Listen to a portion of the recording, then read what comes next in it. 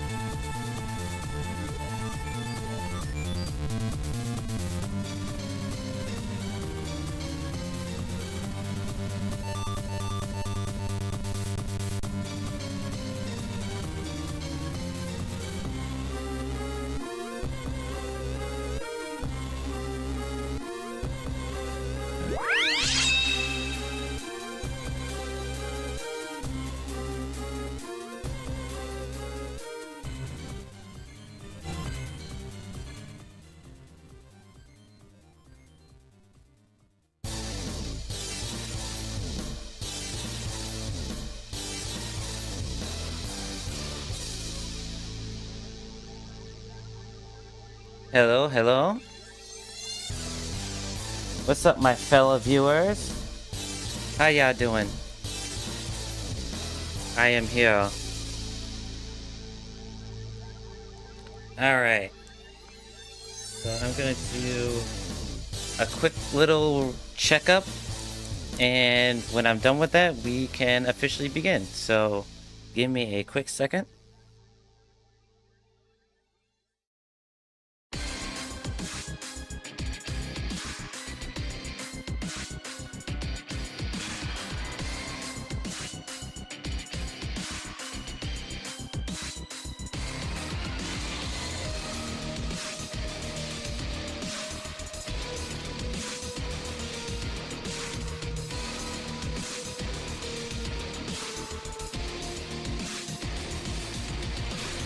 Alright, everything looks good on my end.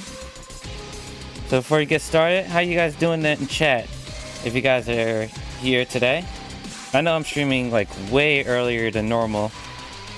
It's because I have something to do this evening, so I figured I would stream today instead of tomorrow, which I probably might still stream tomorrow. Just depends.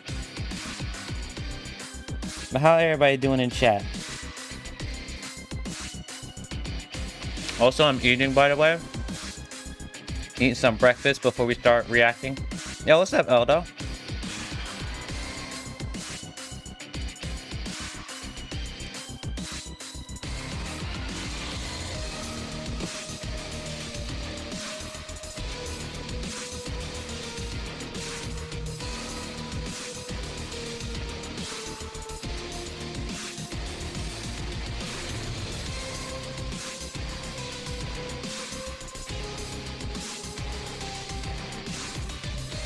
The food is so good right now.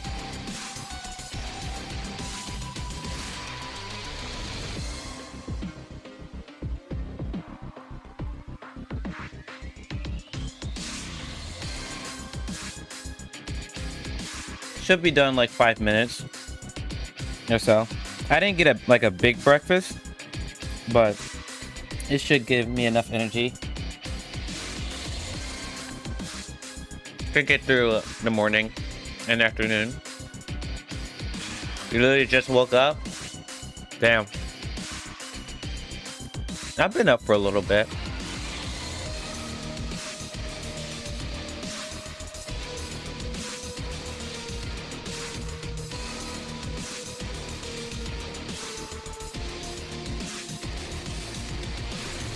Wait, you can't hear me chewing or anything, right?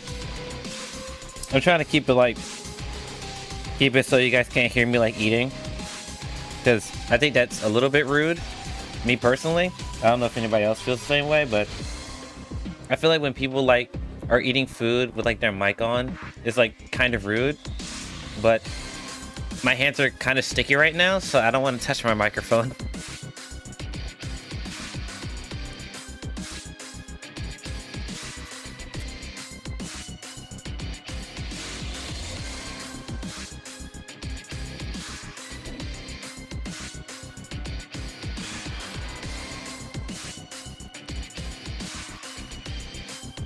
Oh, you can't? Alright, cool.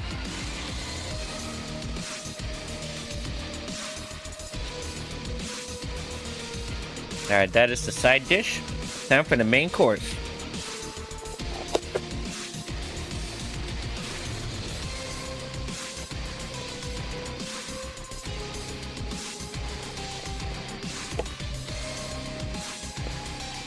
I don't think we got to talk yesterday, Eldo, but how you been, dude? I know we talked like, what, it was like 3 days ago? Or something like that? How you been since then, buddy?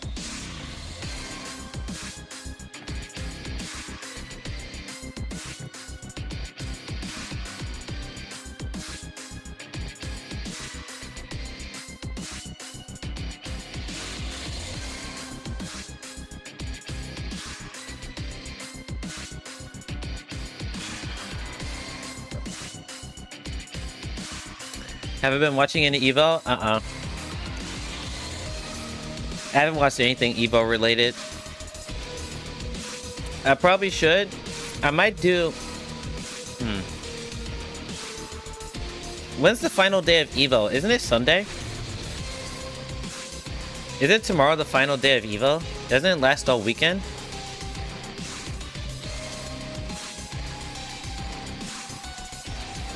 We could do another like 12-hour stream of me just watching Evo like all the way through like we did. Didn't we do that?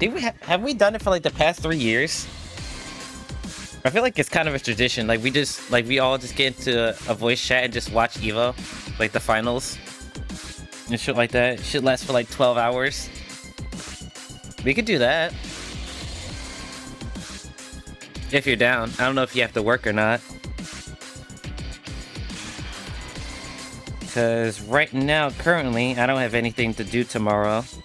So we could just like sit on stream and just watch Evo all day.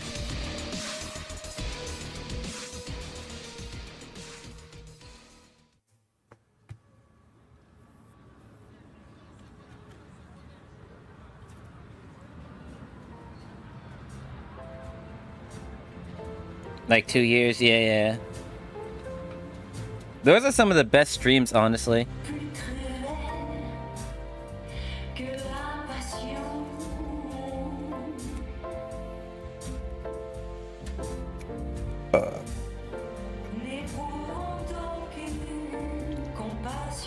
You do work tomorrow, but you can cancel your D&D session tomorrow for it. Cool. As long as it... Sorry. As long as it doesn't get in the way of anything.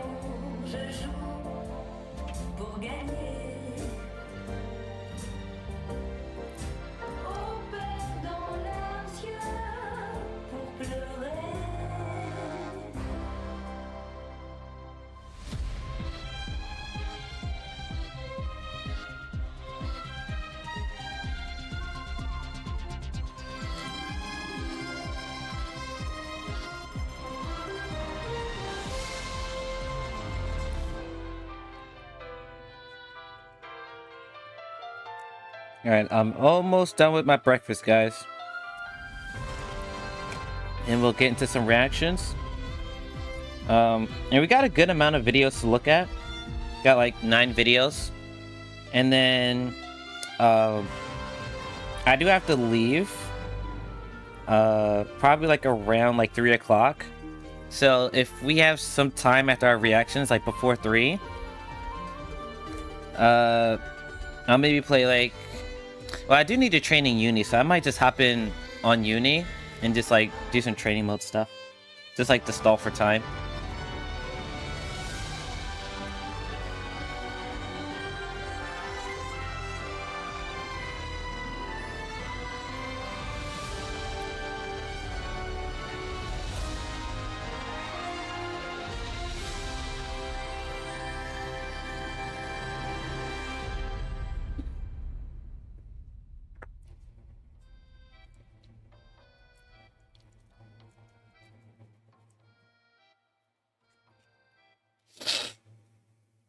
Dude, this food tastes so goddamn good, bro.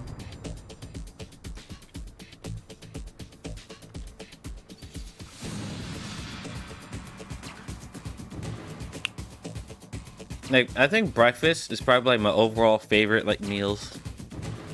Like, I love breakfast foods, man.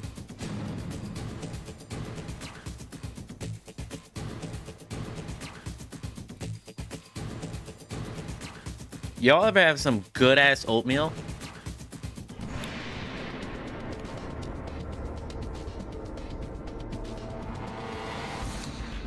Cause usually I have like the store like oatmeal. I think it's like whole wheats or something. I forgot what it's called. But like, if you got people that know how to like make oatmeal from like scratch, bro, that shit is so good.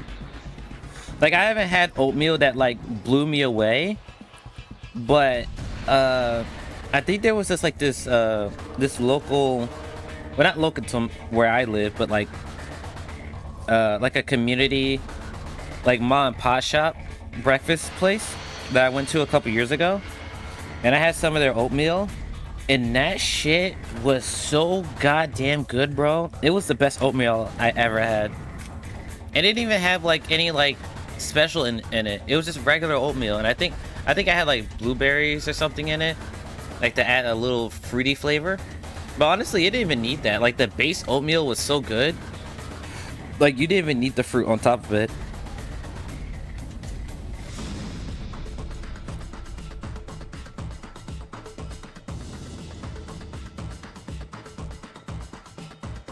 So real? Hell yeah.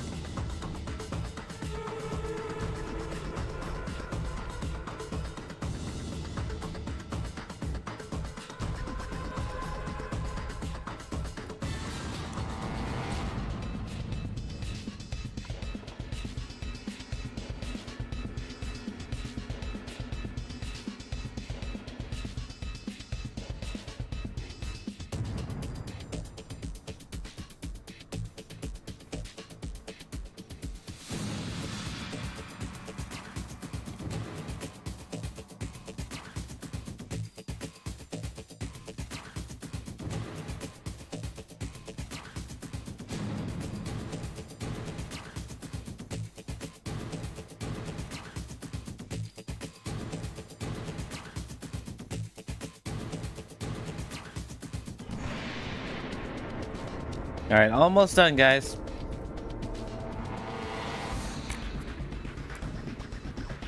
There's like one more bite, and then we can get started.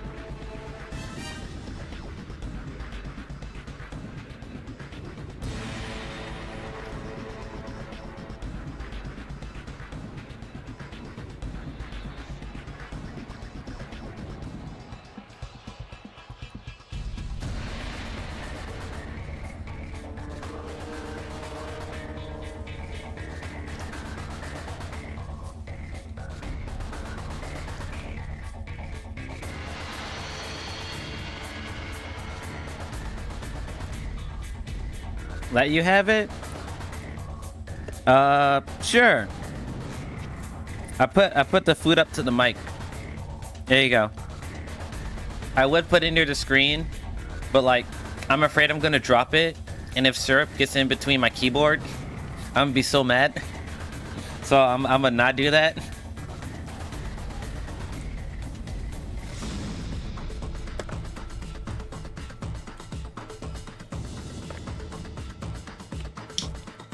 Uh-oh.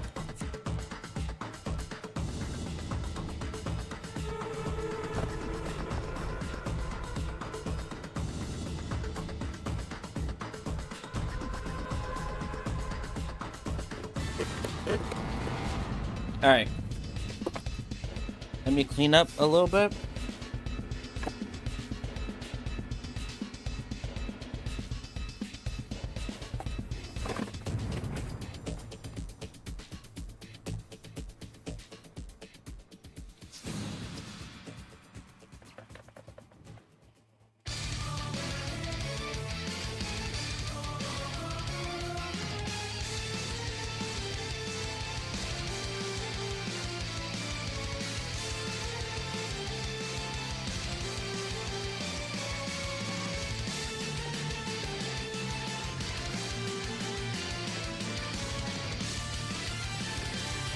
Oh God. Whew.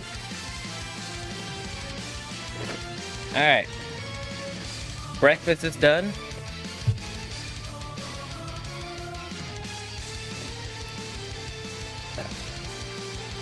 All right, ladies. Well, I'm pretty sure there's no ladies in here. So, boys and gentlemen, how y'all doing?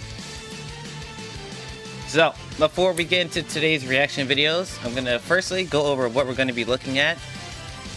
Two, I have a kind of announcement. Kind of. There's not really anything major, but I want to talk about my new project that I'm working on. Still in the planning phase, but if everything works out, this is going to be really cool, and it's something that I've wanted to do for a while. And then thirdly, we'll just go over. Well, actually, I pretty much already talked about it, but I'll go over like what we're gonna be doing if we don't make it to our time limit, which is 3 o'clock my time. So we got till 3 o'clock my time to go through all that, go through all the videos, and if we have more time, then we'll go from there. Are you a boy or a gentleman? I mean, is that even a question? You're 12. You're a boy. Alright, so...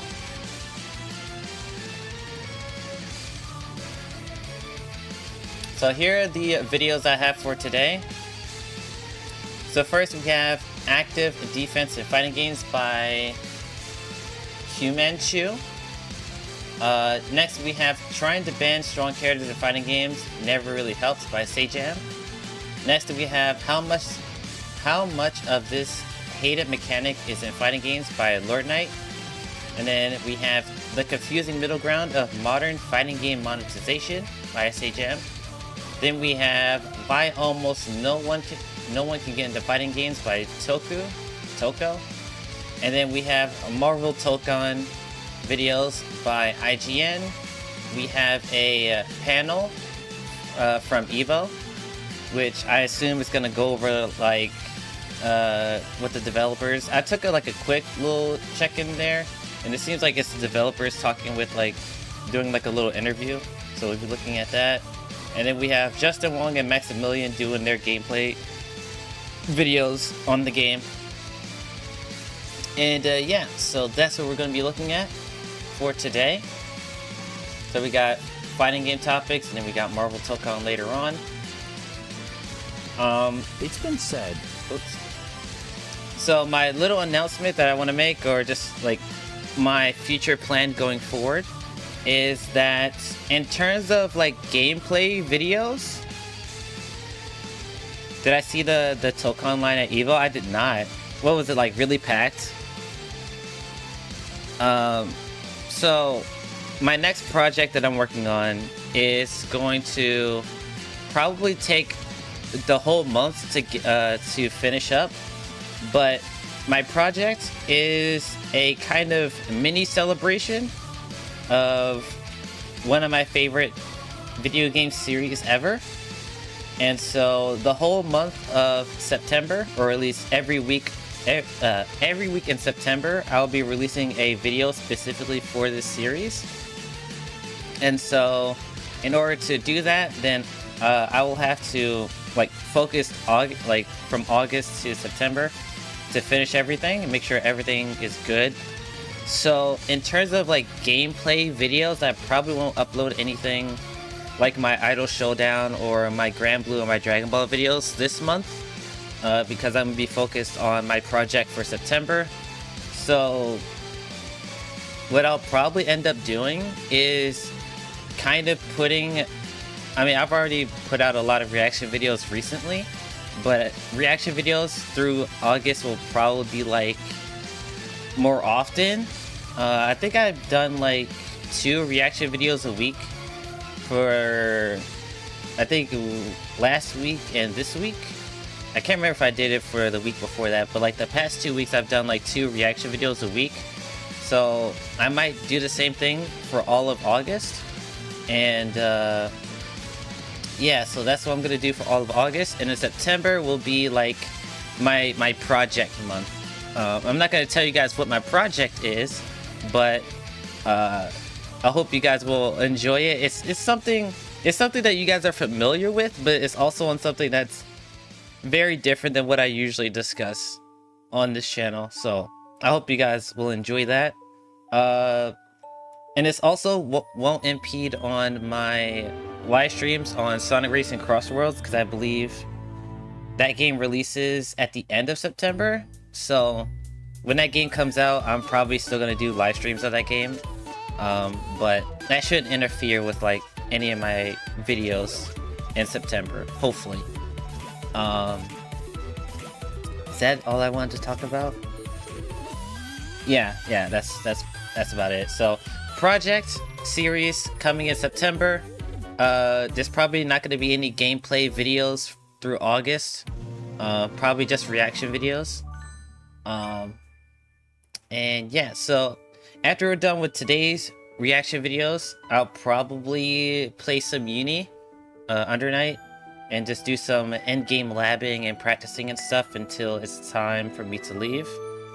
And yeah, so that's what we're doing today. That's what the future is looking like on the YouTube channel.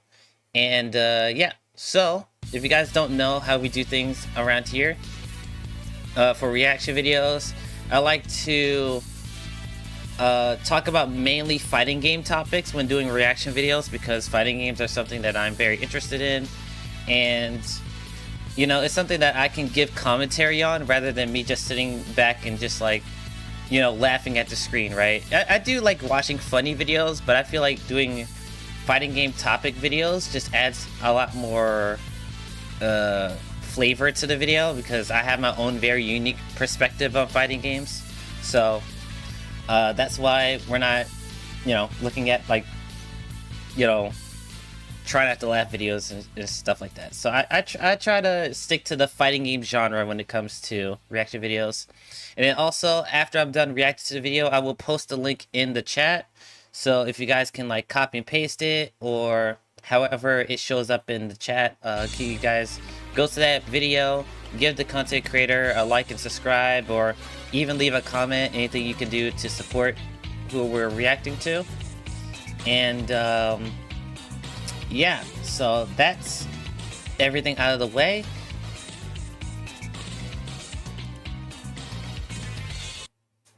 Let's turn that off. Okay, so the first video, we have Active Defense in Fighting Games by Q Manchu. So let's see what he has to say about defense. Now, defense is a very like touchy topic when it comes to fighting games, so I'm very curious on like what his perspective on defense in general is going to be like, because it's pretty like the two extremes of this topic is like, either people think defense is too strong in fighting games or defense is too weak. So there's no real middle ground that most people take, in my experience, when dealing with the FGC. So we'll see where this guy lands. So let's get started. It's been said that playing a fighting game is a lot like having a conversation with your opponent. The analogy pretty much places two people on either side of the match or the conversation. At any given time, one person should be talking/attacking, and while that's happening, the other is listening or defending.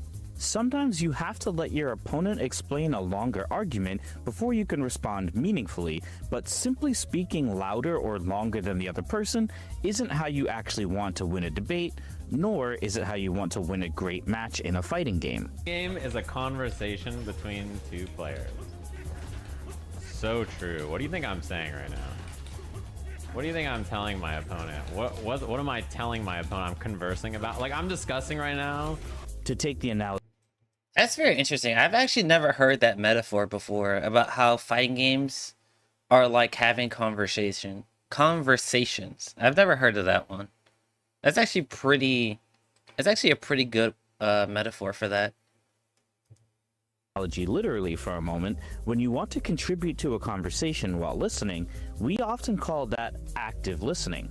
Using tools like engaged body language. I've heard people call fighting games like a dance between two partners, where like each partner is like dancing, and then they have to like at some point like come together and like, you know, do their own thing while also like working together. Like I've heard like it being a dance of sorts, but never like a conversation. I think the conversation actually makes more sense than a dance, personally. But I've heard like, oh yeah, fighting games is just like you dancing with your opponent in neutral. And I'm just like, okay. Language, paraphrasing the other person's thoughts, and asking questions helps us to process information better and let the person on the other end know they're actually being heard. All of this enhances the experience for both participants and amplifies the impact of the conversation itself. To bring back the analogy, this is exactly what active defense does for fighting games as well. Active defense refers to any mechanic that requires you to do something more than just block. It could be something as simple as delaying a tech to a throw so players can't tick throw you, or something as effective as deflecting an enemy away from you so you can start your own offense. Pretty much every Makes fighting sense. game nowadays has some sort of active defending built into its block mechanics, and others may take it further than that. That was sick. That was so sick. He jumped in the air. Super jump. Oh my god! God damn. Oh my god, it's a wrap. Oh, It's a wrap. Did he die from that? Oh my god, he died from that. Are you guys watching this? Did you see the forward thinking there? The only problem is that active defense mechanics have gotten weaker over time, or might as well be non-existent in some of the modern fighters. Just to give a clear example, most Guilty Gear games Okay, here we go. Okay, all right. I'm gonna let him go with his examples, but the games that I play, that's not the case. But we'll see where he goes from here. have a mechanic called Instant Block. This mechanic allows your character to recover faster, changing the on-block values of certain attacks. This meant properly reading your opponent's pressure and understanding their rhythm could get you punishes more often. Instant Block has returned in the latest major installments of the series, including Strive, but it's noticeably harder to pull off. In fact, it also works differently. In Strive, IB doesn't change the frame data of blocked attacks. Instead, it reduces the pushback. There's nothing wrong with this, as it means you can punish moves that normally would push you too far back, and effectively, these two versions of Instant Block carry similar weight over the outcome of each match. But it's much harder to pull off nowadays. In Strive, the window is only about 2 frames, where it used to be 7. Okay, but like, do you want? Okay, it's like, okay. Maybe you'll go into another example, but like for this one, like,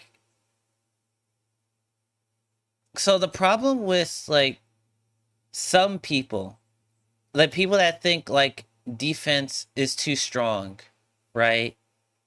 It's like when you make defensive options easier, you have to regulate the power that it has, right?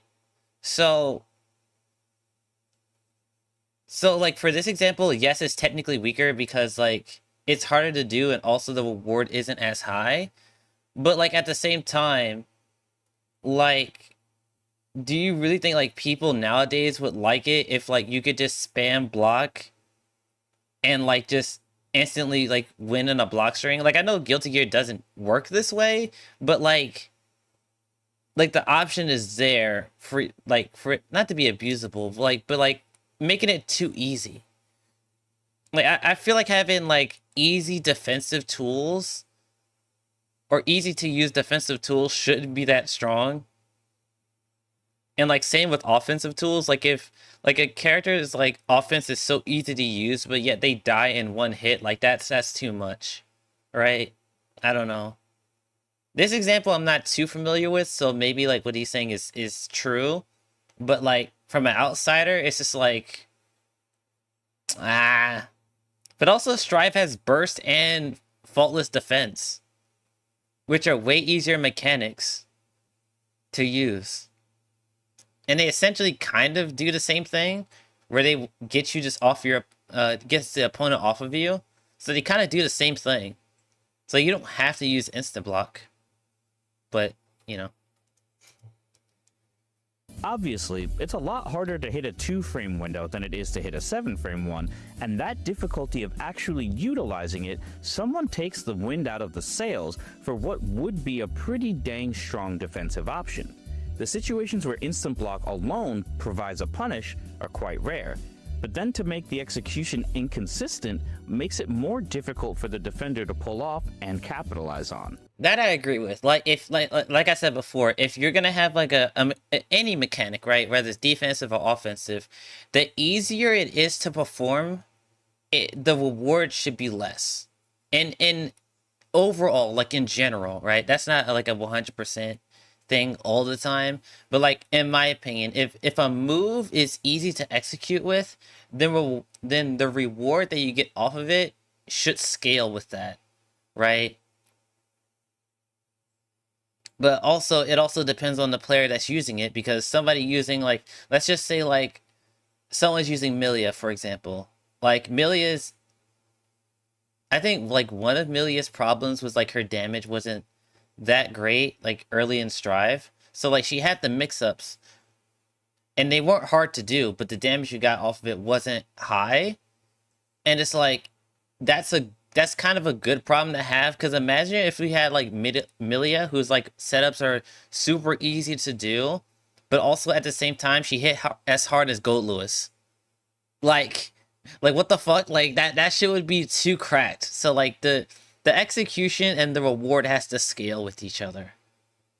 So like, yeah, I kind of agree with what he just said. I agree with what he just said. Because of that, the offense doesn't have to worry too much about it unless the defender shows they're insanely consistent with it. Ideal scenario for Red Ditto now. Staying away, doesn't quite get the whip punish on that, but nonetheless, these instant blocks aren't going to help you. Oh, he gets the cross up into the dot of the explosions. No combos in the corner. If this really was a conversation between two players, it's not a very engaging one when the opposition doesn't even have the option to consistently rebuttal. That's this fair. trend is easy to track over time too, as so many franchises have moved away from their defensive mechanic strengths and into focusing almost solely on offense. Street Fighter has also fallen into this trend.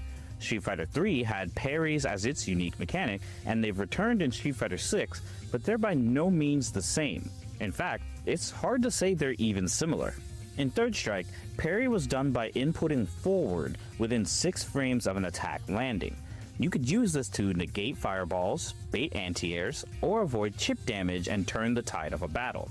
6 frames might not sound like a lot, but in Street Fighter 6, they decreased the time for a proper parry to 2 frames. Once again, same as Guilty Gear Strive.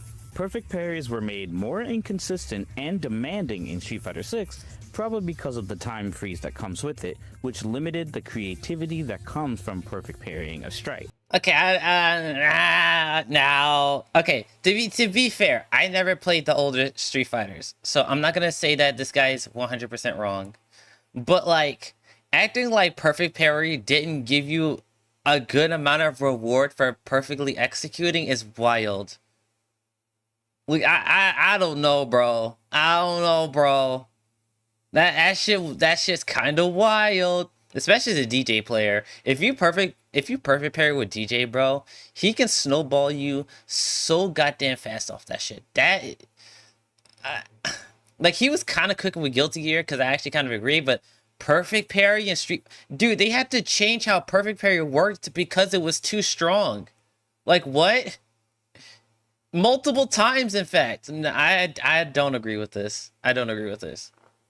Yeah, it's technically harder than in like old Street Fighter, but at least in my opinion, for what I've seen, the reward is better. I don't know. I don't know about this one. I don't know about this one, buddy.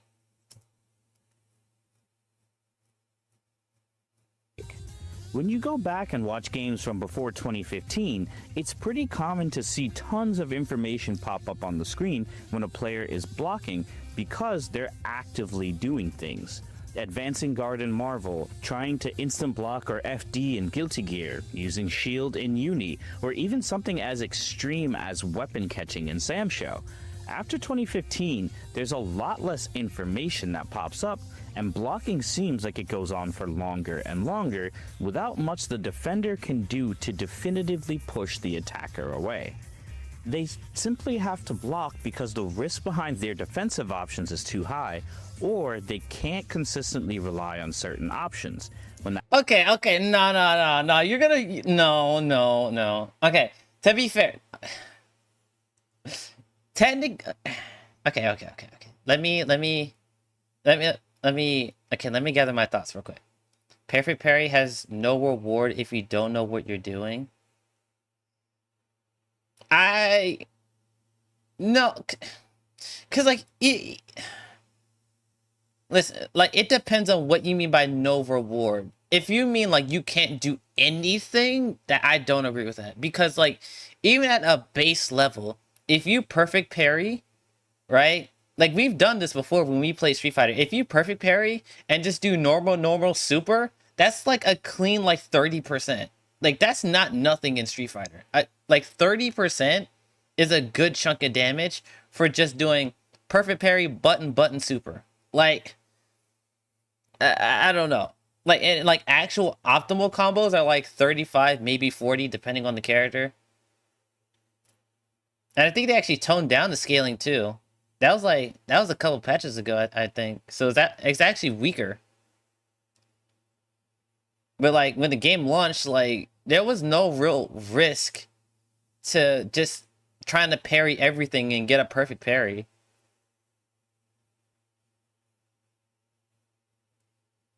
All right, so back to what I was talking about. Like, I mean, the player themselves don't realize. Well, I mean, yeah, but even then, even like the most dumbass, like even the most like casual player, if they perfect parry and see the character freeze, they will just like instantly they'll just start super. Like they'll either do like their level 3 super immediately afterwards, or they'll just do like, I don't know, like they're playing like modern, they'll just do auto combo in the super or some shit, right? And that still does a decent chunk of damage, like 25-30%. So like even someone who doesn't know anything about Street Fighter can get some kind of reward for not that much effort. Yeah, Perfect Parry is still strong, but like they've had to change it because it was even stronger.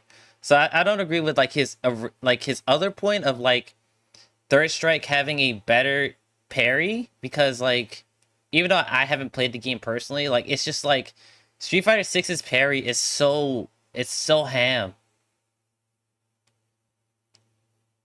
Street Fighter 6 is a throw loop game cuz it's a parry game and I hate it. Yeah. I mean they should just get rid of throw loops. I don't think it makes the game interesting to me personally. If throw loops have to be in the game, you should have to spend a drive gauge for it. Like you should have to use a drive rush to throw loop. The fact that people can just throw, do a micro dash and throw again, and you can't do anything, like that's just ham. Like if throw loop has to exist in some capacity, make them drive rush into it. Like make it spend a resource. Third strike parry is cooler. I'm not going to debate that.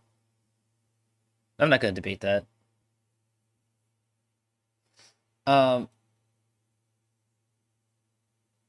yeah, so what I was gonna bring up before is that he showed this infinite block string with Teen Gohan, right?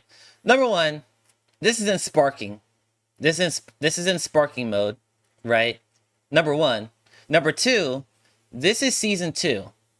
So you have the option, the opponent has the option to spark right now. He has that option, right? And then he also, well, actually did. Yeah, it's an infinite block string, so he actually only has... I was going to say he can probably reflect, but I was like, wait a minute. This version of Teen Gohan, you couldn't reflect. The only thing you could do is spark. Well, no, he can guard cancel. Because Teen Gohan isn't safe on his second hit of the auto combo. So if you time it, you can guard cancel this infinite block string. You can just guard cancel the second hit of his auto combo. And he can spark. So it's like this Dragon Ball example doesn't work because the opponent that he's showing has options. Right? And both of them are effective if used properly. It's not like a situation where like, oh, Teen Gohan will just like instantly like nuke the guard cancel. Like, yeah, he's I think he had head invul in season 2 on his auto combo. I can't remember if he did or not. But like it could happen. But if you properly time it, it won't happen. Teen Gohan will just get knocked out of his auto combo. And sparking is just a universal get off me button, right? Teen Gohan can't really do anything about spark after he does the second hit of his auto combo. So this Dragon Ball example doesn't work because the opponent has multiple options of dealing with this scenario. But I kind of agree with his overall point. It's just this example just doesn't work in my opinion, because like there's active defense going on here, right? You have spark, you have guard cancel. If the opponent wants to bait either option, he has to stop his block string and be vulnerable to reflect, be vulnerable to mashing. Blue Goku doesn't have a DP. But he has really good range. So like if Team Gohan tries to get away from him, then he can like run up. Like there is active defense in this scenario right here. It just looks like there isn't. But there is active decision making going on right here. Is too high, or they can't consistently rely on certain options. Like even here. Hold on. I know I'm kind of like it's just because I know fighters the most. So like if a fighter's example happens, like I'm probably gonna talk about it more in depth. Okay, the air dash I think doesn't count. I could be wrong about that. The air dash that Team Gohan did, you can technically reflect that. I don't think that's a true block string. To definitively Actually, it might be a true block string. push the attacker away. No, actually, yeah, I think that is a true block string. They Yeah, because he's still in guarding position. Okay, never mind. Yeah. Okay, yeah. That's a true block string. But yeah, the opponent still has sparking. He has guard cancel. So there is opportunities for active defense here.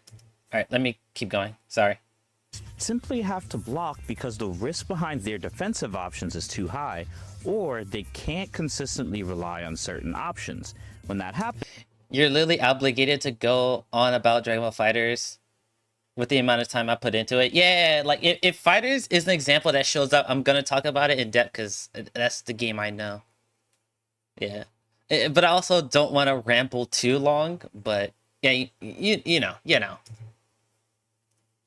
interactions seem a lot less mindful between the players, which can lead to things seeming random and, well, mindless. I don't know how I'm supposed to feel. I don't know how the devs want me to feel.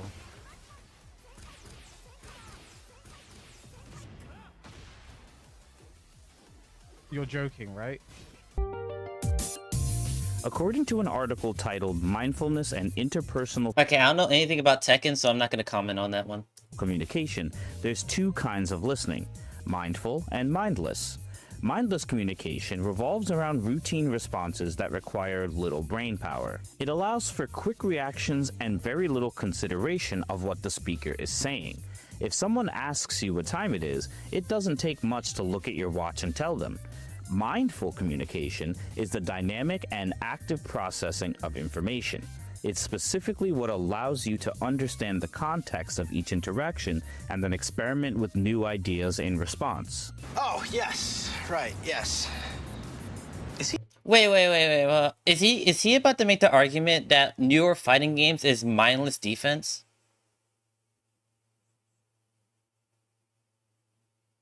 Now, once again, I have a very unique perspective because I'm part of the newer generation of fighting game fans. So I haven't played a majority of the older fighting games. But in my experience, right, I have to actively be thinking on defense because the offense is so strong. That's how I see it. Because the overall offensive power of characters has increased over time, you have to think more carefully on what you're going to do about these situations you're put in. So if he's going to make the argument that fighting games have mindless defense, I can't agree with that at all, because the offense is so strong, you have to think more, right? You have to, especially in games like I don't think Granblue is a good example because the game's very simple and like the only real defensive option is Brave Counter. So I don't know. I don't think Granblue is a good example. I guess I should just keep talking about Dragon Ball since that's the game I know. But like in Dragon Ball, especially nowadays more than ever, because there's so much more offensive pressure and mix-ups, you have to actively constantly be thinking about what is going to happen to you, right? And the game gives you plenty of tools to deal with like any scenario you're put in. Right now, in a lot of cases in Dragon Ball, you have at least one option to get out of a scenario, right? Maybe not in like season 1 where you couldn't spark at all, in block string, or in season 2 where there were fuzzies and you couldn't like reflect anything, and guard cancel was garbage. But like from season 3 onwards, like almost every scenario you get yourself into in fighters, there is at least one option you can pick, right? Whether it's reflect, that's literally a 1 frame reversal, so it literally works like 99% of the time. There's guard cancel that got buffed. There's guard cancel vanish. There's sparking, like there's just vanishing out of block strings and like canceling into like sparking if you get baited or something. Like fighters has tons of defense and offensive mechanics, so players can actively be thinking all the time, right? So for fighters in particular, I can speak on this. Fighters does not have mindless defense or even mindless offense. So that's where I'm going to put it. Super unrelated, but yesterday me and a friend played One Piece card game, and you finally used your Kobe deck. That wasn't even close. He got clowned. God damn. Is Kobe that strong? He listen to it. I can't tell. He's listening. He's not understanding. Yeah, he doesn't even like get us, man. We're talking about you.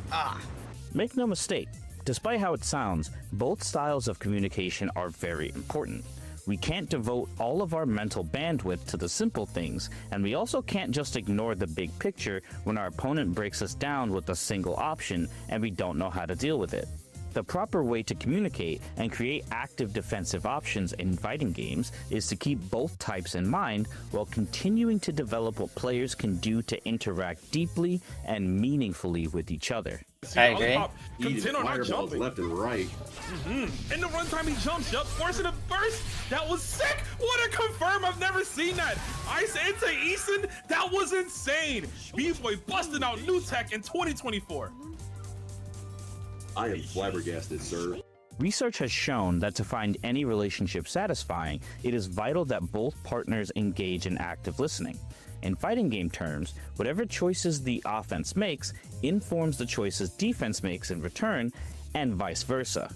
Having something to say allows our conversations to look more like this, rather than this. But we're not talking about a rat. We're talking about a little mouse. Talking about a rat, it still would lose. No, it's a little mouse fighting a scorpion, and that is final.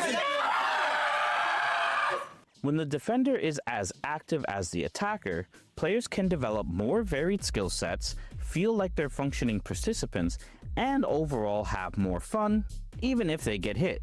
Let's compare 2 similar interactions from 2 different fighting games. At the time of writing this script, Street Fighter 6 is full of mindless interactions depending on the kind of character you play.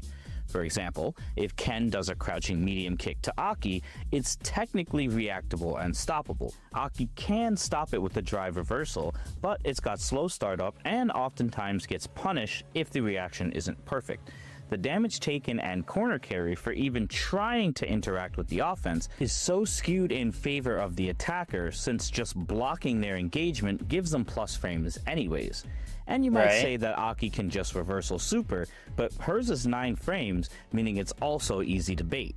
The lesson to be learned from this interaction is that there are defensive options in Street Fighter 6, they just might not work or be consistent.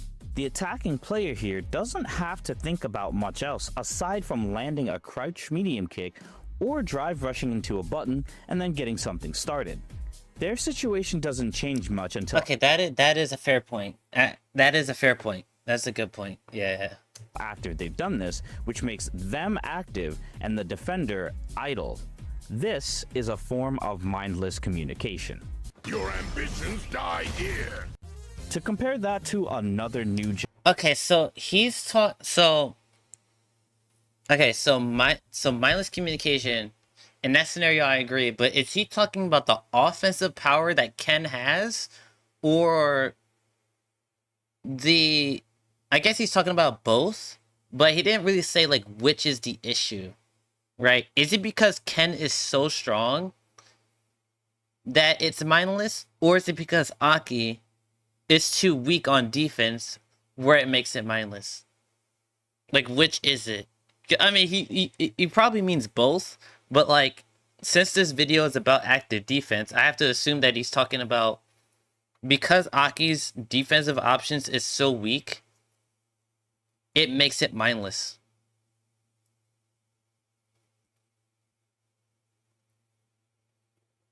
That's what I'm kind of getting, but I feel like what he's saying in the video is like he's talking about like both sides, which I mean is technically true. Like everything he said was true. I mean, I guess I don't really have a rebuttal per se. But I mean, yeah, I mean it's true. Ken's offense is that powerful.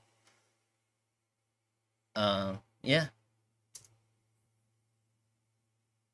Gen game, in City of the Wolves, there's no drive rush, but you can cancel specials into other specials for plus frames, effectively giving the game its own neutral skip.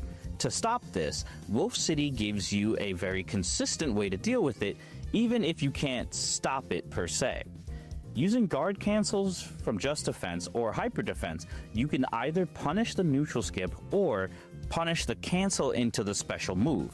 It's always possible to mess up the timing, so it's worth for the offense to try it at least once. After the first interaction though, both players get layers added to the communication. They could cancel it into a different, less advantageous move to bait the Just Defense, or they could break cancel a button to bait a reversal too. On the other hand, the defender could push block the opponent so they whiff after their plus frames, or use an evasion strike to punish a cancel. This is an example of mindful communication between players, as the risk between both sides using their options is pretty balanced out. By adding defensive mechanics like this, each interaction benefits so much because both players have multiple options to consider, leading to deeper mind games and more room for creative answers to tough problems on both ends. Right now, sidebar. That is a really good example.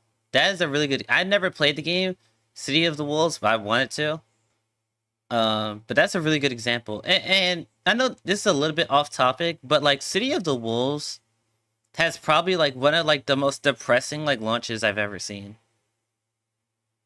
I know this is kind of out there, but like I remember like there was a good chunk of the FGC excited for this game, and then literally the day it came out, I only saw like maybe like 5 major content creators cover the game. Like maybe 5, maybe 10, around there. Everyone else completely ignored the game. And that shit is wild to me. And like the way that he's describing like defense and stuff like that, like it sounds like that's what the FGC wants. Cause like everybody keeps talking about like, oh, defense doesn't matter anymore. All you gotta do is X button and then you win. The games are so boring. But like the way he's describing City of the Wolves, it seems like it's what the FGC wants, gameplay wise. But like nobody supported the game when it came out. In fact, to this day, I don't even think there's any major content creators covering the game. Like outside of the Ken DLC, I think Ken literally released like the other day. But like before Ken came out, like nobody covered the game to a consistent manner.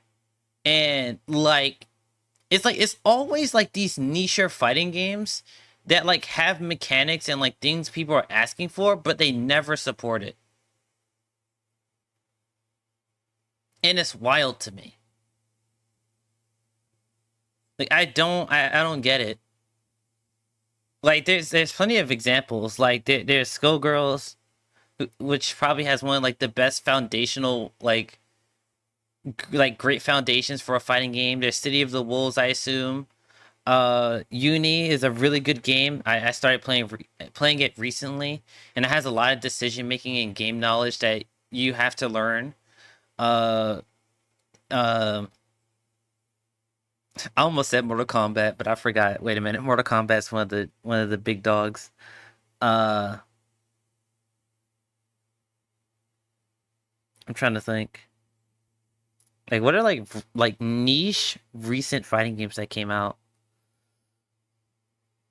I mean, technically DNF isn't new anymore. I guess those are, well, Cigar Girls isn't technically new either. I guess City of the Wolves and Uni 2 are probably like the most recent like games where like things matter, you know? And it's just like nobody supports them, and it's wild to me. People will keep playing Street Fighter 6 and keep complaining about how the meta sucks and perfect parry and all that shit, but like they won't play games with what they're asking for actually exists in those games. They're just like, I'm gonna keep playing Street Fighter even though I hate it. Street Fighter 5 was better. Like, are you fucking serious? Anyway, that was kind of a side tangent. I'm sorry. FGC treats Mortal Kombat like its niche? Really? I mean, maybe because of like MK1 did that, but I remember when MK11 was out, and people always put Mortal Kombat alongside Tekken and Street Fighter as like the big three. Like I guess maybe after like Mortal Kombat 1 that was the case, but like before that, I heard people talk about Mortal Kombat as like one of the big dogs. I wasn't even like fully into the FGC at that time. I heard about Mortal Kombat.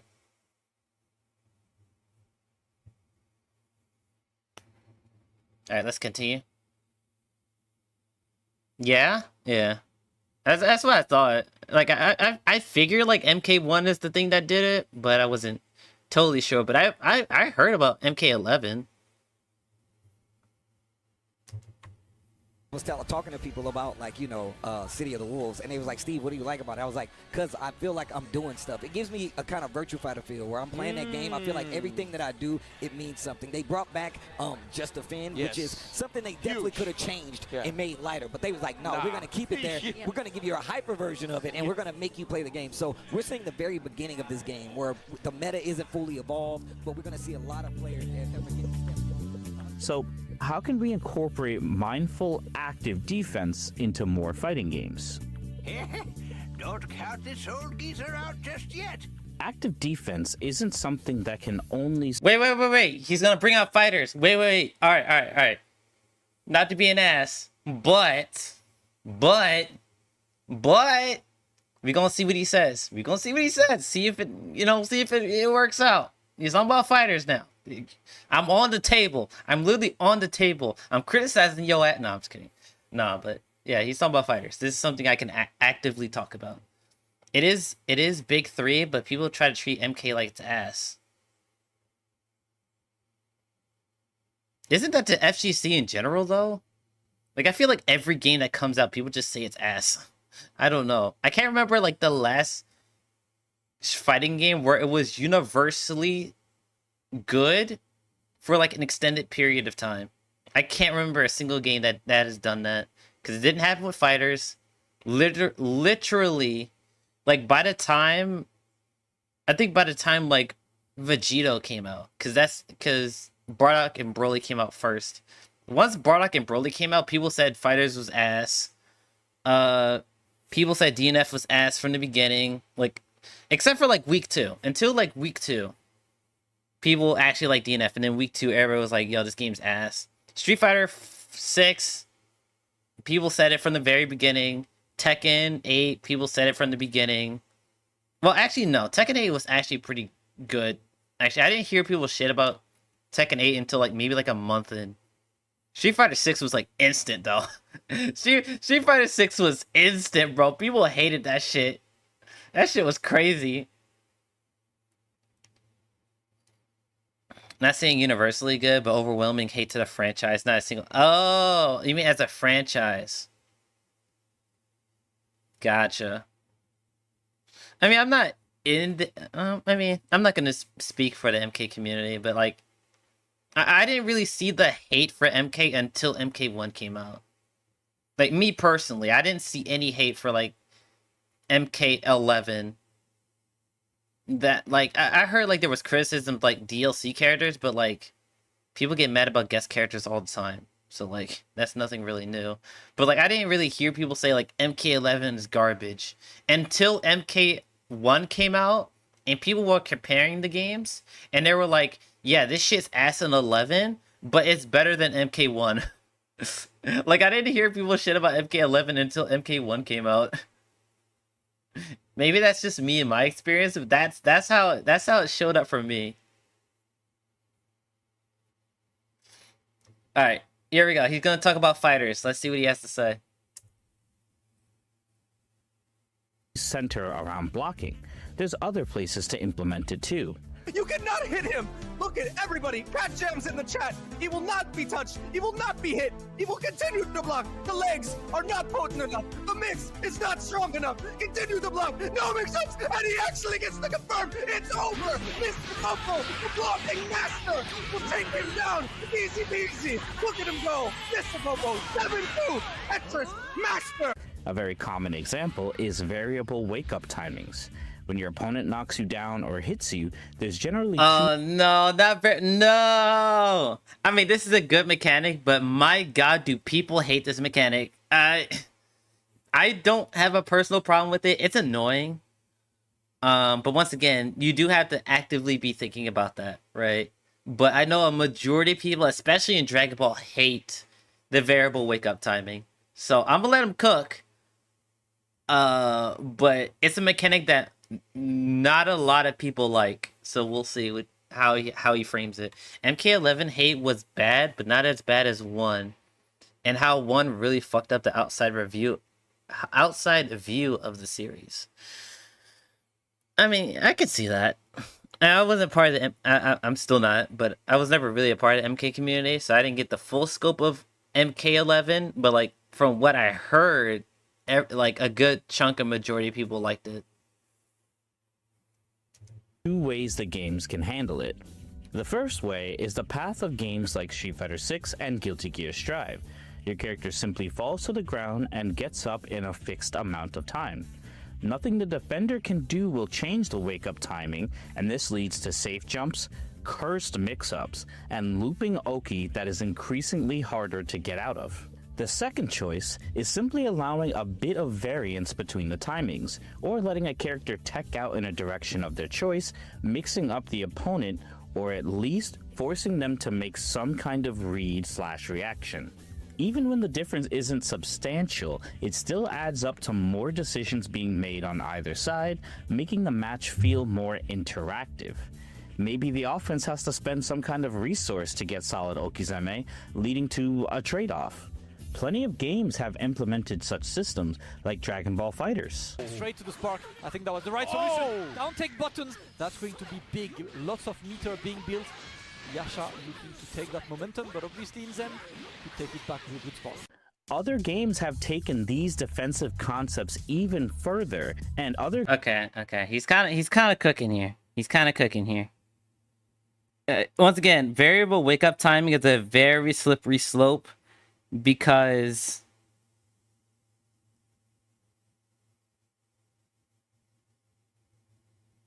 it is a very slippery slope, because it can easily make the game just not fun to deal with, because it's so much more variable than what people like, right? So like in Fighter's case, it's literally 30 full frames of variability, right? It's not like other games where like you have your standard knockdown, then you have maybe back roll and frontward roll, right? So you have like basically 3 options to deal with. With Fighters, technically you have 30 different wake up timings.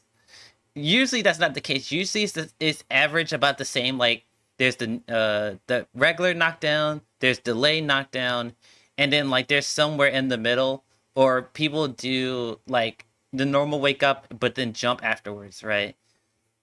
Or they just straight up tech, right? So there's like maybe like 3 to maybe 4 options you have to worry about in Fighters. But like just the idea of people being able to hold their wake up timing for 30 frames and they can get up at any time, that shit's kind of ham. Other games of the subgenre have led to some very interesting dynamics. A great example of this is in Melty Blood Actress Again Current Code. In that game, you can reduce the damage you take in by 30% if you have a certain amount of matchup knowledge and execution skill. As your opponent combos you, you can input a face button within 5 frames of getting hit, and if you land that successfully, your damage is reduced. Such a mechanic encourages the defense to learn That's a really cool mechanic. Opponents and gives them something to do during Melty Blood's longer combos. Not only that, but it also encourages the attacker to try out newer combos, since their damage will always be reduced if they're too predictable and only stick to the bread and butters. This mechanic is— That's a really cool mechanic. Wait, what? Actually, I want to... Dude, if they make another Melty Blood game, I want to see that return. That sounds so cool. I want to see that return. That is a cool mechanic. Is so incredibly special in my opinion because it's one of the only games I've seen use defensive mechanics to bolster combo variety and player expression on the offensive side. And speaking of influencing offense through defensive choices, some platform fighters do an absolutely great job of this. I'll focus on Melee and Rivals of Aether 2 for this example. In those games, there's a mechanic called Directional Influence, or DI for short. DI allows players to, you guessed it, influence the directions their characters are sent flying across the stage. Oh, the DI. Wow, no DI whatsoever. Good DI can make or break a match, and at the highest level, both players know and take advantage of this. When you're at low percentages, you generally want to DI away from your opponent so they can't combo you easily. At higher percentages, you want to DI according to the furthest angle you can get away from the blast zone while managing your spacing from the opponent as well.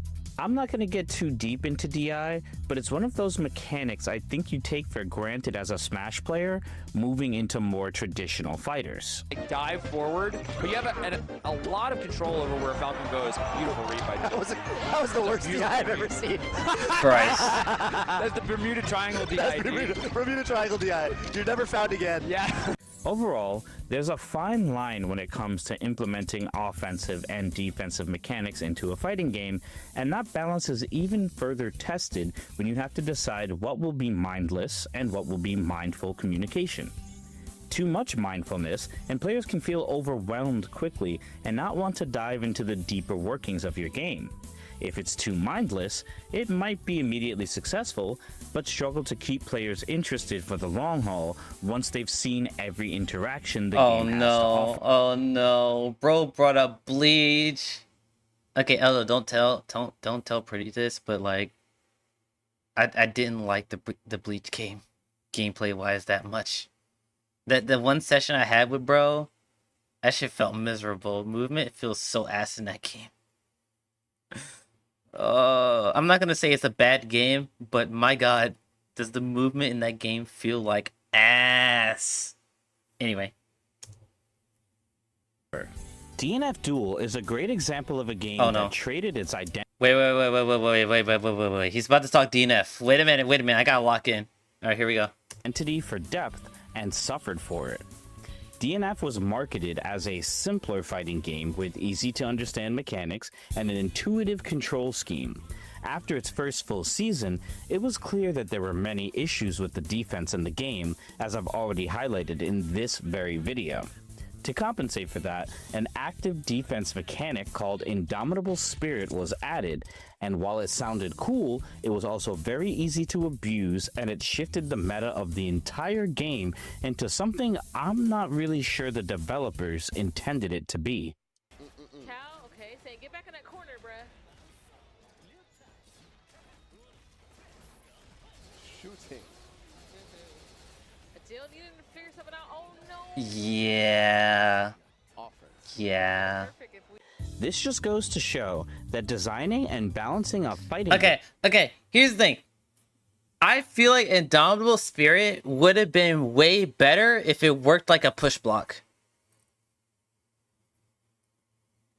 Now, no. Listen to me. Listen to me. I know most of you, well, I know none of you play DNF. But listen. Imagine in that scenario, right? The one we just saw, if he did Indomitable Spirit and the projectile that Ranger threw flew backwards when he Indomitable Spirited. Imagine if it worked like push block. That mechanic would be so much better. Now, to be fair, what he said about Indomitable Spirit is true. People can just abuse it to just chunk your health and just kill you with a throw. I've seen it happen so many times. But also, this also goes into the decision making. So I don't think this was mindless. It's just a bad scenario.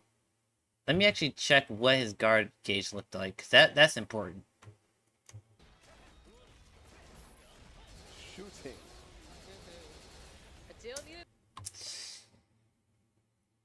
Okay, yeah, that was fucked up. Now that, yeah, because his guard would have broken if he didn't Indonal Spirit. Okay, yeah. This is a good example. Actually, this is a good example. I was gonna say, oh yeah, he could have just regular block. Wait. Hold on. Wait. He could have done something here. Hold up. Shooting. He could have guard canceled. He had 100 meter. He could have guard canceled. I'm just saying. He had an option. He just didn't commit to it. I'm not gonna. I mean, it is a fucked up situation, but he had an option. Anyway.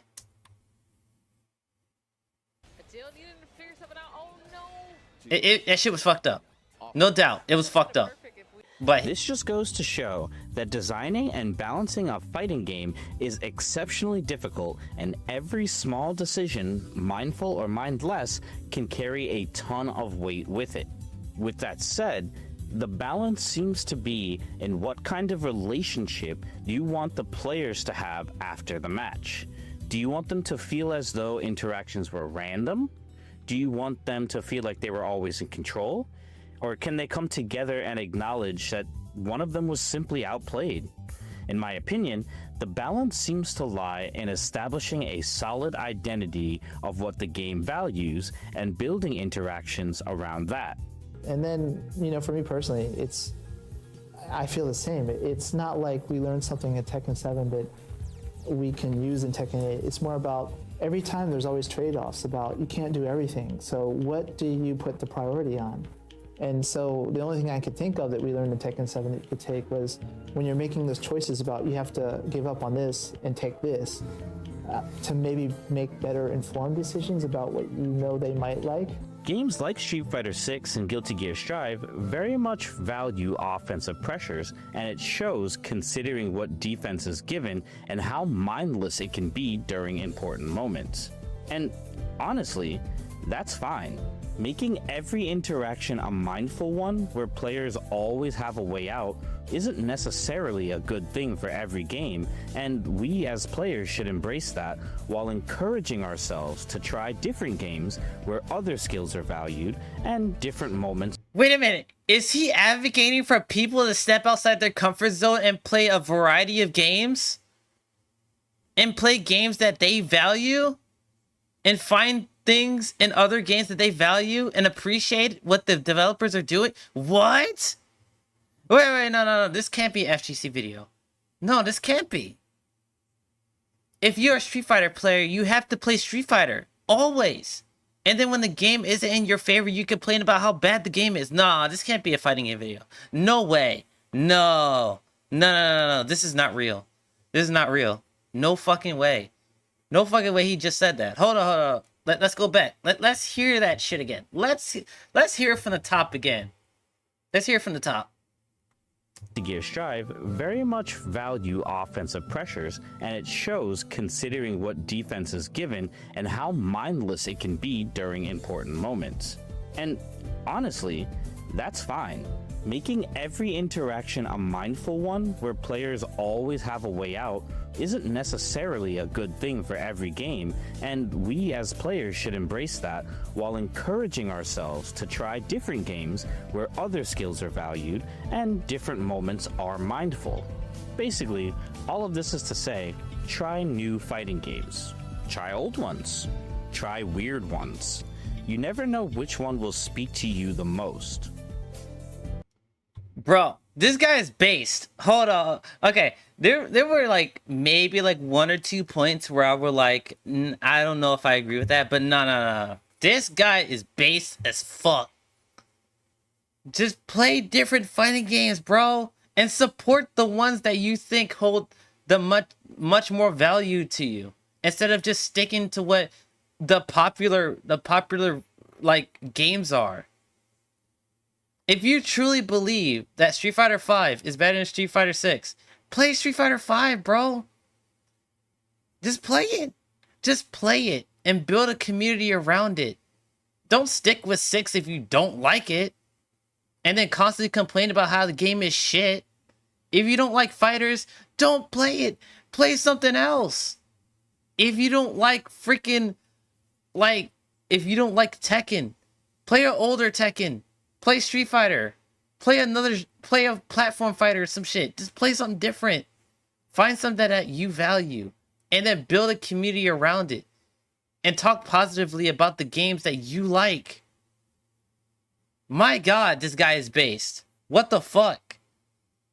Nah, bro. Yeah, this guy's based as fuck. Anyway.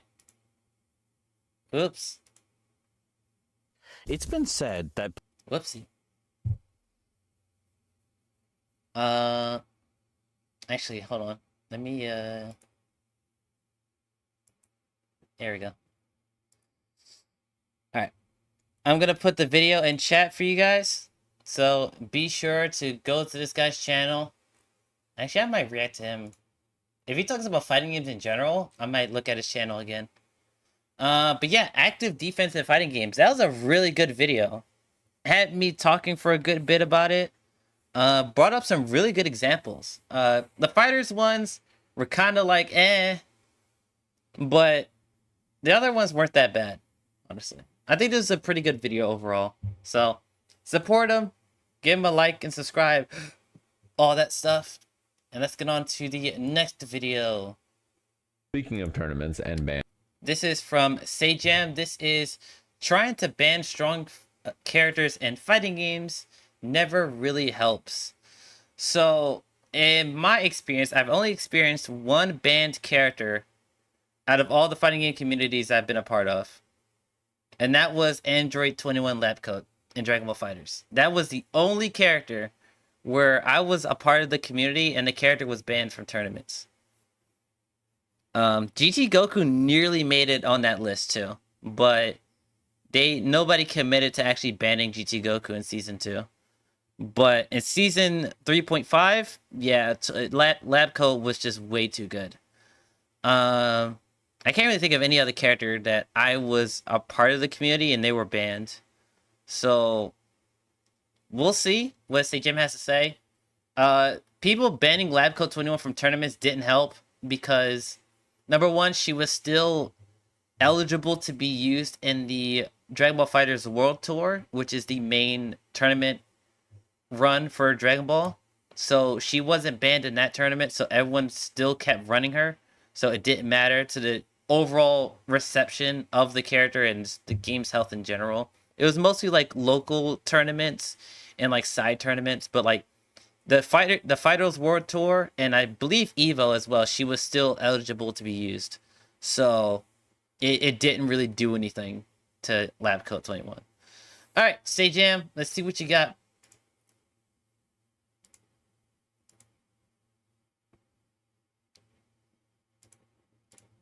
Speaking of tournaments and bans, very recently there was a large document about banning a character in BlazBlue. And listen, I'm not even going to talk about it. You know why? Because I didn't talk about it, and then look what happened to me. A bunch of fucking nobodies calling genuine good player scrubs, and here comes the Sajam video mic drop like GTFO actually. What did I do? I didn't even do anything. I have no idea about this. What did they say fuck me for? What did they say fuck me for? Huh? Just because they're being crybabies about some character in their game. Oh, I gotta get Boss to draw this. Hold up. So if you guys don't know, Boss is one of my best friends, and he actually makes art commissions for me. And like he created my avatar and my PNG tuber and all that stuff, and like my images. Well, not the full image, but like my character in thumbnails and stuff. Bro, I gotta ask him if he could do the what do you say fuck me for? A fucking meme with my character. All right, sorry. Thing. Juna made like 5 videos. Go talk to him. I don't get it. So there was a thread, and I think this was probably in response to this. Okay, let's look at who was the most broken modern fighting game character. Happy Chaos in Season 1, 1.0 Swiftmaster, Release Android 21 Lab Coat, or 1.0 Nier. Fuck. Dude, I wish Noob was here. Noob would actually help me figure this shit out, because I'm pretty sure he played Strive when Happy Chaos came out, I think. And he also played Grand Blue. So he experienced Nier. So I played all these games. I don't think no, I started playing when Go Lewis came out. So he came out before Happy Chaos, I believe. So I actually played No, I didn't play 1.0 of DNF Duel. So I didn't play Peak Swiftmaster. Who is the most broken modern fighting game character out of these four?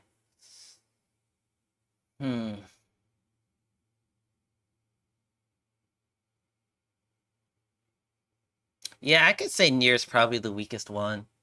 But I think it's just because of the game that she's in. Right? The overall game of Grand Blue is relatively, like, if we're talking about, like, power-wise, like, it's not that high in terms of, like, fighting game brokenness. Like, Nier was broken within her own game, but, like, outside of that, she was, like, chump change, really. She wasn't all that. Lab Coat, Swiftmaster, or Happy Chaos? People really said Swiftmaster was worse than Labcoat 21 and Happy Chaos. Wait, nobody even played DNF Duel. What the fuck is this?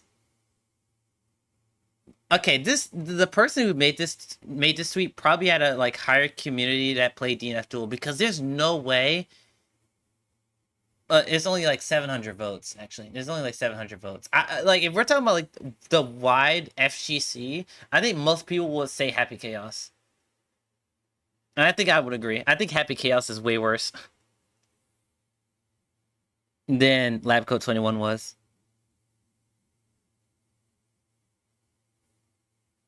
The reason I say that is his neutral is way easier than Labcoat. Labcoat, so the way that Fighters works, it gives you a lot of freedom, especially in neutral. So technically, there was ways to out-neutral her. But when she did hit you, she fucked you up. But with Happy Chaos, there was no avoiding his neutral. Like, you literally could not play him in neutral. You could not do it.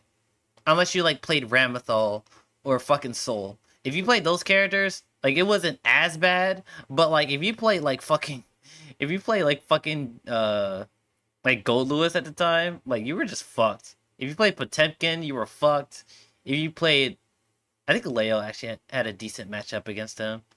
I think Jacko came out after Chaos? I can't remember. But I don't think Jacko had a good matchup in neutral versus him. Like, you literally couldn't play neutral against Happy Chaos. And then he did like, not the highest damage in the world, but like his corner carry would make him do good damage.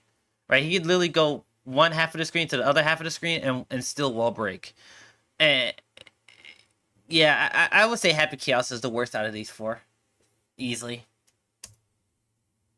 That's right, but someone made like a poll about who is the most broken modern fighting game. I think it's Happy Chaos. 1.0 Swiftmaster won, but it was also Season 1 Happy Chaos, like launch Happy Chaos, release Labco. 1.0 Nier, who like was a freak for like all of these tournaments. This character was a disaster. But the real trio during COVID, actually, I guess it was like 4 characters, right? These 3 right here, and then Luke from Street Fighter 5, where like the characters, everybody's like, these characters have got to go. And they were so upset. Oh my god, Luke too! I'm surprised Luke didn't make this. Luke in Street Fighter 6 was crazy, dude. Yeah, Luke in Street Fighter was fucking crazy. But it's like, it's not even like Luke did like some obnoxious, well, he was obnoxious, but like, it's not like with like Labcoat 21 where she like debuffs you with every combo, or like she had like fully invul, like full screen special. Like Nuke just hit you really fucking hard. Like Luke just hit you really hard and like had good fireball game and like good buttons. That's about it. Like Luke compared to like these other characters is not even that good. Well, I won't say that, but like he like comparatively, Like his power level was not that much higher than like everyone else. But like the power gap between Lab Coat and the rest of the game was not even close. Like she was like definitively the best character. It was not close. It was actually a joke. Like how good she was.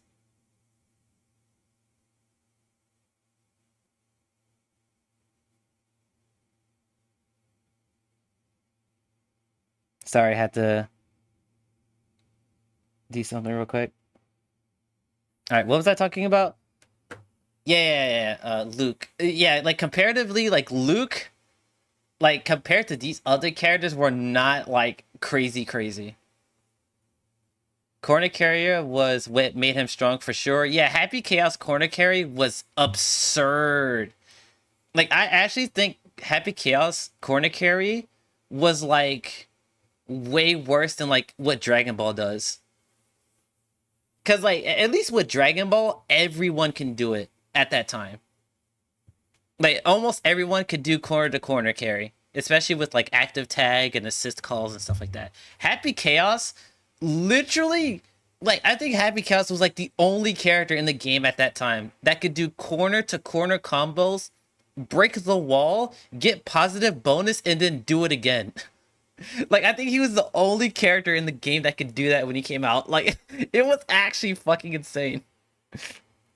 At least with Dragon Ball, a good amount of characters, if not all the characters, can corner carry. But, like, with Happy Chaos, he was just that guy. He was like, if you get me into the corner, I would have smashed 2K, do my basic B&B, you're in the corner, break the wall, get positive bonus, I'm gonna do it again. He's like, I'm gonna do it again and you're gonna like it. It's like, what the fuck is this character, bro? Luke in Street Fighter 5 was more of a problem than he was in 6. I can believe that. I don't know much about 5, but I heard he was like one of the best characters in 5. But yeah, Happy Chaos is the most broken fighting game character I've ever seen. Upset at how these characters were, and they were so powerful. The big thing for me about basically all of these games. Okay, before I continue, I feel like Berserker, I can't remember what version was it where he got like a good amount of buffs in DNF Duel, but like there was a good chunk of time where I personally believe Berserker was the best character in the game. And he was so absurd, because if you guys don't know what Berserker does, so basically whenever he uses special moves, he takes damage, right? But the damage he takes didn't count as true damage. So what DNF Duel does is like it has like recoverable health, which is like white life, and then like the health bar is like red health, right? So Berserker, when he does damage to himself, doesn't count as true damage. It counts as like white damage. So what you could do is purposely damage yourself so that you can use I forgot what it was called. What is that mechanic called? But basically you spend white life to do a Roman cancel, basically, like in Guilty Gear words. And like Berserker could repeatedly do it over and over again.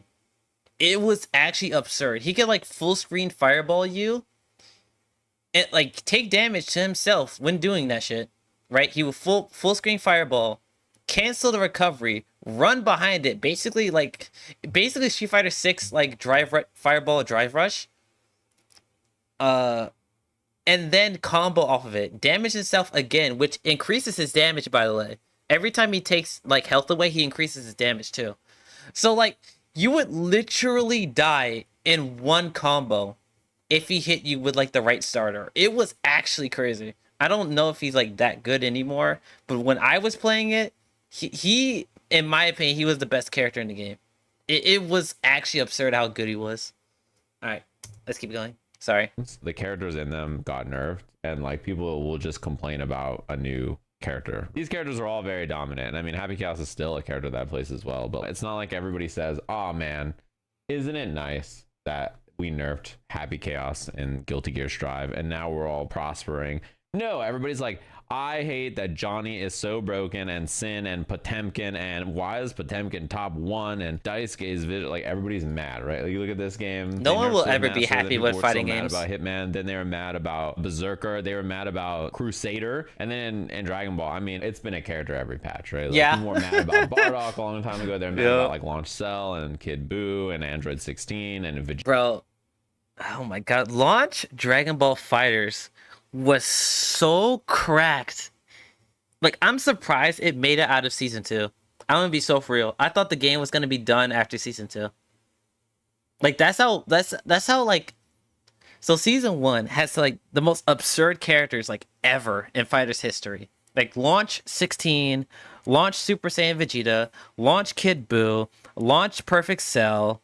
Like, they were so much better than everyone else. It was not close. It literally wasn't close. And then you release Bardock, one of the most dominant characters ever in the game's history.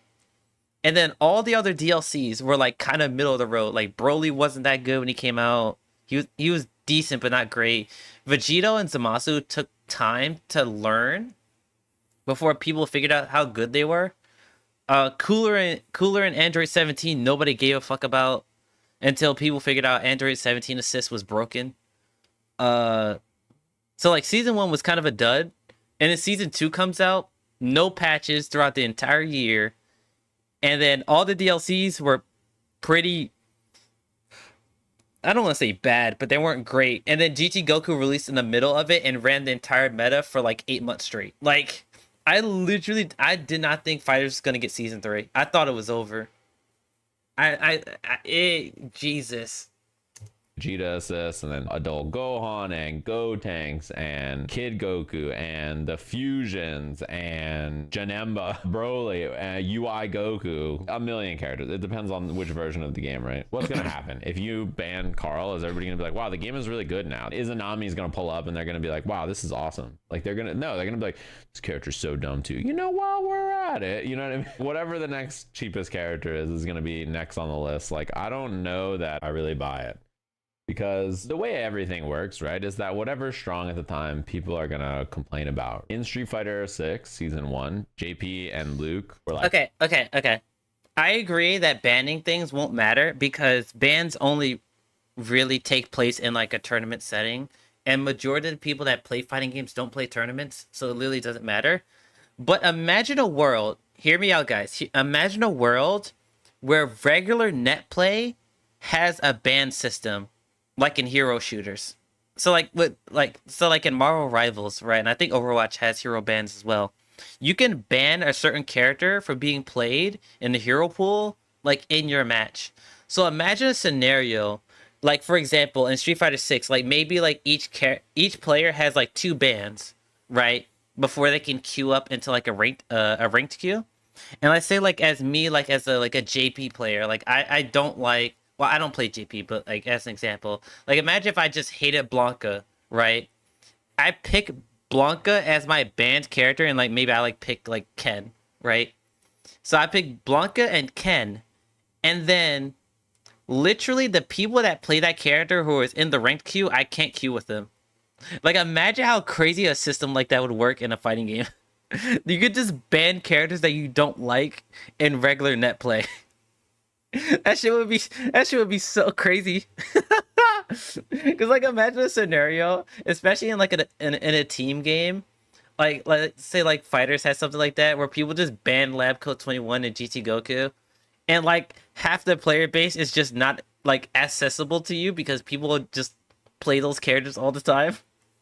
Like just imagine how fucking crazy that would be. I would honestly love to see a fighting game like mess around with like a ban system. That shit would be funny. Yo, what's up, Aiko? How you doing? Like a filter option? Yeah, something like that. Like something like similar to like what Rivals does. Where like you could just pick a character to ban from like your queue. And like they'll never show up.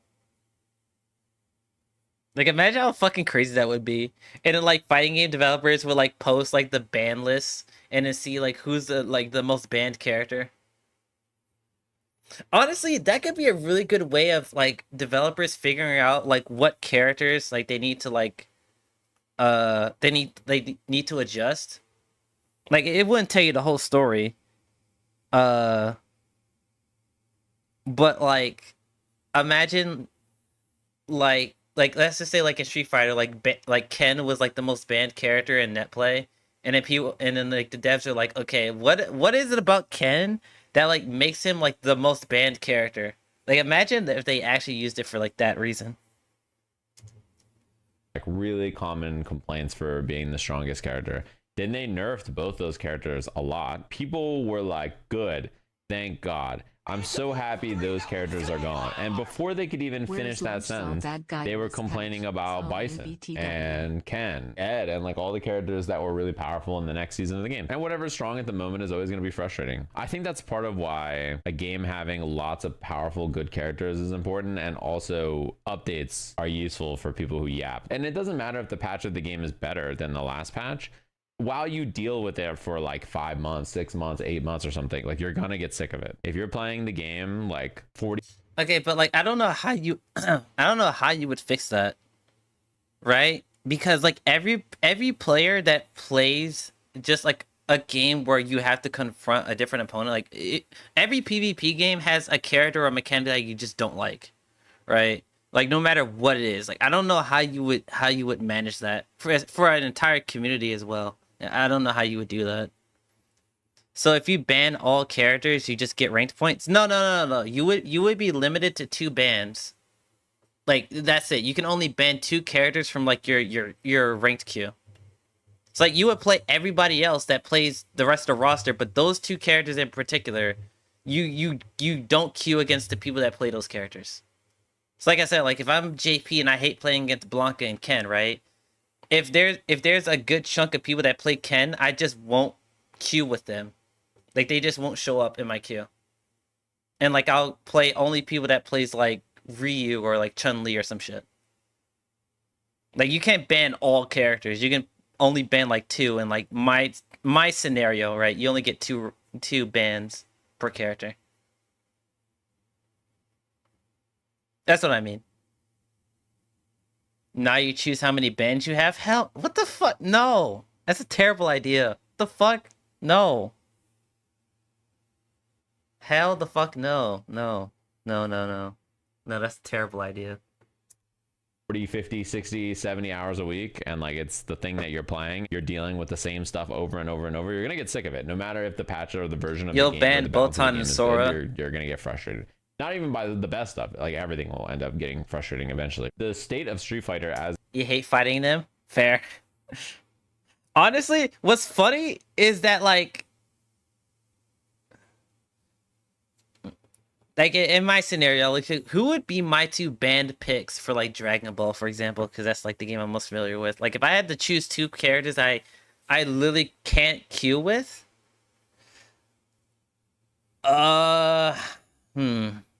That is a good, because Fighters has, like, over, like, I think it's like 40 characters right now.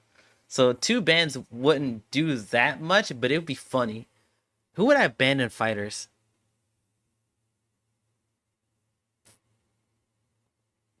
Who would be the 2 characters I ban in Fighters? Blue Goku. I hate fighting Blue Goku. I would ban him. I would ban Blue Goku. And then maybe Bardock. Maybe Bardock. I might ban Bardock. I actually might ban Bardock of all characters and fighters right now. Because I hate fighting against Bardock, dude. He literally jump scared the character, and I hate that shit. That shit's so annoying. Anyway. As it is right now, I think the balance of this version is, like, so much better than probably any of the other versions we've had, right? Like, I think lots of the characters in the cast feel pretty viable. There's way more characters performing in the World Warriors than I think before, and in general, a lot of the characters are better. I think Marissa is so good in this version of the game. Like, you could tell the minute you read her patch notes fuck and base the Goku system changes that character is going to be a lot better. Holding crouch block and then tab pairing the things that she did is so popular, and not being able to do that anymore is such a big deal. Did I see the save tweet on how how to play Ryu? No, but Ryu is a menace in this version. I swear they buffed him. Every single patch in Japan is just like, meh, he's okay, I guess. If Japan doesn't think that he is extremely ridiculously good now, I don't know what they have to do to make Ryu be good to them. Like, I don't get it. Why is he 2069 MR? God Bro, damn. what is that Plus, recovery? What the fuck? No. What is this recovery? Look how many times he just used that move. Ridiculously good now. I don't know what they Dude, only have to do to. Dude, is he like only in recovery for like 10 frames or some shit? Like, what the fuck? Like, what is that recovery, Make bro? Ryu Like, it's like nearly instant. Like, it only has like 10 recovery frames. Like, what the fuck? Like, what? be good to them. What Like, the I don't get is it. that? Why is he 2069 MR? God damn. Like, it. why? Plus on block forward heavy punch with What big is proximity that? guard. Hashogeki being Actually, does it have faster recovery than his medium buttons? That's what it looks like. It has faster recovery than his medium buttons. Look at this shit. Plus on block. Like, what is that? Why is he 2069 MR? What do you do against that? Like, what do you do? Like, I don't know. What do you do against that? God damn it. And he can Plus on DP block out of forward it. Heavy punch Like, with what big the fuck? proximity guard. Hashogeki being the best anti-mash move in the game. That's the new You can fake combo fireball. immediately, But so like, not for why huge does it corner have so carry. little recovery? Forces you to block. It's like the best anti-fireball fake thing. You can space it out and then they try to tap parry and it whiffs and then you throw them. The heavy ones plus the EX1 you can like get massive damage off of and you can just strip drive gauge with it. Donkey kick is unfuckwithable. It's like one of I cannot believe how good it is in You this can game. bait jumps with Engine is it? just My really God. nice. He just gets it off of a lot of knockdowns for free. He is like, to me, the most belligerent character. I think the general consensus outside of Japan Hell no, is I that don't Ryu wanna was, like, play. a pretty strong Hell character no. last patch. Like, most people thought he was solid, very playable, very scary. Like, people were Plus, I having don't good think- I tournament don't have results with him. Street And then Fighter they did 6 this.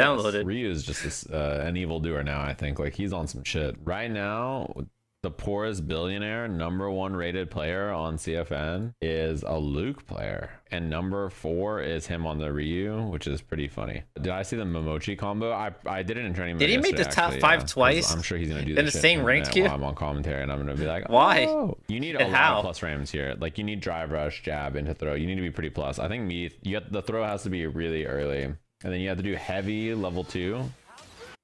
And then you kill rush, and then you have to do this kind of early. If you delay it too much, you get too much height, so it doesn't work. And then this has to hit like pretty far. But yeah, this is a pretty cool combo. It might be different on different hurt boxes. I know that shit's not gonna work on Zangief, I'll say it. Oh shit, Toki. You're platinum? Nigga, I'm bronze. Horse girl What is the about to fuck? run the home stretch. How is that game actually fun? Everybody is glazing that shit to like the maximum. Wait, is this real? This was Northern Lion highest average viewership stream of all time, streaming Uma Musume hashtag grass-fed grassroots. When Is you're- that fucking horse game? My God.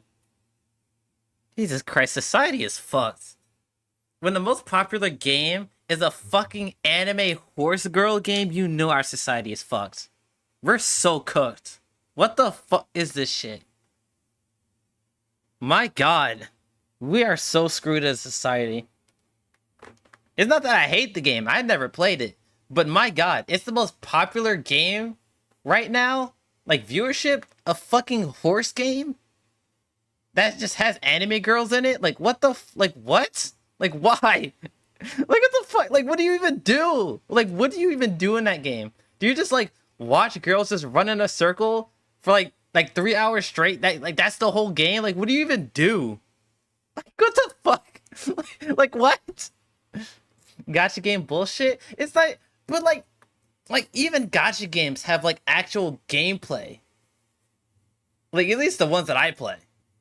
Like, I play like Zenless, like some like the Hoyoverse gacha games. Like, I used to play Genshin, but like now I've pretty much only stick with Zenless. At least Zenless is like a game. Like, you actually play. Like, what do you do in that horse? Like, you literally just sit there and watch them just run in a circle. Like, is that the whole game? Like, I don't get the appeal. Like, I get they're anime girls, but like what is that, dude? I'm not judging, but like, my God, we are so screwed. Your horse girl hits her ult after the last corner. You'll Train horse girls and pull gotcha on horses and race them.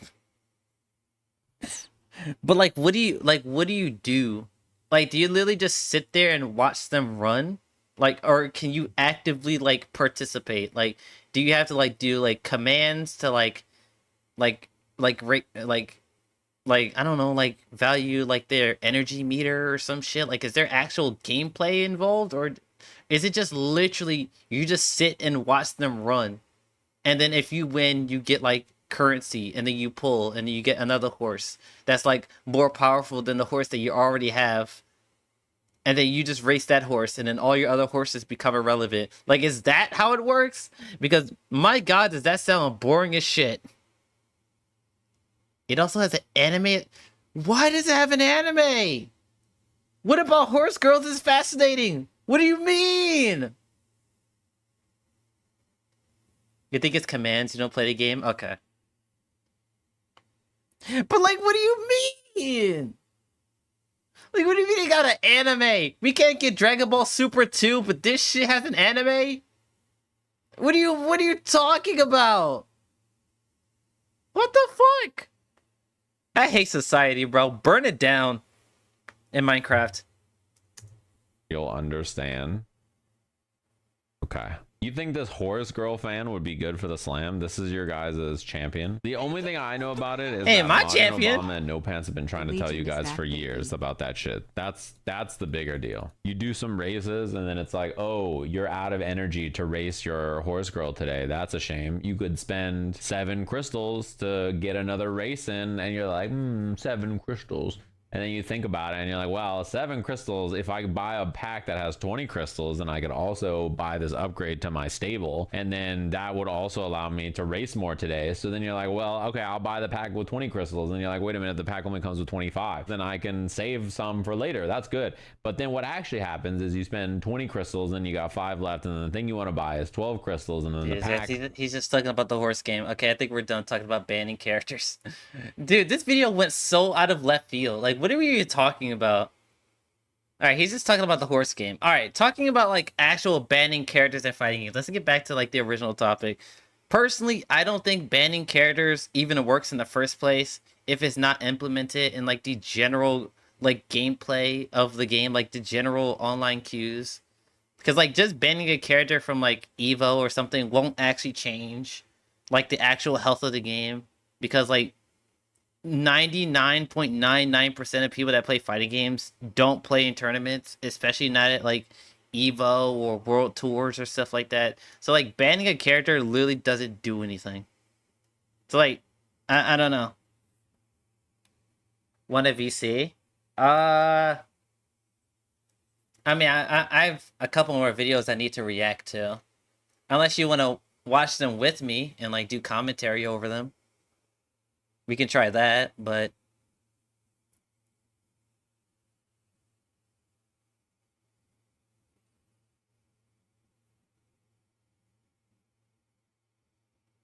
But yeah. It's a okay video from Sajam. Like, I feel like kind of like the last third, he wasn't even talking about the video. Or talking about the topic of the video. He just kind of went talking about the fucking horse game, which I don't think is relevant to the topic at hand, so it was a decent video. I'll put the link in chat for you guys to go to Sajam. Give a like and subscribe. Sure? Okay, hold on, let me go into Discord. Give me a second.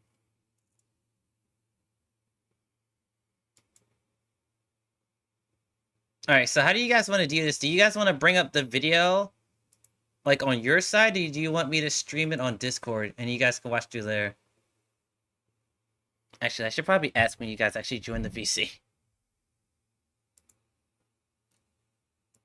Hello?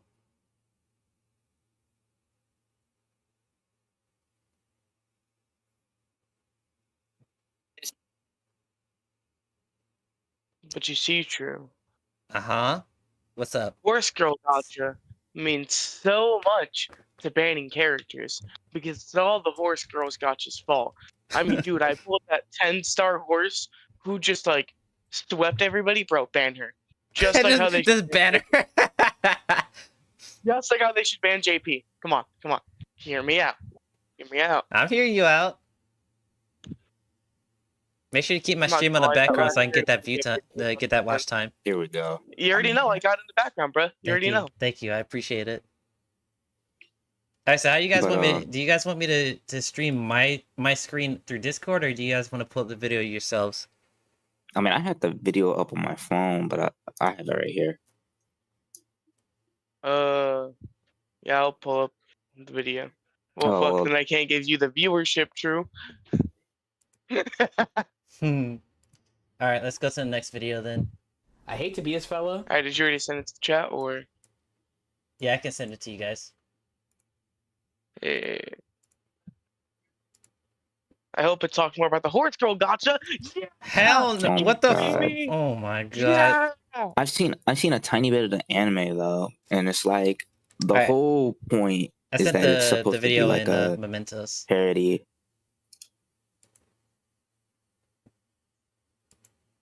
I've seen one of my friends actually really likes the anime. But like, what is like outside of like anime girl appeal? Like, what do you even do in that game? You race pull them horse and you pull and you the hope horse, your horse does good. and you have to train them. But You know like- what? But like, Ica, hear me why? out. We should get a Because stream. they are True racing plays the horses. horse girl gotcha. Trust. You are basically playing as a trainer, and you are training a horse for racing. This sounds And the main reason so bad. the main reason why people are playing it is because there's a horse that is a parody of an actual real life horse in Japanese racing called Gold Ship, and they're supposed to be this super difficult horse to train. Mhm. And the game actually locks you out of doing shit with her. What? Yeah, What the fuck? What? yeah. Because the real life horse actually, like, he didn't like racing, so he'll like fuck with the trainer and whatnot. Like there'll be times where he actually like kicks him and shit. And like it's also referenced in the game where like at the end of like the race they'll like drop kick the person. Yeah. Oh, I've seen that. so many I've seen that related before. to fighting games. I've seen so many people post that clip like, "Yo, do this in a fighting game combo," and it's Azucena doing the fucking drop kick. Jesus Christ. Oh god, I never understood the appeal. Anyways, we should totally next stream get True to play the horse girl gotcha. Oh, not No! next stream. Next stream's Evo Sunday. My bad. Next stream is Evo Sunday. Next stream we should get him to do it. Also, True, No. I told my players I'm gonna be busy tomorrow, and I'll run a session sometime during the week. I'm good to watch Evo before and after work. Yeah! Yeah. Yeah! Fuck responsibility as a DM. Embrace Evo, girl. Exactly! Alright, you guys ready to start the video? Yeah. Alright, so this is how much of this hated mechanic is in fighting games. So Maze is the thumbnail. I'm guessing it's gonna be forward moving attack that's plus on block. Ah, 6XL. Jesus. He's not wrong though. Yeah. Alright, I'm starting in 3, 2, 1, go. I hate to be his fella, but before anything, I'm sorry, they True, play we're not giving Axel. you This viewership. uploader plays Axel. So I wanted to It's see okay. how long it would take to block or neutral skip when fighting. Oh, neutral skip. That's the buzzword. Here we go. Okay. With the end goal to find Ooh, out if super there dash. truly exists a true, honest, footsie fighting game. Also, respect for The playing Soul. Never instinctive mind. I'm thought I sorry, had. boss. I'm sorry, Super King. dash. My bad. City of the I wasn't familiar with your game. So, what counts as a neutral skip for this video is an advancing move that is plus on block. I chose That's Street it? Fighter, Guilty Gear. Plus on block actually greatly reduces the Okay, if amount that, of neutral alright, I'm gonna skips. pause it real quick. Dude, if what he considers like a neutral skip is it being plus on block, then super dash isn't a neutral skip. Even though it's a neutral skip. Like, think about that. In his own words, super dash is not a neutral skip. True, it's not plus. I'll give you some credit. Mhm. You're kind of cooking, but we are 30 seconds into the video. I know. Give him I a just little bit more no. time. I'm just saying, like his It actually definition. says the actual definition is for it to be safe on block, not really plus. Safe, okay. Yeah, but this guy said specifically plus, and I'm just like, bro, Yeah. super dash is right there. The definition also says that if almost everybody has it, it's no longer neutral skip. Oh, then super dash doesn't fair. count then. Yeah, it's fair in Dragon Ball because anybody could do it, Yeah. except for like maybe like Master Roshi. Except Roshi. Yeah, his jumps are actually better than super dash. Like if you actually think about it. Mhm. All right, I'm about to hit play. Damaging people with that Kamehameha is so funny. True. I'm That's great. curious if this person did that because there would just be too many moves. Because, for example, you can't include Dolphin. All right, here's a question for stream chat. Do you think S Dolphin is a neutral skip or not? That's a good litmus test. No, All I don't right, consider seems Mace that Dolphin to we're be a going neutral with skip. yes. No. I also do think it's a neutral skip. The I ability don't. for a character to go from I don't know long if I range feel to to gear to teeny add. close very quickly. Typically, you'll be using a move that's pretty fast and also probably safe. Okay, does it matter how counterable it is, or is it just the move itself? I'm gonna pause it real quick. It kind of does matter about like the counter of it, right? Because like there is some difficult, like for at least for Maze Dolphin, it is a little bit difficult to counter it. Yeah, because you have how the fast it 6P is. and the timing is like hella tight. Yeah. Now, But I will say though, at least I think S Dolphin is the one that's like -2 or something. Like at the very least, there's at least some kind of interaction, but like you have to create that. Like May doesn't just like run at you and then the interaction starts. No, you have to like actively like run at her afterwards, or like push a button or do something to make the interaction happen. So, I don't think I would consider. And also May, at least with like Strive, isn't like very mobile in the first place. So like, you know, it looks way worse than what it actually is, because like most characters can't really move like May in the first place.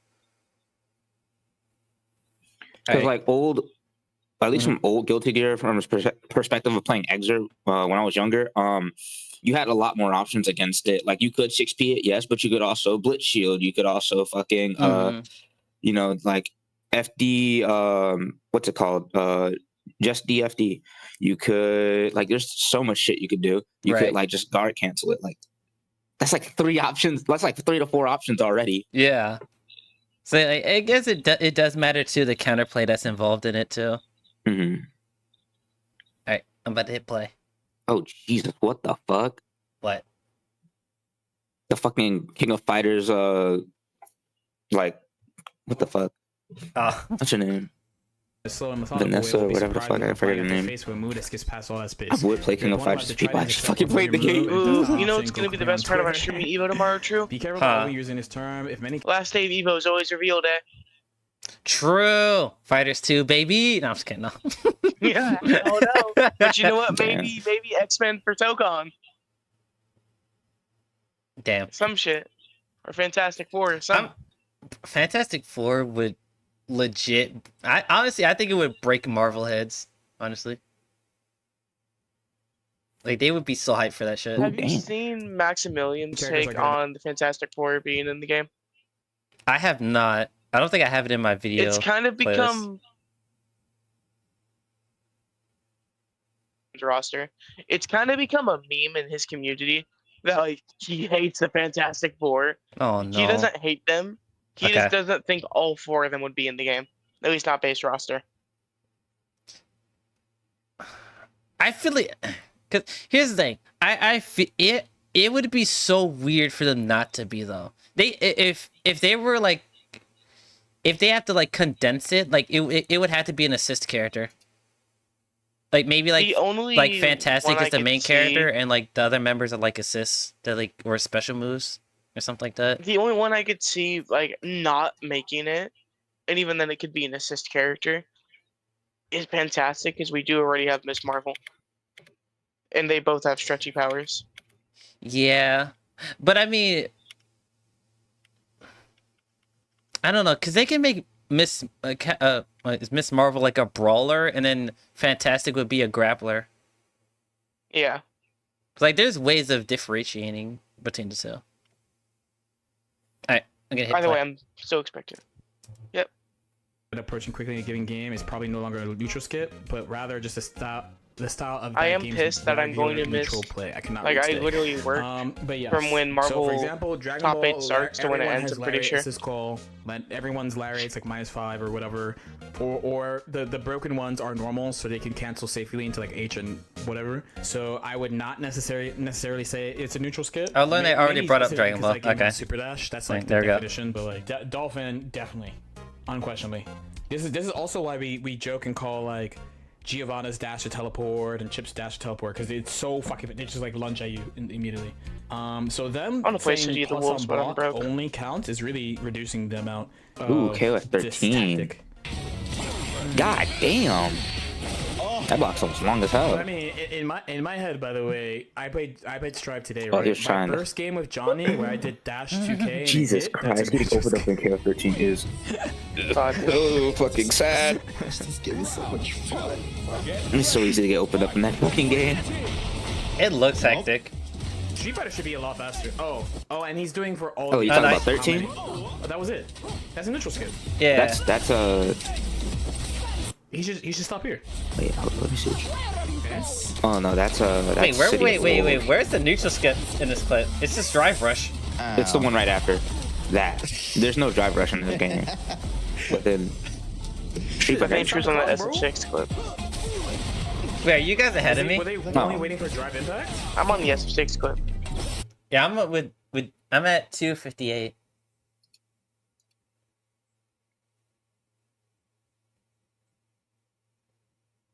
Wait, were you guys ahead of me?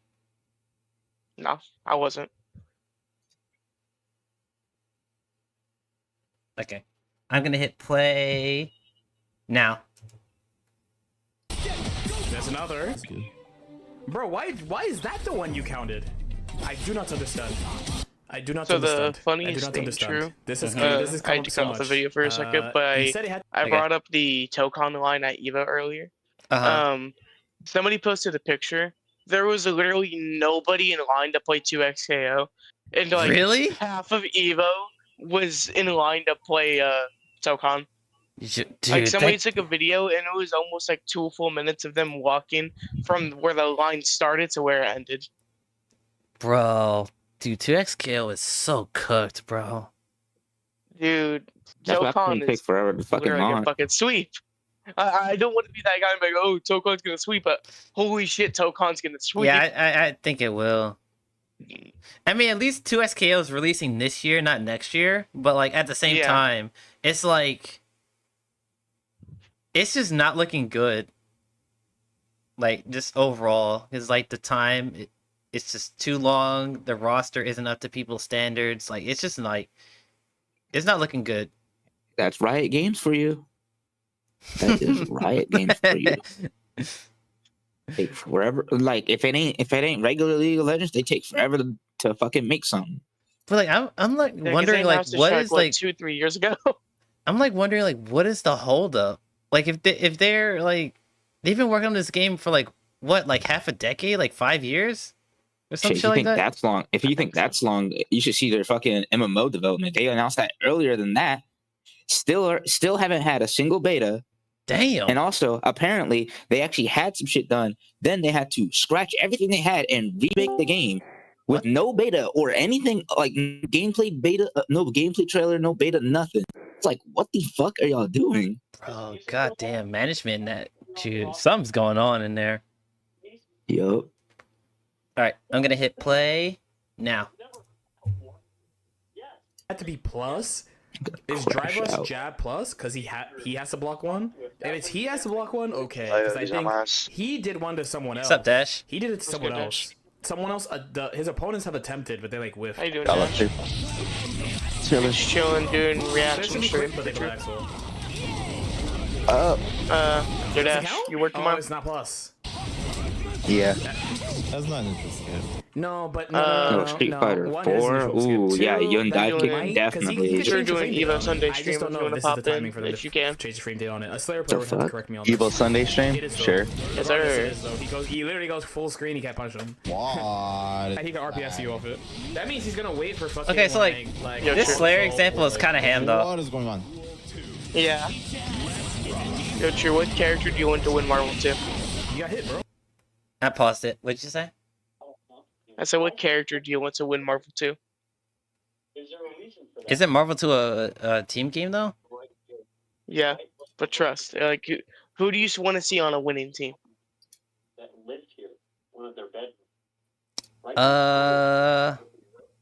My answer is not going to happen, but it'd be so funny.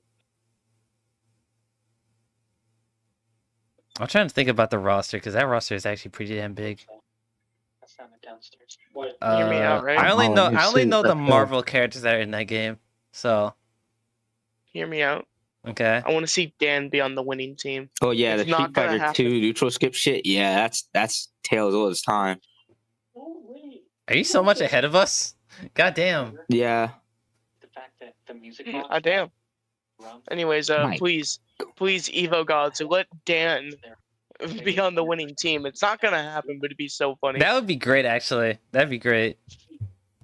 Alright, I'm starting now. Mhm. I was watching yesterday when I was with a friend What before we the played One fuck is Piece. happening? And Holy shit. God, the amount of MSP was so funny. It's like his whole game is that. That's an interesting. Fucking This ads. one. Damn, you can't Okay, pass. isn't Giovanna minus on that though? I don't think that would technically count. This could take forever. This would take a Ooh, really Central long time. Fiction? This Oh is hell crazy. no! He's a yo. I have no idea what it would be. Oh hell no! Oh, I'd go ahead. Yeah. I don't think Dog paused this entire time. Bro, We should that shut made the me. fuck That up. made. That actually made me want to play Central Fiction again. Holy shit! What's your sister's name? Not gonna lie, this the Evo weekend has We're not made me counting just this? We're not want counting to this? play Marvel 2. Because to be honest, this should be Wait, like so a would that 9-minute mean video. that? I wonder if By my definition, this is a really short video. What did you say? the Ayame flip. That's a neutral skip, right? Right? No. What do you mean no? Wait, which flip are we talking about? Probably like. Like, I mean, light and every- medium are both safe. You have to perfect block it to make it not safe, or just hit it on the way in. But like, it doesn't even go that far though. Doesn't Medium it? goes further than the light one, but you can do the jump one, and that one goes further. But I don't remember if that's punchable or not. Like I consider it Let's to see. be like far if it's like slightly beyond round start. I think it actually does hit you from round start. I can test it. No, I'm playing. No. He said no. No. Damn, bro. I'm streaming. Not to get through this reaction video. We're not even halfway through yet. Damn, my fault. God damn. That's why I'm shutting the fuck up. I know for damn sure And that then Kelly you're- already has and a then- fucking neutral And then skip. you're way ahead of us.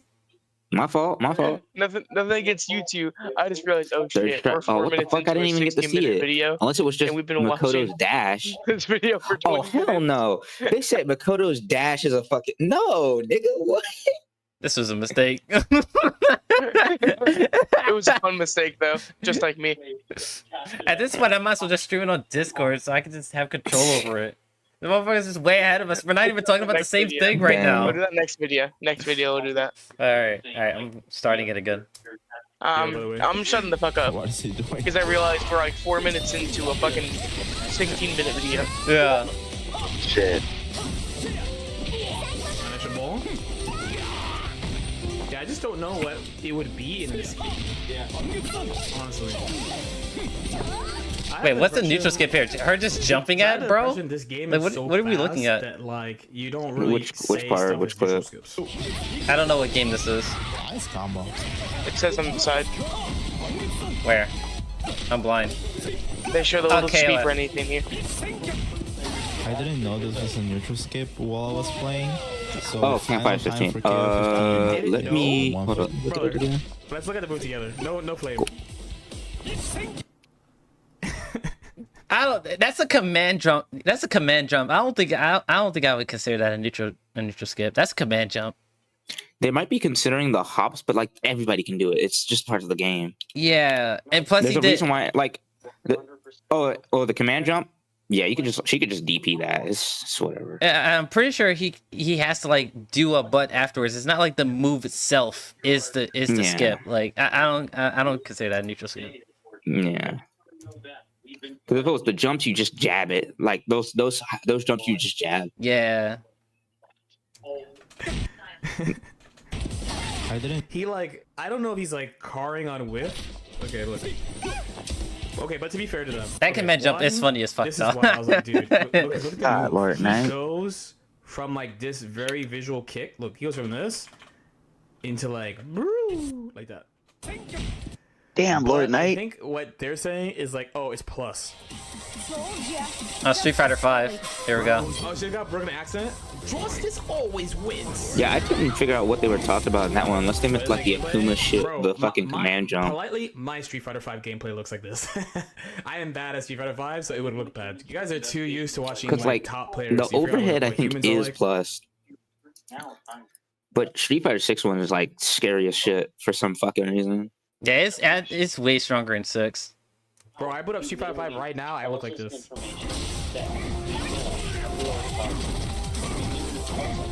Oh, they meant that dive kick shit. Yeah, yeah. That shit is very fucking good. It's good, but I don't think I would consider it a neutral skip. Like it's kind of like the same as the KOF one. It's just a command jump into an attack. Like I don't know. Yeah, but like the problem with it is the fact that he has many options. Like he can, like if you decide to try to DP him out of it, he can just throw a fireball and just fuck you over. Yeah, but he has to be Like, he has to be within your vicinity, and especially Not really. in, He can make the jump longer. Okay, so the light one barely goes anywhere. The medium one goes a little bit more forward. The heavy one goes even further than that. And the EX one, for some fucking reason, tracks you, so he can do it from like full screen. Okay. Yeah. Gotcha. And it's like, okay, like the EX one I can see, but like the light one that he just did, I don't know. No, the light one's like, my brain just died. Fuck. The light one is designed to like kind of get somebody to react from like round start, and like, and then in Street Fighter 6 specifically, like he could do the light one, dive kick, and it will hit you from round start. Okay. Yeah, so it's like, it's kind of like that weird middle ground where it's like, yeah, but also no. It's just the fact that how many options he has out of it makes it like, oh, okay. Yeah. Because it goes less about like playing footsies and more about can you stop dive kick from happening? Right. Okay, I can see that. And I think their definition is too strict. No one plays ranked in this game. This might be a lobby-only game. Oh, this is I'm Exert. surprised. Dude, this is how you know fighting Exert. game players or fighting game I feel like creators every is a character has bunch of some fake. form of neutral skip in this game, bro. This People are game's like, fucking if- crazy. If Exert gets Oh, rollback, yeah. is so fun, dude. Strider's gonna die. But they got rollback. Especially with meter, It's cool. holy crap. I just don't get why people compare fighting games. All right, go. I'm sorry. Here to go. I guess what do you like Exert more than Okay. Would you consider Fireball Roman cancel a neutral skip? Damn, that sucks. Fireball, RC. I would say in some cases, yes. I was making a joke out of it, and the ball actually went. And the main reason why is because if they like it's, how do I say this? No, go ahead. Sorry, I'm just trying to think. Like word it properly. Yeah. Okay, what is going on? Yeah, I would say yes. Okay.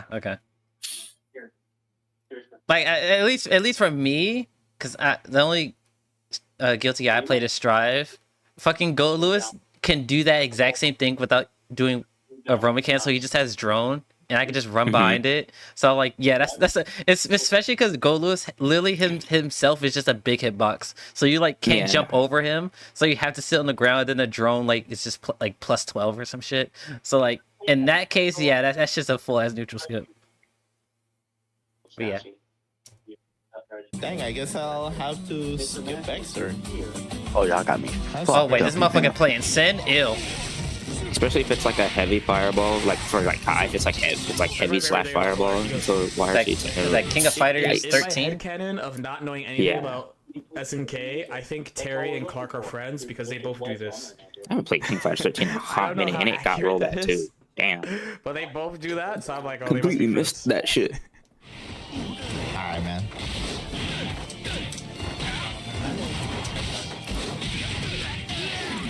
Low key.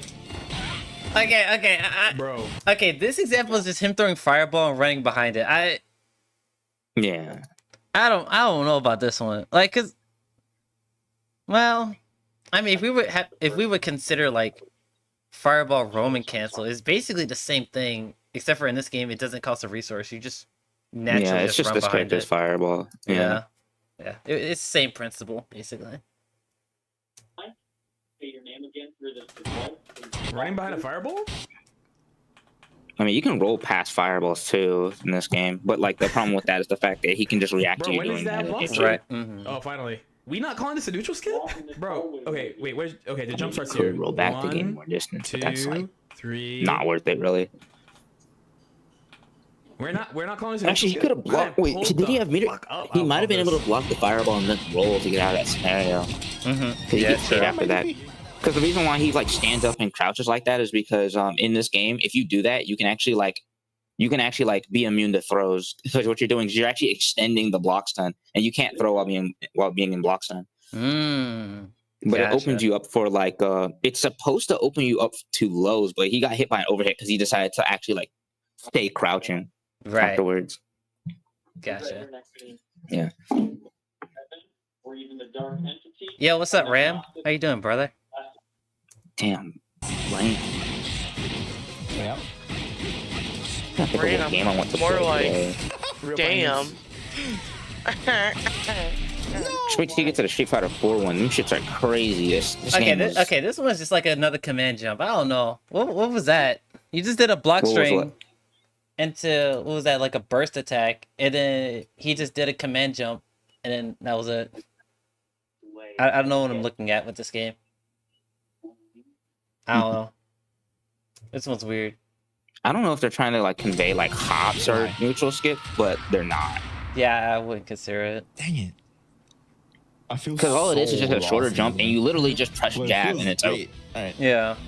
It's not Like right. that, like I don't know if you noticed. game So is- actually, well, have you ever played a King of Fighters game? I'm assuming you haven't. Nope.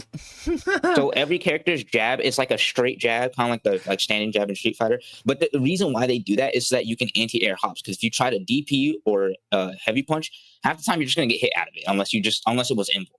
Gotcha. Okay. That makes sense. Like, the command jumps are like just too fast to react to. Mm-hmm.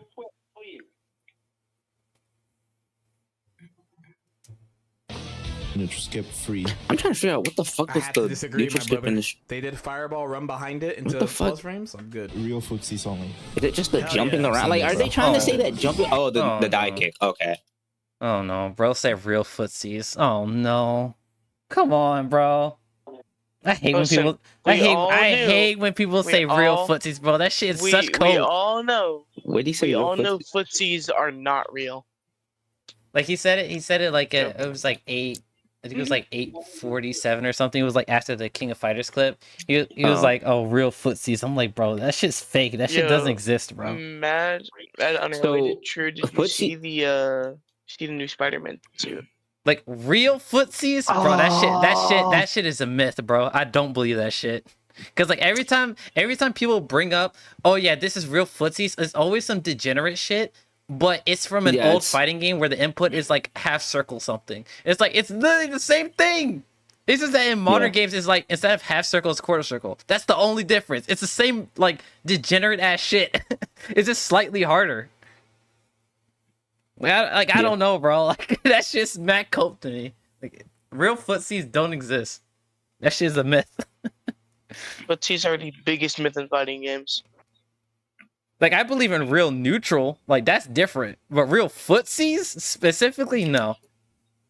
So the thing about footsies is the fact that that becomes a response to people knowing shit about basically like almost anything, right? Mhm. So like let's say like you're reliant on like throwing fireballs, but you keep getting jumped in on. Now what are you gonna do? You're gonna play footsies.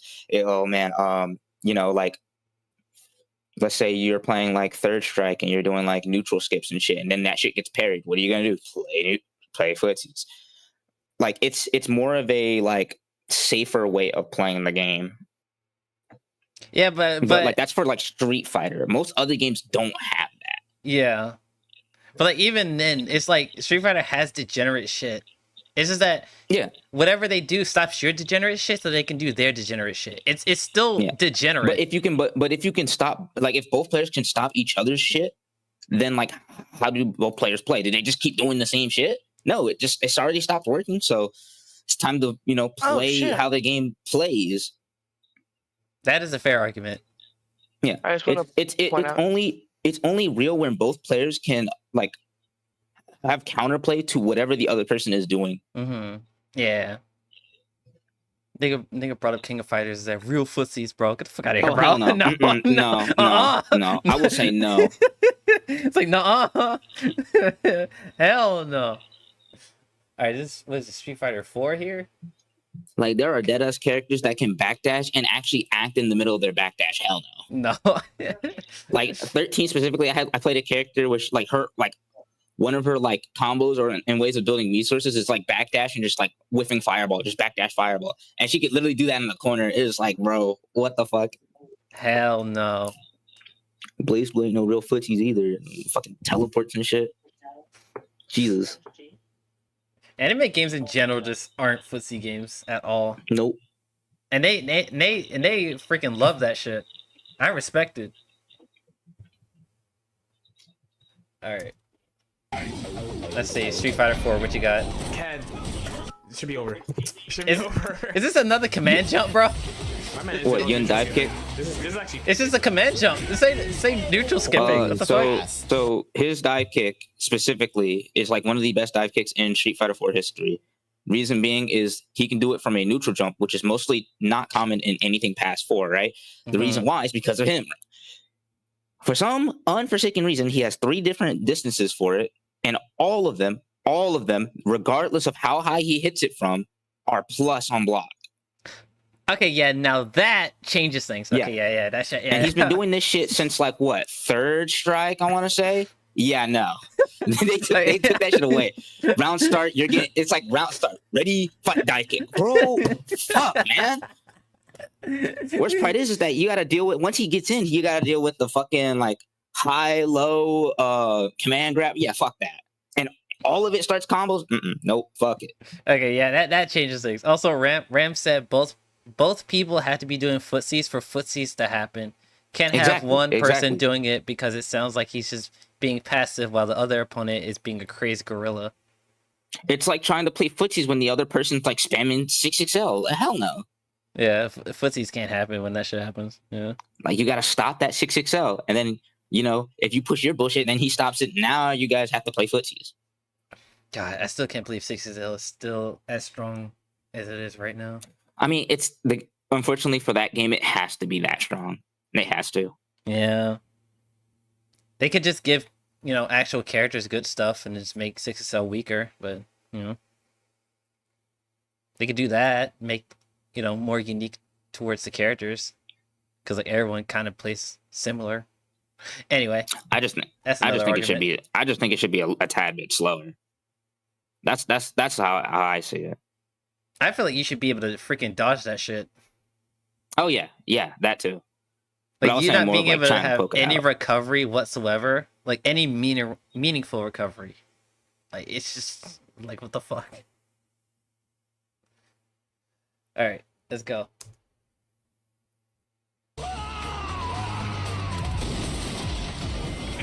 Is this a frame rate? Wait, it's best of 1? Hell yeah! You don't know the scam, bro? Round start dive kick. I just saw it. Yep. See, told you. And he got hit by that shit, didn't he? Yep.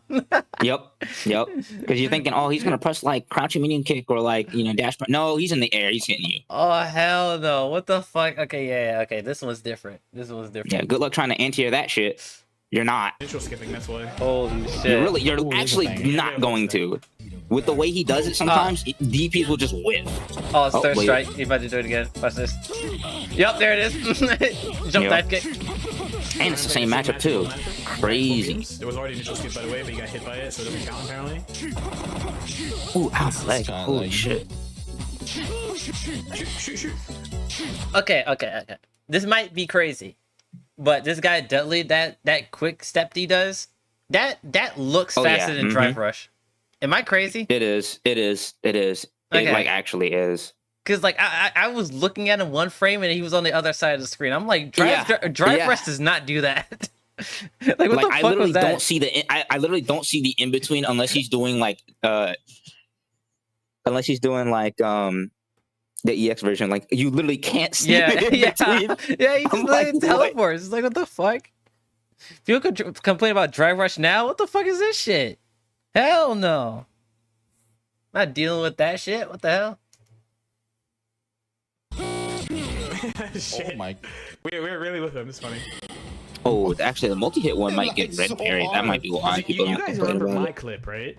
My neutral So skip like clip? in Third Strike, Mine was doing funny like as fuck, by the way. multiple hits If you on wanna block is see, like 'cause, horrible because at any point of a block string, even if it doesn't have gaps, you can still parry. Oh So like people will get like red parried and then just die for it. So that's why you don't see like a lot of people doing like light kick, light punch, light kick, or like light punch, like all that shit. Nah. Like, it was literally dangerous to try and do shit like that. Holy shit. Yeah. So like that's why you see like when people are playing like Third Strike, they'll do a lot of single hit confirms and shit. And the game was basically built around it too. Damn. I couldn't play it. My shit's ass. Shit. Hey, I parried a fireball once against somebody. Like the fact that I did it in a real match, that's it. That's all I need. That's all the proof I need. That's all the proof I need that I can play the game. It's just that I'm not gonna be going to Evo and shit for it. Oh hell no. Gotta be in those one of those fucking cabinets and shit. Mm-hmm. Yeah, it was actually on a cabinet too. Oh shit. Mm-hmm. I was like, oh, is that Third Strike? Yo, can I play? Or was that like a convention? Bro was like, yeah. He played Ryu. I was playing Akuma. Parried the fireball. I was like, oh shit. Unfortunately, since the buffer in that game is kind of cooked, you can kind of tell my combos were shit. The only combo I got is like crouching medium kick, Tatsu, DP. That's it. I mean, at least it's something. Yeah. Better than Yeah, my me man because did I just fucking- smash light and hope to God it works. My man did crouching medium kick, donkey kick, Tatsu. I'm on the other side of the screen. I'm like, oh shit. This ain't fighters where you can just press light and do the auto combo. I know. What third strike? Oh hell no, yeah. I wish I still had that match that me and Eldo did. We were playing. This is like off topic, but like me and Eldo were playing Marvel Infinite, and specifically, Pretty told me to turn off auto combos, and Eldo was playing Spider-Man, and he just kept doing down light punch the whole match, and I was He kept doing. He kept doing what? So funny. It was so I kept doing down funny. light punch. And like I actually learned like a couple combos with like Captain Marvel. Like she was carrying me the whole game, and like he was just hitting me with this little 2L punch the whole game. And I was like, oh my god. All right, that was a little bit off topic, but that shit was so funny. I wish I kept that gameplay. I don't know if I can like boot up the game and still get it, but this shit was funny. I'm unsure if we have neutral skip discourse right now, but Also, this is also off topic, but a little on topic. The Invincible Versus devs actually just came out and said they listened to what everybody was saying, and motion inputs will be in the game. Let's go. Nice. Hey. They're listening to the fans, people. Let's go. And They can have normal motions, just don't. small thing for Tokon, it's gonna, from what Max said, it's kind of gonna be like Grand Blues. Okay. Where they're like gonna be a little bit better than just doing the simple inputs. Like just a bit more damage or some shit. I don't know if I like that. I think it should be like old Grand Blue. Yeah. Or even like Idol Showdown, where the game actually just rewards you for doing that. Because like I feel Grand Blue. I feel like punishments for like stuff like that should be resource based, not damage based. Yeah, Because like I people agree. will find a workaround for the damage. Like you can't really work around like not building enough meter in a combo. You can't really get around that. Yeah. Nope. So Someone in chat said, what are we watching? We're watching neutral skips in fighting games, basically. That's basically what the whole video is about. It's just neutral skips. And so far, we're like, what, like 2 and 5? 2 and 5 neutral skips or some shit like that? Like a year ago, I'm trying to remember. The guy is like, he makes like animations, like cartoons on YouTube and stuff, but also talks about fighting games. And he was like, people jumped on me, and I was like, well, welcome to FGC Discourse. Also, you were wrong, smiley face. Also, you said it with your chest. And it wasn't a / let's be positive. It was like, yeah, every game sucks. I'm greatly over-exaggerating what he actually said, by the way, but the take is literally ancient. I've noticed that recent fighting games are having a paradigm shift. Oh my god, I remember this tweet. Oh my god. I think I made a video about this tweet, or like made a reaction video or some shit about this tweet. That shit, bro. I remember this shit. This like upset so many people. That shit was ham. Rush, Wild Assault, Grand Blue. What, the Street Fighter shit? We're moving past the age of Fuji's No, this neutral. tweet this one guy said about like neutral skips and like system mechanics, and like that literally blew up on Twitter. That shit was crazy. I was there for it. I remember that day. That shit was all over my Twitter. I was like, this is what you guys are arguing about? Like, are you serious? And into an age of Unga, and so I posted this video. I made this legitimately in about Damn, 2 guys, seconds. I'm playing this old ass literally game. Speed ran the shit. Doesn't drain unless he grabs you. Right. So there's no way to That's waste the same that shit. super. Yeah, and if he whiffs, and yeah, he's inputting super every single time now. Yeah, that's heartbreaking. He could have had it, but he can activate right away. Yeah, just. Oh, nice. Okay, strong anti-air. And once again, Pepe died with such a strong start here. Christ. You know, champ, we got champ on the phone right now with Chris Mason. We're doing some No, this is better. This is Marlon Pipe can play this. I remember this tweet. I remember it the day it came out, and it was so funny. LB Chris G taking on AG Marlon. Oh my gosh, he has so much stuff on the screen, and I know firsthand Marlon Pipe does not know how to fight anything like this. Airball string. As he decides to overdrive, this is a very risky decision because if Why am I he getting loses so many around, that's old bad. shit back? Oh, but it looks like it might pay off. I confirm, but I don't think it's oh, mix up. Oh, mixes him. Hits him low. I could never play this game, bro. Definitely, What, Marvel? No, it's Central Fiction. I don't think I could ever play it.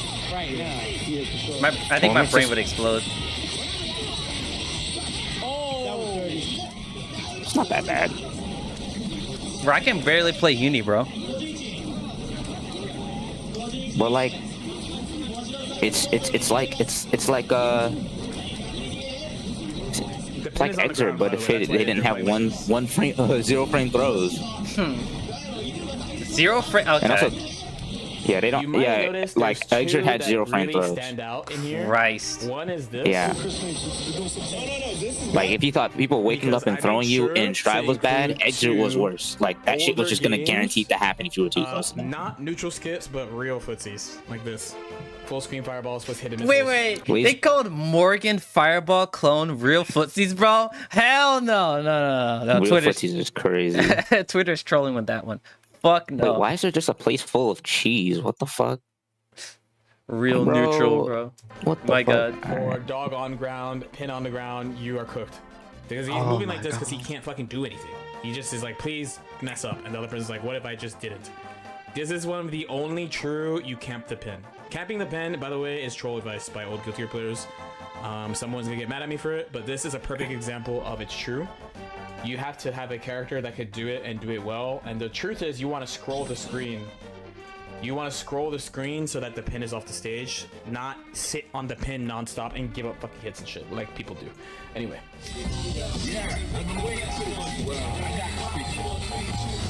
Oh, here we go. As a character, I low-key would play this character. I mean, esports is young, but for fun would definitely be Makoto. I keep forgetting. Wait, what the fuck? Wait. Fucking Makoto has a fucking step dash. That's it? He counted her dash. He counted the dash. Like that's it? It's just a step dash. Like I don't know. That's it. Well, she has dash punch too, but that shit's like not really all that. Yeah, like that's just a forward dash. I don't know, bro. I don't know. Yeah. Free Fire players are kind of cooked.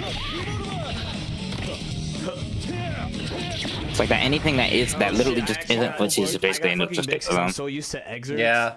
Walk through combos. I was like, oh, why isn't he running under? Oh,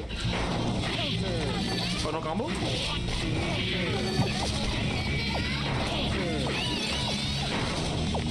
Oh, there's the make clip. Is it sick? No? Be like that. Okay, does that count as a neutral skip? Because like, what was that?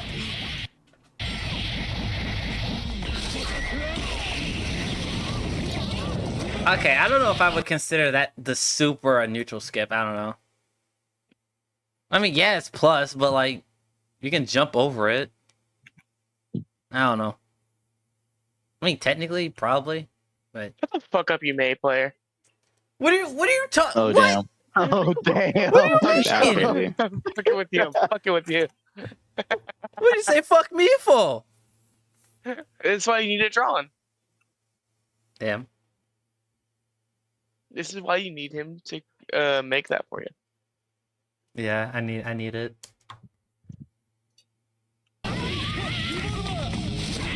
Jeez. How you live? That definitely counted.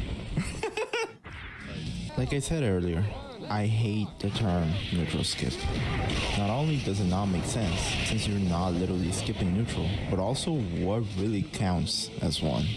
I think the definitions they set were not correct. Because one, it's definitely a thing. It's definitely a thing. It's a part of neutral. The thing I'm definitely there with them on is that people tend to use it in a derogatory fashion. They're like, oh, these fucking neutral skips, right? It is definitely a part of neutral. He's right. In like every game. Basically, every game has it. But I think his definition is a little bit too strict. I definitely think that Infill has the perfect definition for neutral skip that I 100% agree with absolutely zero caveats. Honestly. I was like, yeah, this is perfect. And I know some people are gonna be upset about me considering focus attack and neutral skip, even though I think Street Fighter players call focus attack a neutral skip. but it's a no-cost, advancing, armored, plus dash cancelable, blah blah blah. And I get that people have attachment to certain series, and that's why they don't switch games. But there are fighting games that revolve around footsies. Samsho is literally there. Most SNK games revolve around footsies. People just don't play them. Real, by the way. People just... Bro, I literally talked about this in my last reaction, bro. People will talk about like, oh, fighting games don't have this or fighting games don't have that, and it's always like the nicher fighting games that have it, and then no one plays it, and then people say, oh, the fighting games nowadays don't have footsies or fighting games don't have neutral. But like, there are games right there that have what you're talking about, but like, it's just that nobody wants to play nobody them. wants to play them. It's like, I wonder why that is. Usually pre-established IPs and whatnot. That, but like, also people just don't want to learn. They just want to complain about shit. And then they complain about shit being too easy. Like, you can't win. I explain about, I'll be like, man, this game too easy. Then I go play Under Night. It's like, wait. Like, my God. I will say, we can shake hands.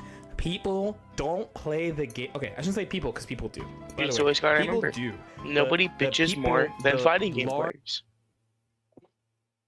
That's a lie. Shooter players. Yeah, I was about to say Call of Duty. I was gonna say Call of Duty and hero shooter players. No, not. Oh God, hero shooter, especially them Overwatch motherfuckers. Yeah. I think Rivals is worse though. Rivals is way worse because they got like they got the Marvel effect where like people don't want to switch characters because like it's their favorite Marvel character, and then they complain about their character getting nerfed. Spider-Man players. Anyway. See, I'm of the opinion minority. That's fine. I don't think he don't really need buff and nerfs right now. Like, I know he just got a buff, but like, I don't think he really needed it. Yeah, but you know, Spidey players. The vocal minority. Even though it was like kind of barely a buff, but he does like play the games with the things that have 10 more damage with his ult or some shit. There's a bunch of OSs. Don't mess with the amazing Spider-Man. I just think he does that. Neutral skip is way too narrow, and I just think neutral skip is part of fighting games. Not even like Not even like certain games. I think it's part of all games. But yeah, no, that was a good video. Fun, very fun video idea actually. This is the type of video idea. All right, that's the video from LK. All right, how are we feeling about neutral skips as a thing? I feel like they have a place in games, but they should have like counterplay, like any. Like anything, yeah. There should be upsides and downsides to it. I will say this. Real footsies is not a thing. I will stand on this. Quote Maximilian, dude. I'll quote Maximilian, dude. Footsies are the biggest lie in fighting games. Why does the water look so I don't think good in I don't this think game? it's I don't think it's a lie per se. I think it's a myth. And like myths are like there's some truth to it, but like the way that people like tell it is like wrong. I say footsies is a myth because it's not exactly wrong, but like the way that people talk about it is like, oh, it's this magical like way of playing neutral. If you're playing footsies, you're playing the real game. It's like shut the fuck up. Like no, you're not. No, like no. No, you're not. And it's usually fighting game old heads who say that shit. Old head Street Fighter players. I'll say that. I think people that play like old anime game players don't say it that. It's mostly like old Street Fighter players and like Tekken players. I love making fun of old head fighting game players. Maybe Street Fighter and Tekken. Cause they're like, so funny. Cause like the people that like grew up on like Marvel, like Marvel's Capcom, they don't say shit like that. Like they say like shit. They can't say anything. They're on fucking life support right now. What, Street Fighter? No. MC. Yeah. Jesus. It's an act that doesn't happen often. You're right, Ram. You're right. All right, I put the video in chat. All right, what's All next? right, so what we should do for this one is I'm a stream it on Discord. Stream it. Yeah. I was streaming on Discord. That way we're all on the same page. Hopefully it doesn't. Hopefully it doesn't lag. I mean, I still need that rest time, but if you can't do it, I guess Ram will be our. If you can't do it's fine. I mean, if it doesn't work, I'll stay on Switch. All right. Hopefully this doesn't lag my own stream. Type shit. No, I'm watching a true stream without his little PNG. No, this isn't the same. Where is he? Where's the little guy? Oh no! Oh. Where's my little guy? My little man. Little That's wild. man. That's so wild. We're fucking stupid. We should do this more often. This is great. Type shit. All right, this is an interesting topic. All right, so this video is from Sajam. It's called "The Confusing Middle Ground of Modern Fighting Game Monetization." So, you know, I want to bring something something up about this. Yep. I want to bring something up about this before we get into the video. Yep. I know True knows this. Well, I don't know if she remembers it. I actually, in college, in my third semester, for my literature class, did an essay about fighting game monetization. So. Oh yeah, I remember that. I didn't do this before, so I might actually have a couple things. All right. So let's get started. I'm assuming it's gonna bring up like the history of like it's gonna talk about DLC and then go into like season passes and then like battle passes and then like microtransactions with like Street Fighter 6 and Mortal Kombat 1 and oh god, Tekken 8. Jesus Christ, Tekken 8. All right, so I don't know if he's gonna bring this up, but I think Grand Blue having a battle pass is dog shit. Yeah. Oh yeah. We will get into that. Yeah, we'll get into that. But I hate the battle pass in Grand Blue. It's fucking ass. All right, let's do it. The other topic I wanted to talk about today, it's something you guys can hear through Discord, right? The video. Yeah. Okay. Up a lot, but this got quote tweeted onto my timeline. I love how fighting games are like, here is a $60 game, right?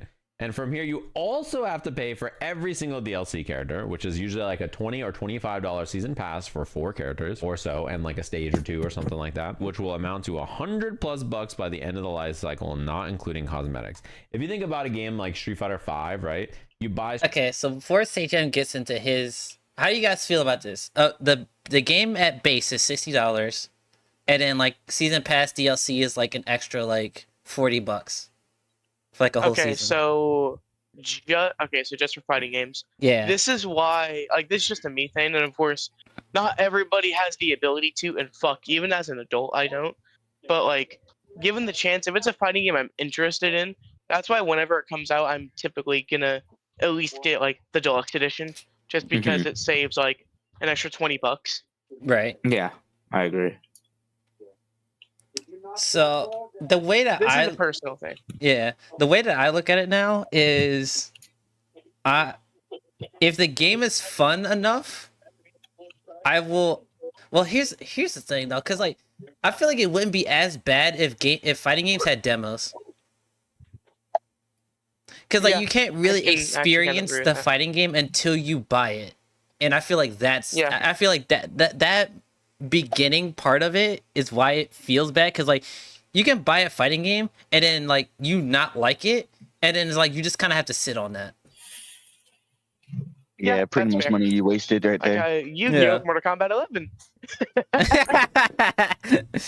Like how we played it a single time, and you went, "Damn, I really don't like throws in this game." Which is entirely valid. Yeah, I didn't like it. It was oof. But throws were literally just a guessing game since like the fucking beginning of the goddamn franchise.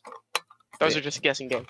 It was like, oh, you got a forward throw, or you got a forward throw, backward throw, you got a backward throw. Like, let me press the throw button, damn it.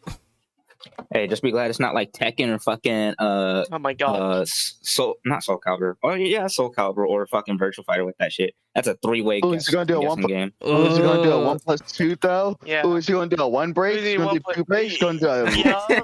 Oh god. Like hey, listen.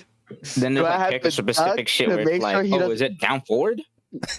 Oh my god. I would need to find it. True. I would need to find it. There's this really shitty meme I made way back when, like right before Tekken 8 came out, where it was against a king, and it was, what is bro pressing? Whatever button you think it is, it ain't that. Trust. Bro will not take this throw. Yeah. Sorry, nope. Let me find it. Hold up. Let me get it. Before we continue the video, let me get the fucking meme. But like, because usually in Tekken, like there's like the breaks are usually designed by what arm is reaching out to grab you. King says, "Yeah, I'm just gonna break the rule." That sounds so like it sounds cool, but like in practice, that shit sounds like so ass. Yeah, it's something that you have to actually lab King out. King has a giant swing throw that you have to press 1 to break, and he has another throw you have to press 2 to break. Here's my shitty ass meme. I sent it to Mementos that I made right before Tekken 8 came out.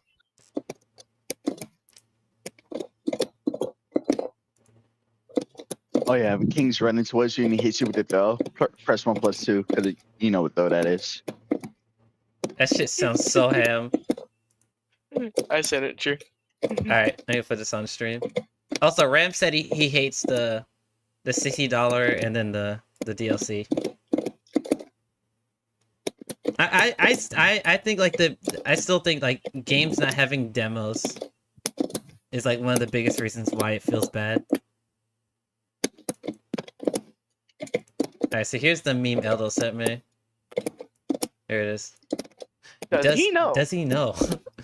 Bro is gonna throw. Will he tech it? Whatever button you're gonna press, it ain't that.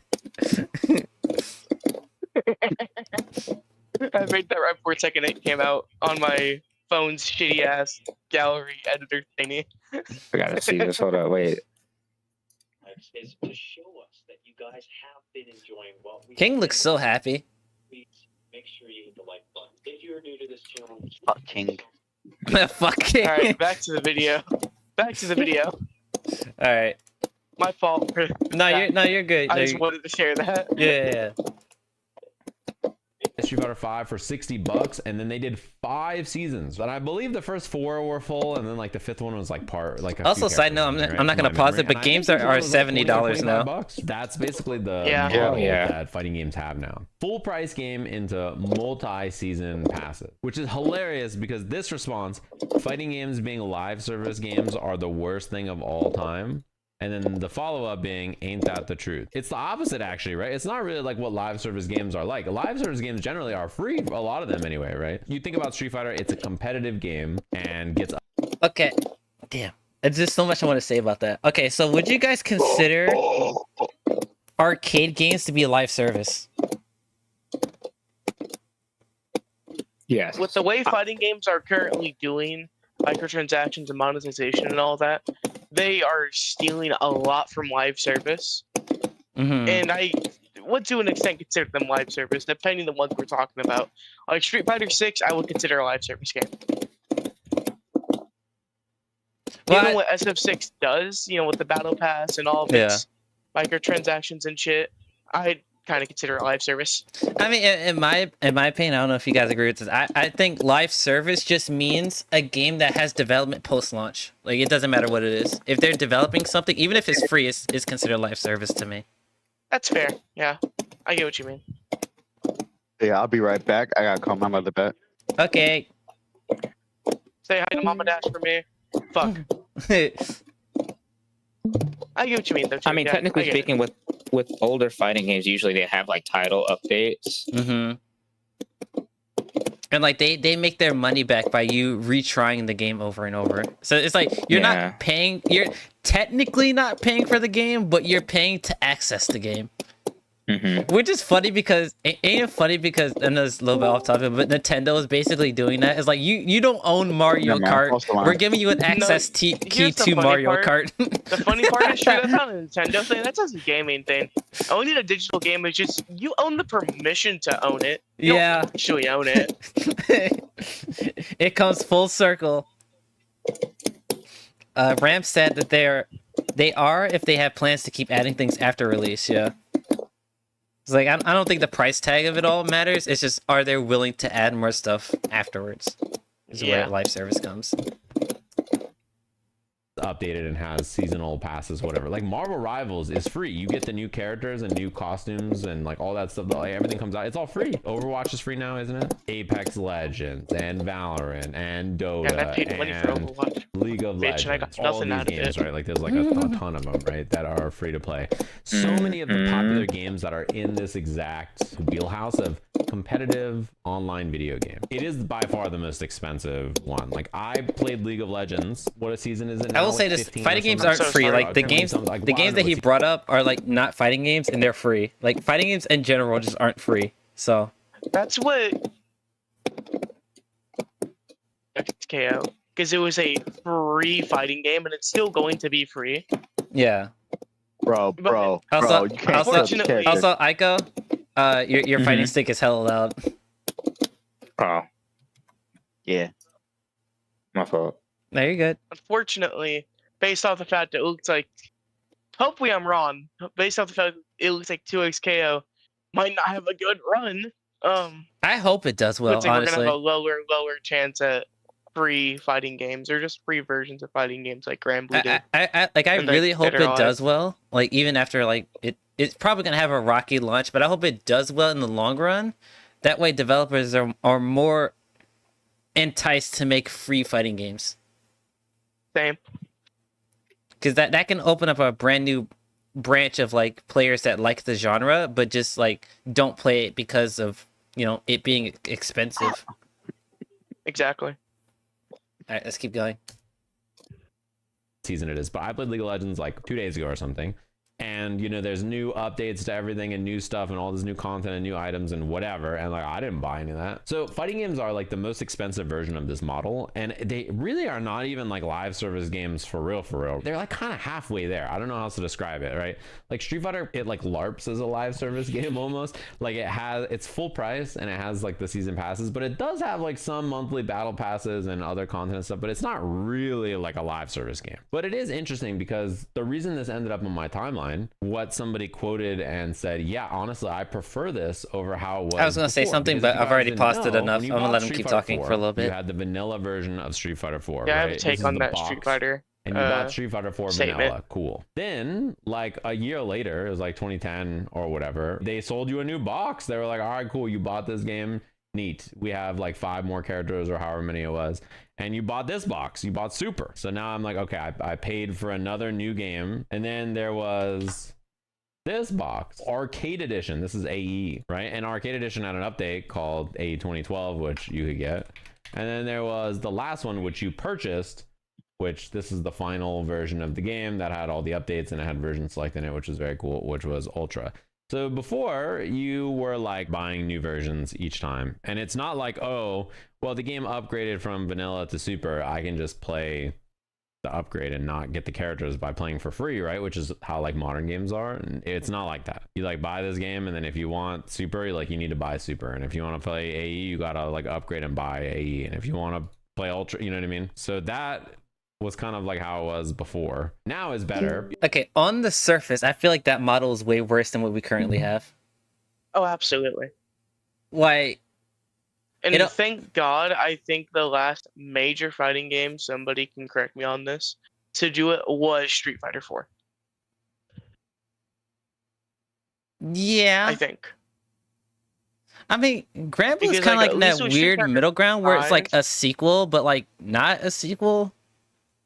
I don't know. I feel like most people would consider it an upgrade just because how similar it is to the first game. But like it technically... I wouldn't know because I haven't played the first like that. It technically counts as a sequel, like on a technical matter. Rising is a sequel to the original Versus game. I think is how it would technically work out. But like overall, it looks like just an upgrade to me. I didn't play the first game for that long. Since we already have a pause for a second, I just want to bring up that Street Fighter take. Yeah. Holy ass, I'm not gonna lie. Saying, oh, it's kind of like, I don't know, man. Battle passes, $20 fucking skins, bro. DLC characters and stages. I don't know, bro. I don't think that's kind of live service. Yeah. And like they keep pushing the custom CAC stuff. So. Yeah. And the only reason, like. I'll get on Tekken later. I have opinions about Tekken 8s. Well, we'll see. We'll see if he brings up Tekken. Ram, yeah, if Ram he brings said up that, Tekken, I'll bring it up. Yeah, Ram said that we have a few free ones, but it didn't last long or keep retention. Like multiverses. Fuck. What is he said? Mid verses, but I can't remember what. Multiverses. There it is. Yeah, I literally just said it. Multiverses. Brawlhalla. Like I don't know how people still play it, but I know it's still around. I think it like keeps its core player base. I think that's how it's surviving. I don't think it's gaining new people. I think it's just sticking to its core people. I mean, we played Brawlhalla for a good amount of time, didn't we? It was like back in like 2019. It was like 2019. We played it for like 2 weeks. Yeah. Yeah. We would hop on like. That shit was mad fun. Run shit. I played the fucking cowgirl. That shit was mad funny. Man, I'll just say I do miss Beta Multiverses. That shit was really fun. Yeah. Yeah, Beta Multiverses was fun. We played it a lot. Yeah. Beta Multiverses was so fun, and then I think you only streamed official Multiverses once. Maybe twice. I streamed it the day the full release came out. Because that's when we all... And we never played it again. Did you... Yeah, damn. Yeah, we never played it after... Multiverses gotta be studied. Yeah. And it sucks because, like, the later updates were actually, like, pretty solid. But WB already, like, gave up on the devs. Yeah. It was just a bad... I think what you could do at base was just too low value for you to keep playing. I don't know if he's gonna go into it in this video or not, but I do think like Multiverses is. Wait, did Aiko leave? Yeah, Aiko left. Yeah. Okay. I do think Multiverses is like the way to not do a free-to-play fighting game.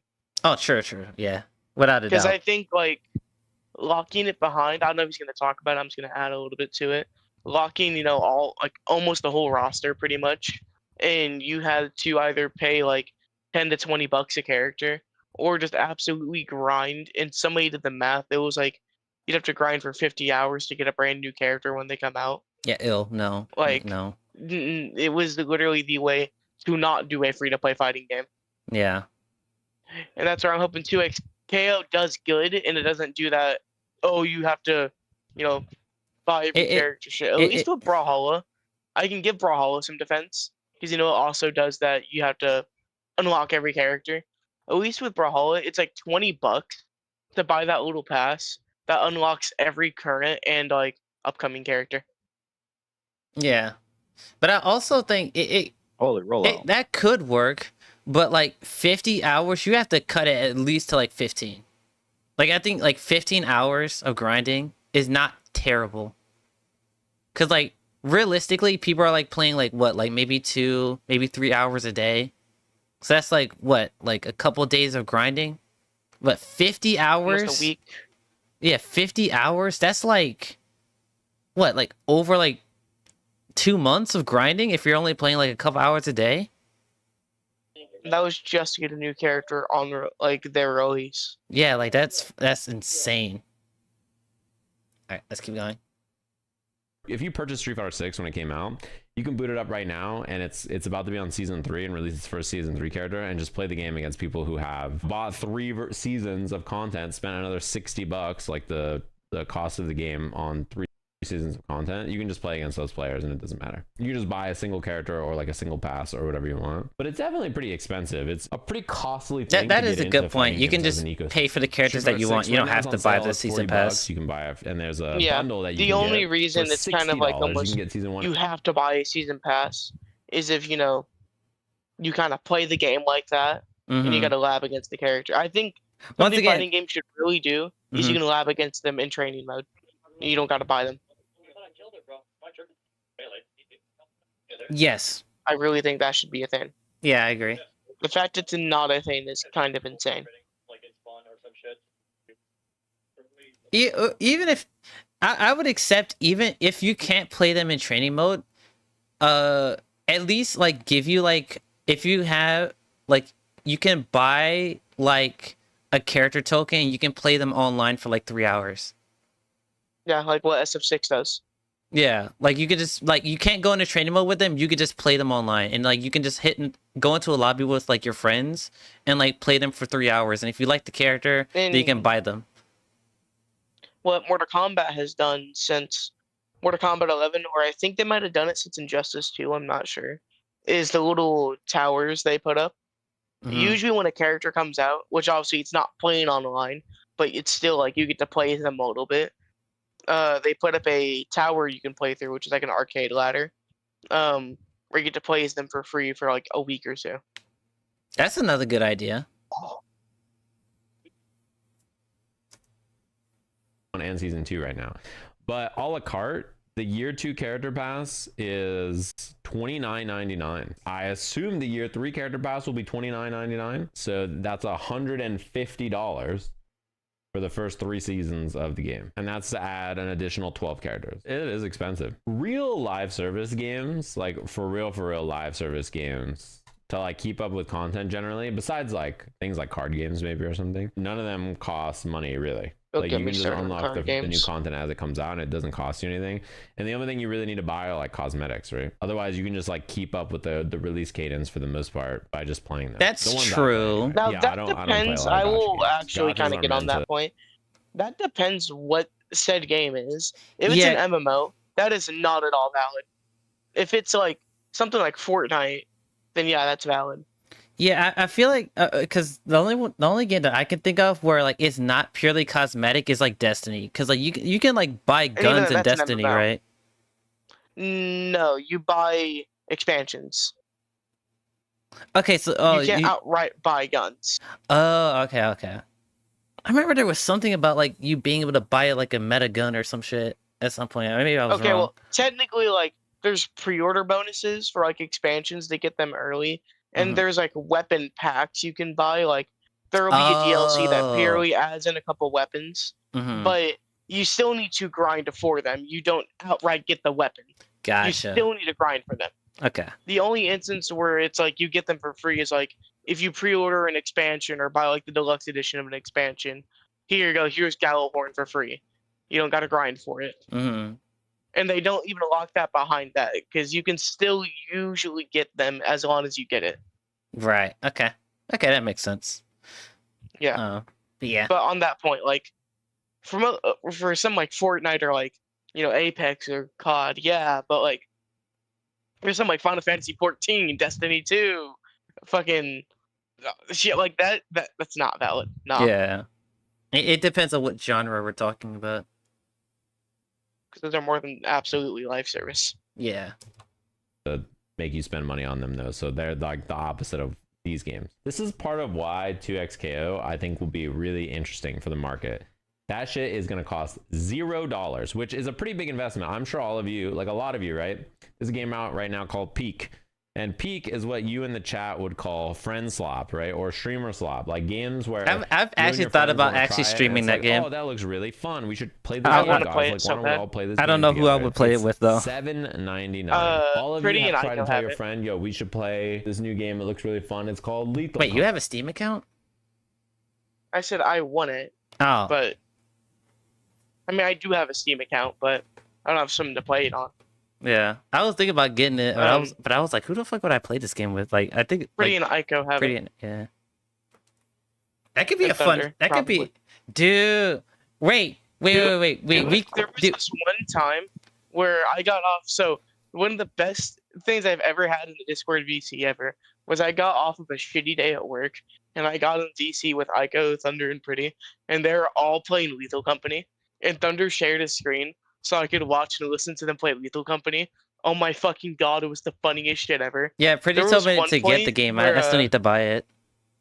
There was one point where Thunder and Ico both went into the building, and like the alien or the monster or whatever was right at the door, and Thunder instantly walked out of the room. And he went on the Pretty well on the walkie-talkie, yo, you good? Why'd you leave? I'm not going back in there.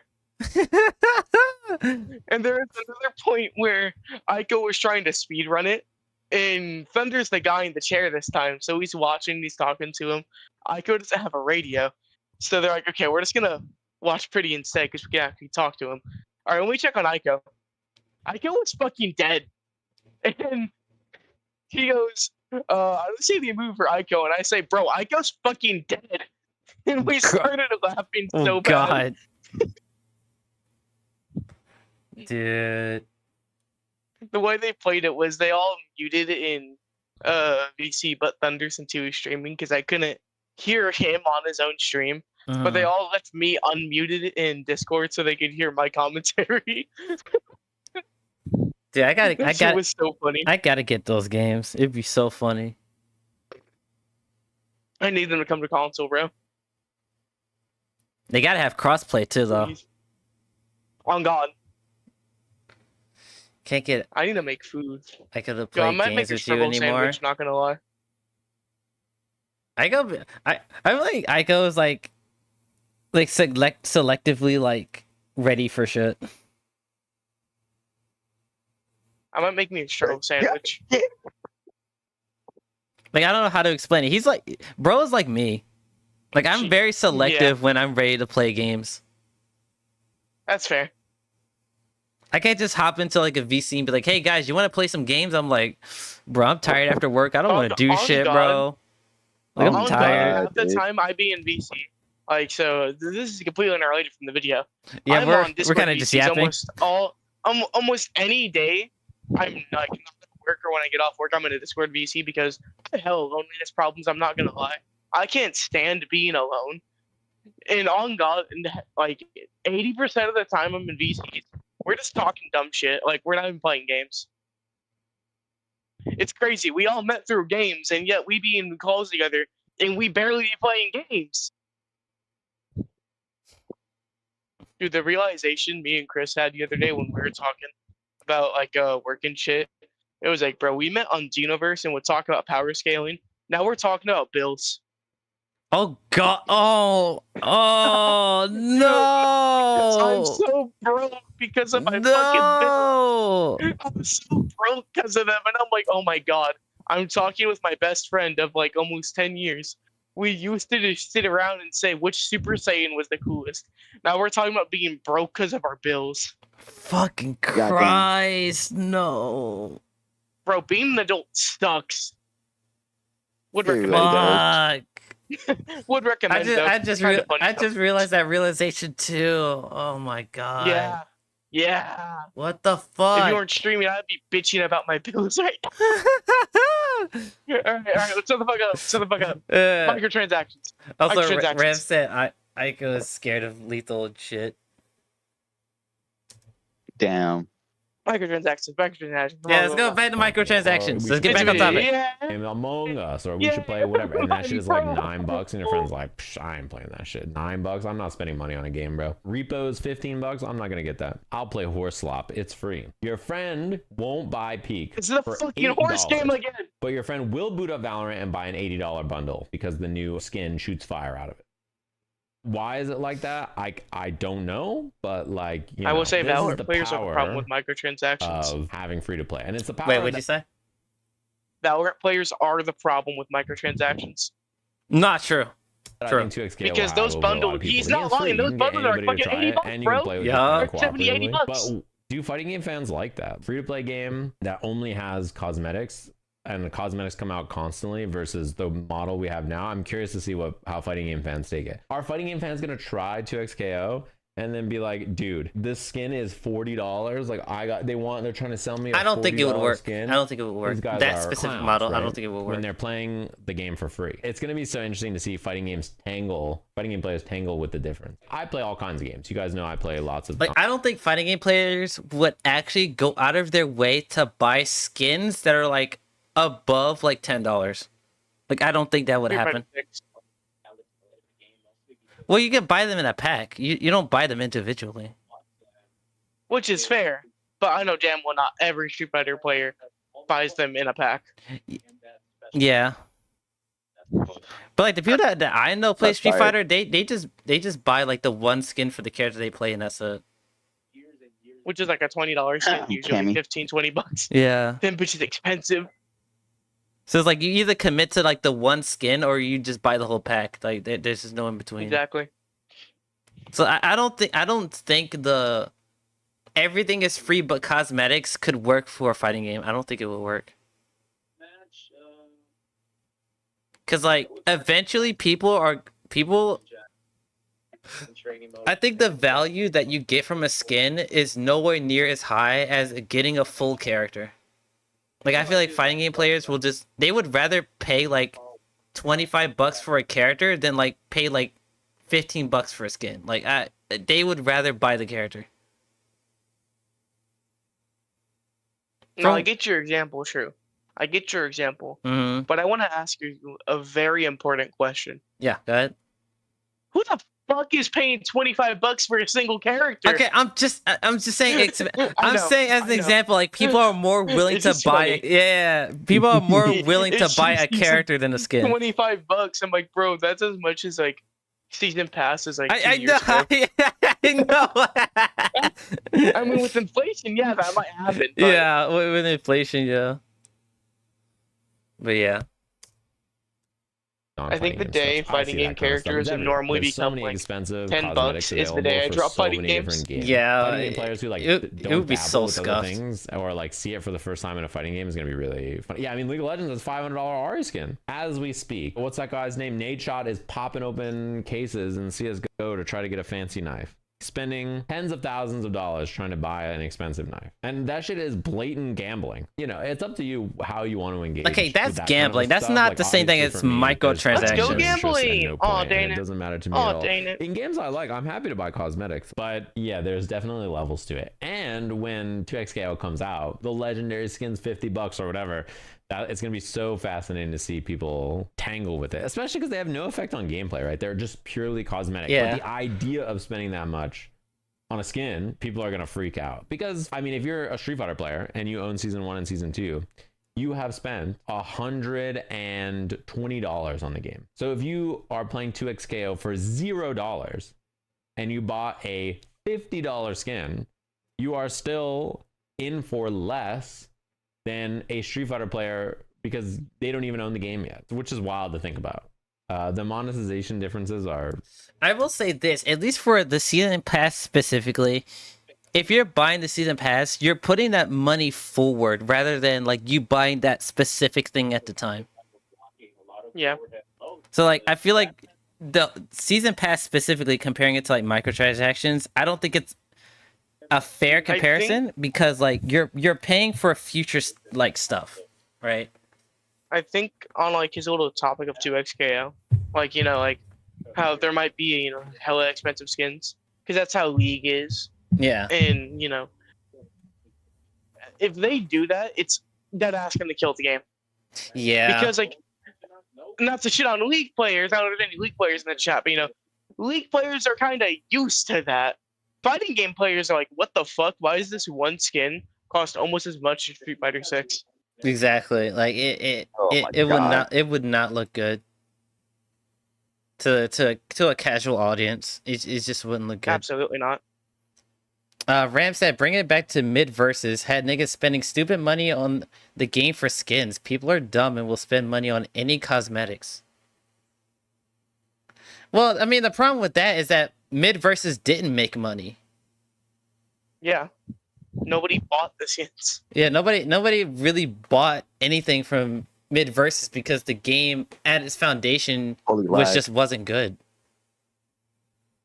Well, I wouldn't say at its foundation because the beta was good, but like they fucked it up.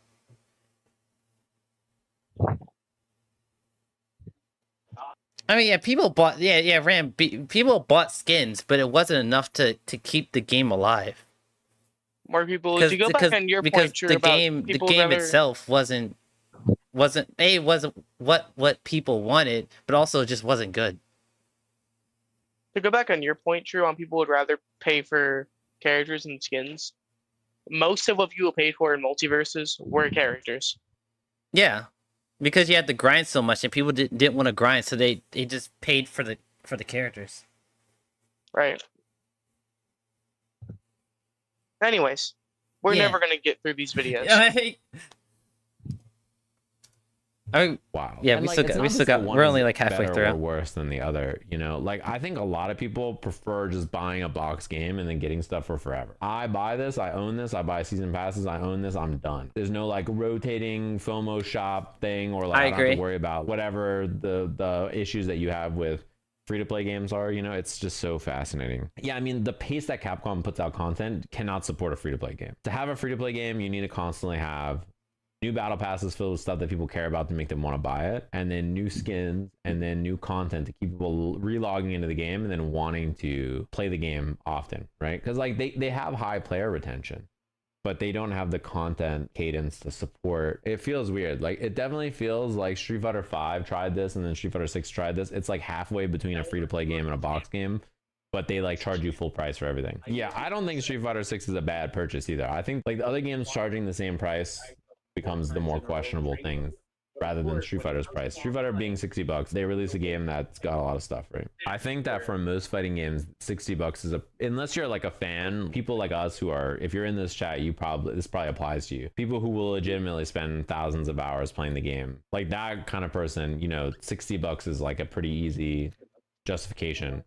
I feel like $60 for a fighting game is good if there's a demo alongside it. Now, to be fair, I bought plenty of fighting games that were $60 and didn't have demos, but that's because I don't have a choice. But I also knew people that also played it, so I was able to base my opinion on that. But like, if I was like a brand new to the genre, and they somebody from the FGC just sat me down and say, all right, these are all the games that are available. You have to buy one of these. I wouldn't even know where to start because like, since most fighting games don't have demos, you can't experience it at a base level, and so like you can't really put any trust in your investment. You're literally just guessing on whether or not you're gonna like the game, and if you don't like the game, you wasted $60, and most likely you can't get a refund. So it's like, and then it makes you hate fighting games in general because all fighting games are like this. So it's like it deters you from playing any other fighting games because you don't even know what you're getting is good. Yeah, you got ducked with I think demos need to be I think demos for most games should be mandatory. Period. It should be a mandatory feature. Hey, also Ram said, obviously it wasn't enough to keep the game alive, but you are saying people will buy cosmetics no matter what. But I would still counter that, but I would still counter that with the game has to be good. Like, yeah, people will buy cosmetics. Like, it won't make it will make money per se, but like, if we're talking about whether a game is successful, is like no. Like, you guys remember the Avengers game? Oh God. It was made to make money by selling cosmetics. They did the same thing that fighting games do, where they dropped the game. It was a base price, had a full campaign with multiple characters to play, and then they were like, all right, we're going to release skins and stuff like that and content. And nobody bought it, and it died. Damn, that fast. So, like, I don't know.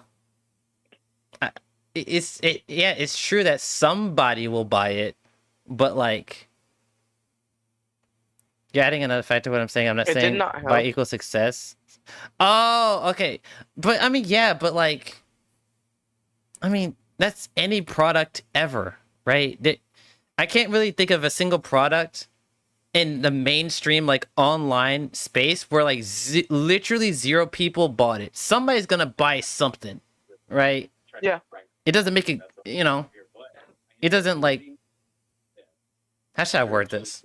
Like, everybody's gonna buy something, right? Even if, like, what if I just like made like a fucking fan out of like wood chips and fucking toothpaste and shit like that? Like, somebody would buy it just because it's fucking stupid. Like, somebody would buy it just because how dumb it is and like keep it as a collector's item or some shit. Like, somebody will buy it, like, because some people are just, you know, they're just like that. People are, yeah, like you said, people are dumb. Yo, you should get Rami here. You should get Rami here. I don't know where he is. Well, I don't know if he's like at work or anything, but he's just in chat. Ram is currently fucking my mother. Hey, hey, yo. Excuse me, bro. Clip that, yo. Clip that. I said what I said. You said what you said, and you said what you meant. Ram is currently fucking my mother. Damn. But nah, Ram, I kind of agree, but I don't agree. I see what you're saying, but I still think the game has to be good at some foundational level. All right, we're like a minute from ending, so we're just gonna play through the rest and do final thoughts. Important. It's like such an easy sell. I'm telling you, this look at this game right here. This Peak game, $7.99, and this is guaranteed some friend group as we speak in the Discord right now. Somebody's like, "Yo, you trying to play Peak?" And somebody's like, "Nah, I don't want to buy it, man. I'm cool. Like, I don't want to pay for it." There's someone right now. So if that's happening with this, where do you think they stand on like $60 games, right? It's happening to somebody in the chat room right now. Wait, somebody in the chat room right now. If your friends have tried to get you to play a game with them and you've been like, "Nah, I'm cool. I don't want to buy it," and it's been under $20, post caught. I mean, point taken now. I've done that. Is $0. I've done that. Pretty big impact. That is dude. No, this reminds me how you can download the that shit. Summer and be like, Steam sale was going on, and Slime Rancher was like $5, and Thunder was like, I don't know if I want to buy it, and I'm like, dude, it's $5 fucking bucks. Yeah, Ram, you can join us if you want. Like, well, like if you need to talk, I'll pause the video and stuff. It's fine. I don't know. I might try the demo, and then I literally got on my computer and got on my Steam account and gifted him the fucking game. Bro. I'm like, he's like, "Bro, you shouldn't have gifted me." I'm like, "Bro, it is $5." It was $5, dude. I mean, if I buy a game that's $5 and I don't like it, I don't feel like I wasted money. But with $60, Yeah, I agree with that. Besides, Slime Rancher's Peak, unironically true, I think it'd be a fire stream game. I could take a look at it. Yo, what's up, Ram? Not much. It's good, Ram. So I hope you don't know. I was going. Oh my god. Why are you like this? I don't know. I didn't hear what you said. Type shit. Christ. Gotta adjust some volumes, I guess. But yeah, since we're at the end of the video, Ram, since you're now in the call, what do you think about monetization in general for fighting games? It can be done. I have like certain like rules and stipulations to like not piss me off, I guess, when I look at monetization in fighting games. Mm-hmm. So number one, on why Tekken gets on my goddamn nerves. Charging full price for legacy characters will always be wild for me. Okay. Okay, but like, is it because it's a legacy character, or do you think they're not different enough to justify it? A little bit of both, because in the end, like Tekken, they're still going to have their moves. They're just going to have something new to them. Like obviously, Anna has a fucking gun now, so that's just like part of her moveset Yeah, now. like Heihachi had his little like meter he had. Mm-hmm. But it's like adding that gun worth Anna being the same price as a brand new character coming into. Okay, now, yeah, okay, yeah. I can see that point, yeah. And also, Tekken is with its cosmetics too. Oh my god, bro. Bro, I remember when the game came out, wasn't there like an unfinished asset in like the battle pass? Like the asset, like it was like something for like a custom character or like lobby avatar. No idea. And it literally didn't have like any like coloring. It was like this. It was like a cube or some shit. Like it didn't have anything on it. It was just a cube, and like it was literally unfinished. But like something Tekken's done with its microtransactions, true, is something Tekken is kind of known for. I'm sure you've seen it. Is like being able to customize the characters and all that, and do a bunch of dumb, goofy shit. Mm-hmm. And they like Tekken 8 has the best customization, definitely on how you can do the detail and all that. But they locked behind so many of the like older ones from like 7 and all that, all the older options behind like $5 to $20 fucking purchases on battle passes and cosmetics you just have to buy and dumb shit like that. Ooh. Okay. I think it's the stupidest shit. Alright, yeah, I think Jam is done with his point. What would I need, Dash? Wait, did you say anything? That's like Dash, I for your never perspective? thought about that point for like C characters before. Not gonna lie, I never thought about that. Yeah, I didn't think about that one either. That's a really good point. Yeah. Because I've been playing fighting games since I was 3. I'm about to turn 30, so I've played pretty much all of them. So like watching them change over the years has just been bothering the hell out of me on like a monetization level. Yeah, I never thought about that one. What about you, Dash? Tekken was my first fighting game, so you know, means a lot. And it sucks I don't like it anymore, which is like great. All right. Was you saying true? No, I was gonna say, did you say your piece on it on the monetization? Or oh no, you're good. Honestly, I'm just here for the ride. All right, cool. All right, this is the last like fighting game topic, and then we got like a couple Marvel Tokon stuff I have here. Be willing to not only hype up and cherish. So this one is called "Why Almost No One Can Get Into Fighting Games." So I'm gonna be guessing that I'm gonna guess that it's gonna be about skill gap, number 1, number 2, pricing, and number 3, the community. Those are the 3 I think it's gonna be. I will say the previous video could actually probably go well with this one, because like how the other guy was bringing up, with how Jim was bringing up, you know, it's like $60 for SF6, and then like an additional like another 60 for built like season passes. Yeah, like it's definitely kind of getting almost on. I wouldn't say it's as bad as like how MMOs can look daunting pricing wise, but it's fighting games are getting there.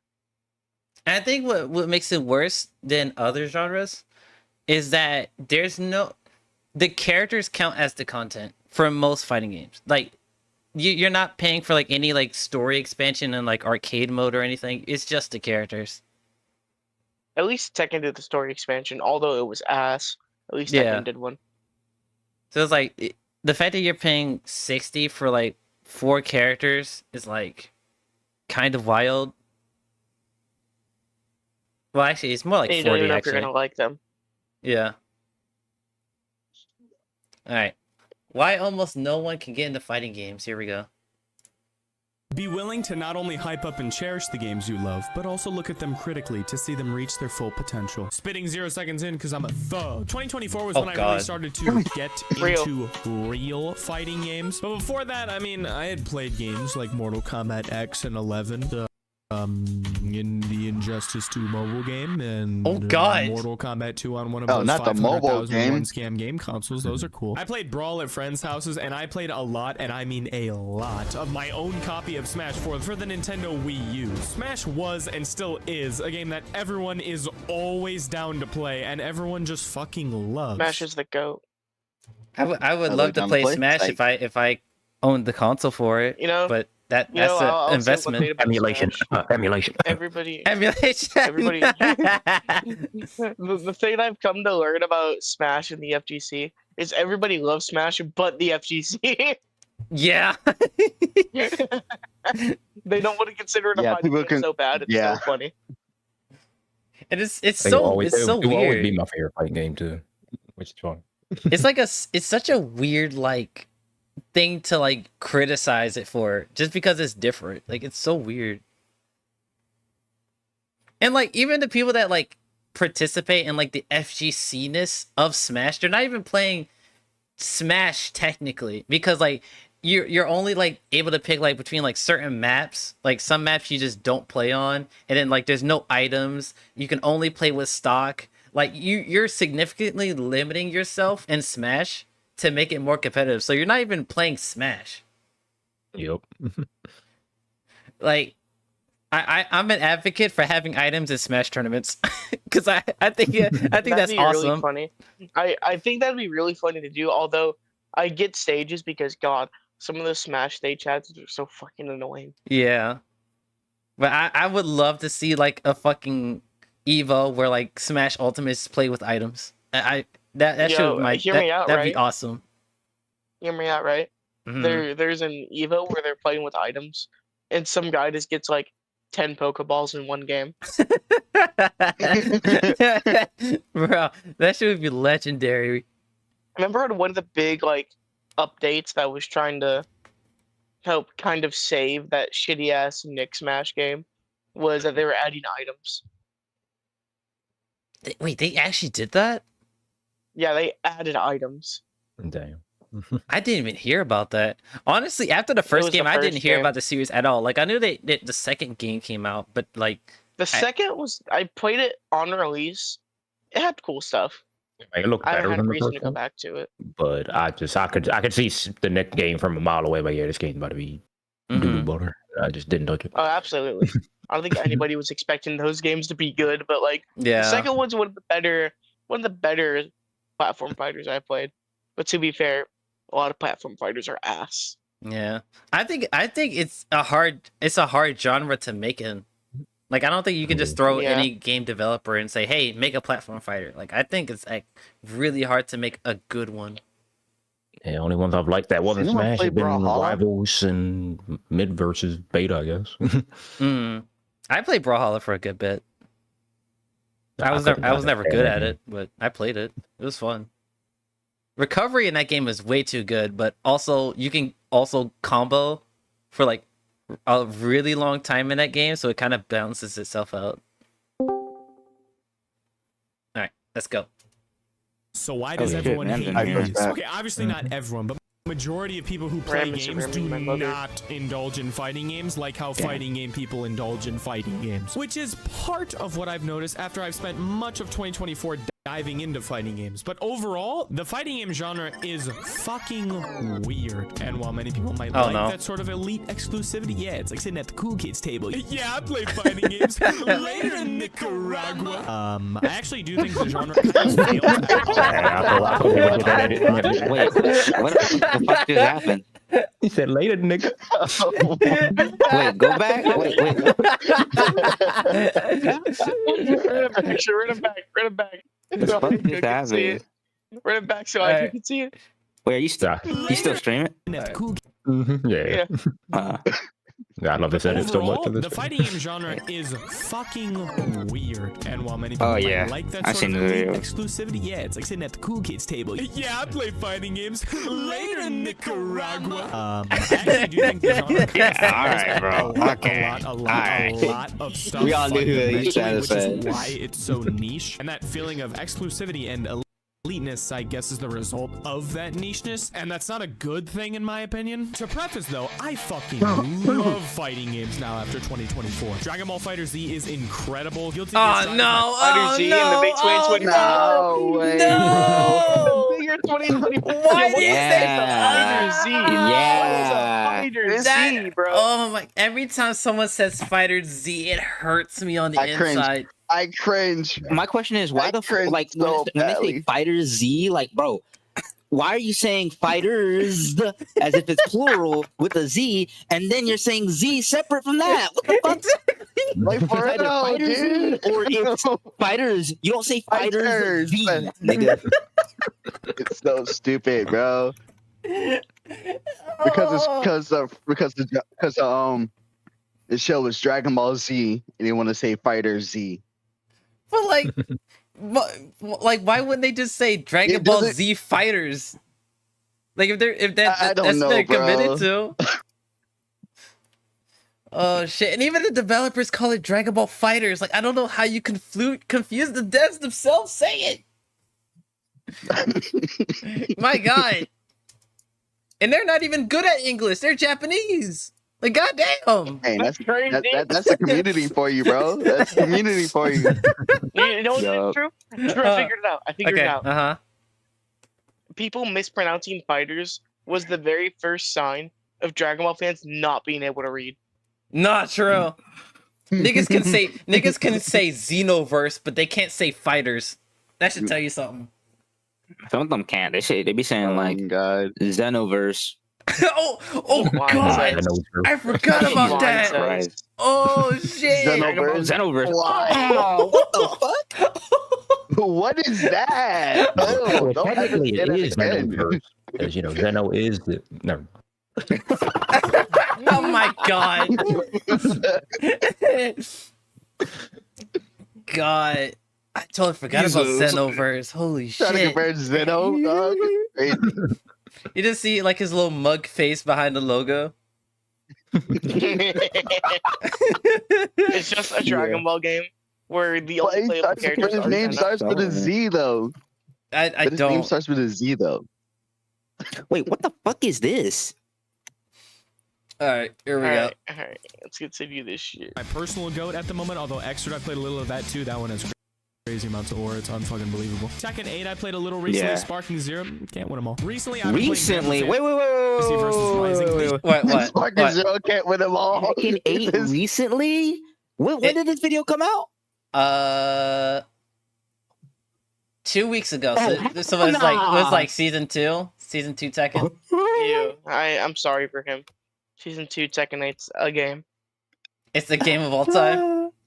Jesus Christ. They need to I haven't played Tekken since season 2 came out.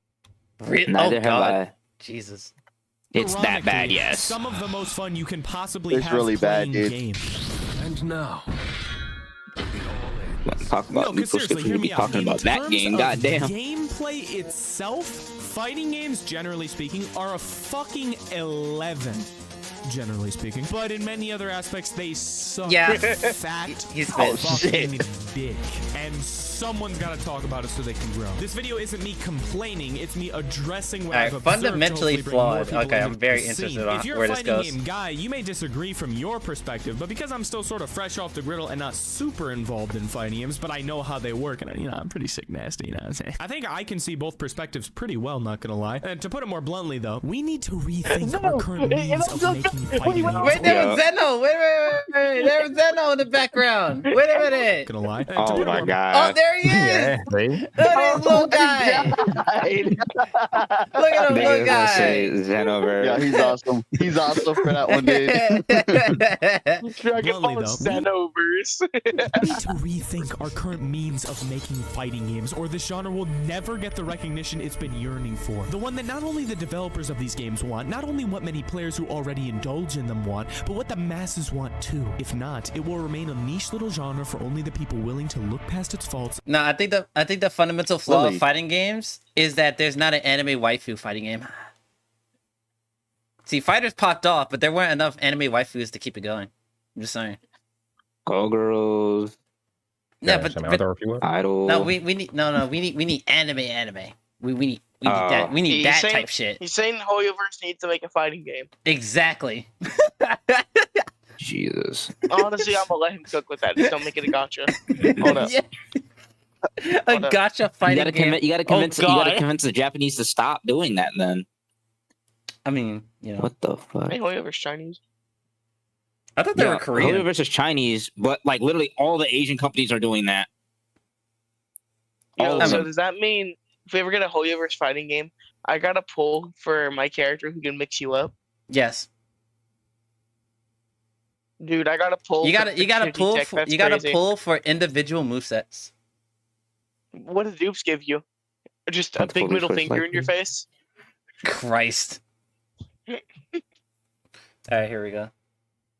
If we don't have the gotta be balls shitting to me. admit them, do you want to see your favorite genre flourish, or will you glaze it into the ground and watch it remain a sideshow? Oh, I denying all promise the you, people who fighting want game to players play it don't the glaze way their it games. Gotta be. door. It's Dude, passion. fighting and no game more players dramatic are YouTuber Spider-Man text on the- fans. Yeah, like he said fighting game players glazes their games. No, we don't. No, we don't. I fucking hate Look at the Tekken. Mortal but I still Kombat play community, it. bro. Listen, I swear to God, I'm not exaggerating. I think like there's 5 people right now in the Mortal Kombat community who don't hate it. Yeah. Like, bro, don't get me started on fucking Street Fighter. Don't get me started on Tekken. Nobody plays Tekken. I fucking hate Tekken. Obviously, people play Tekken, but God, people drop that shit so bad after season 2, bro. They need to fix Tekken. Dude, the Steam charts for that game was so bad.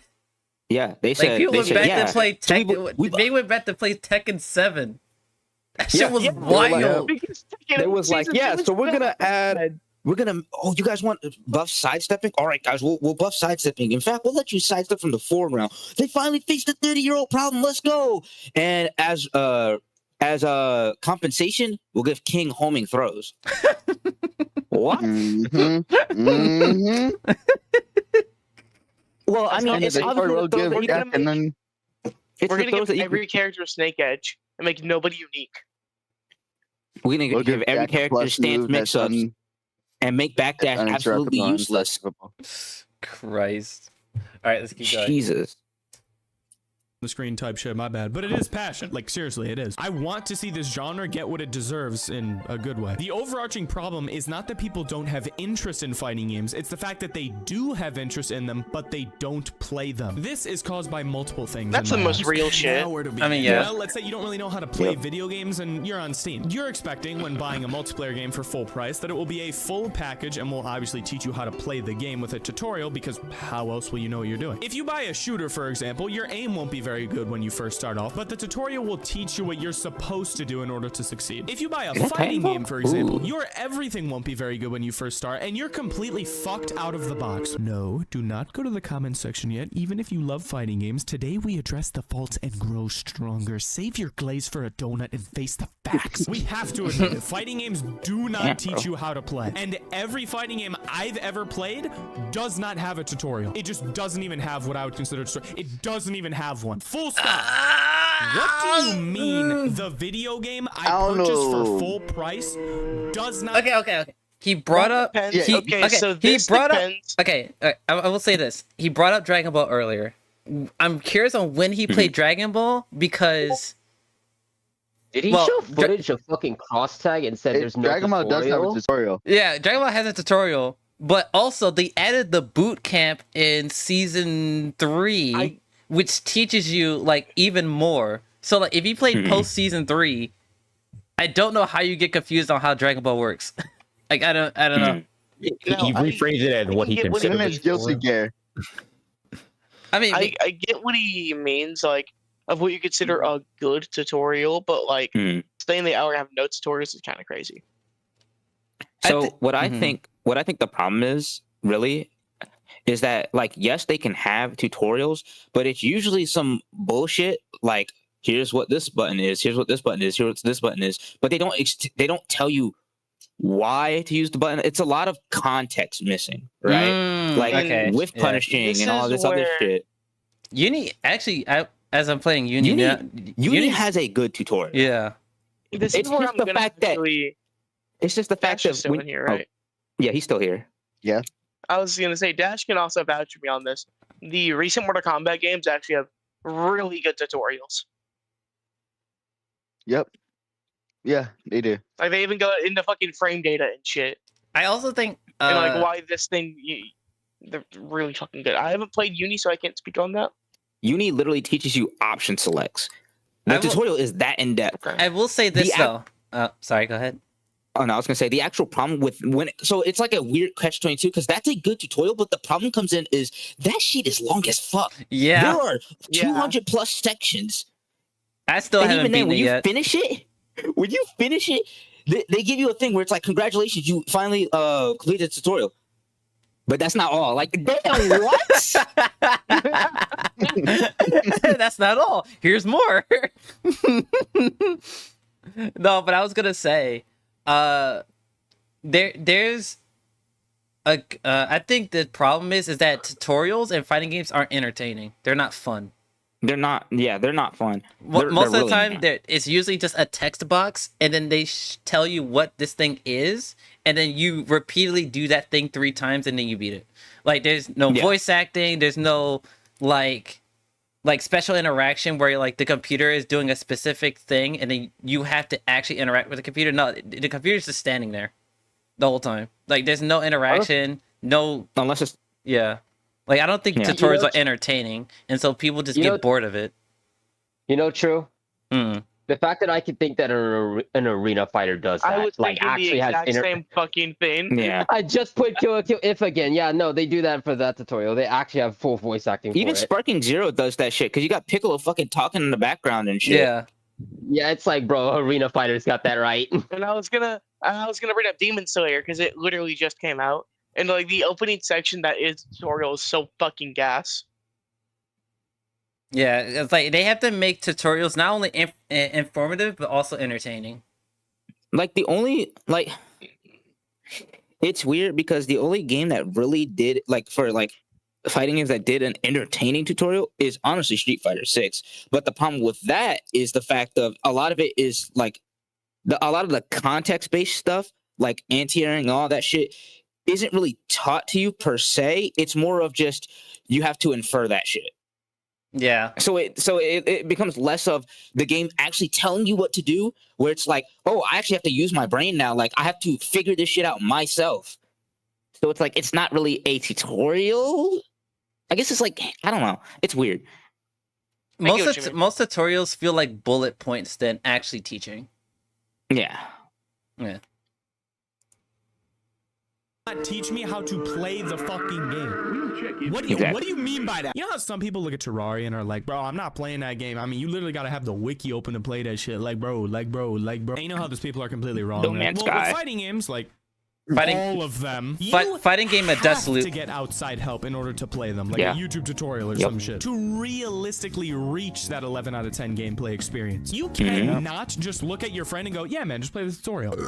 You know what's gonna happen? They're gonna spend an hour of their day, if not more, and come out of the other side of that tutorial and be at almost the exact same level of skill and knowledge as before they started, and probably be overloaded with information and want to play the game less. That's what I was going to say earlier. I'm like, the Omega Casual, they want to be good immediately. Yeah, tutorial doesn't do that to them. They don't want to.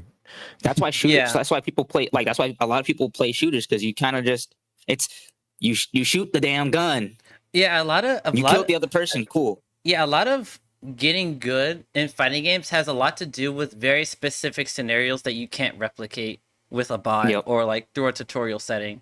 So it's like the game will tell you what an anti-air is. It'll tell you like how much is invul and whatever. They can tell you all that, but you won't have the knowledge and the context to be like, okay, this specific character, you can't anti-air them because it's too fast. And then this character has a command jump where you can anti-air it. You had to delay it by 3 frames. Like that's just something you have to learn by playing the game. And a lot of the times you learn by losing. And so it's just not like, entertaining.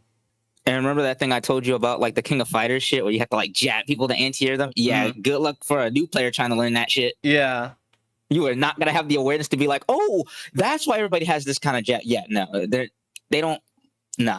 And it's like, you know, like it's, I feel like a lot of it also is,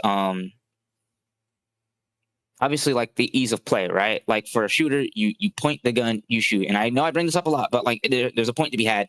You point the gun, you shoot. Fighting games, you pick one of 30 billion different options, whether it be buttons, specials, or just movement, and just pray and hope to God you're right. And I'm talking about in like the new player experience. And 9 times out of 10, you're wrong. Yeah. It's and also a lot of other genres involve other players being on your side. So if you lose, you can blame other people. Yeah, it's. I wouldn't say they're fundamentally. I wouldn't say they're fundamentally broken. They do have some shit they need to work on, like the tutorial things. But the problem comes in is just the fact that like people just don't want to learn. Yeah. People just don't want to learn. I think the biggest issue is the entertainment factor. If tutorial's not entertaining, people won't get invested enough. I think this is the reason why like fighting games just need to have actual other game modes. Oh no, absolutely. They're just like oh, definitely. Like Granblue has a whole fucking Fall Guys mode. You can literally get people into the game just for that. What's funny is that I actually tried playing that mode like. Well, it was a couple months ago, but I tried playing that mode. Never won a game of that shit. I was in queue for 30 minutes and could not find a single game. Damn. Like I was literally like sitting there for half an hour and could not get a game in that shit. I was like, you know, they actually put time in this game mode. I'm actually gonna give it a try. Nope, could not play it. Yep. Everybody was just playing PvP, and I'm just like, all right, well, this was a waste of time. But yeah. Fucking shopping list. Not only are people not going to remember this shit, these games don't show you context for which to use these things that they're telling you about. Reminder, I sit here. I do not hate going through these shopping lists if it's a game that I vibe with, more on that later. But I know that other people do, because I've seen it with my own eyes. If you play fighting games already, don't let your glaze get in the way. I'm doing the same thing. I love these games, dude, but these Hold on. I can't tell if this is a mod, but Sin with cargo G's and an American flag, bro, that shit's fire. That's a mod. That's fire. I love that shit. I'd play Sin. Definitely a mod. I'd play Sin.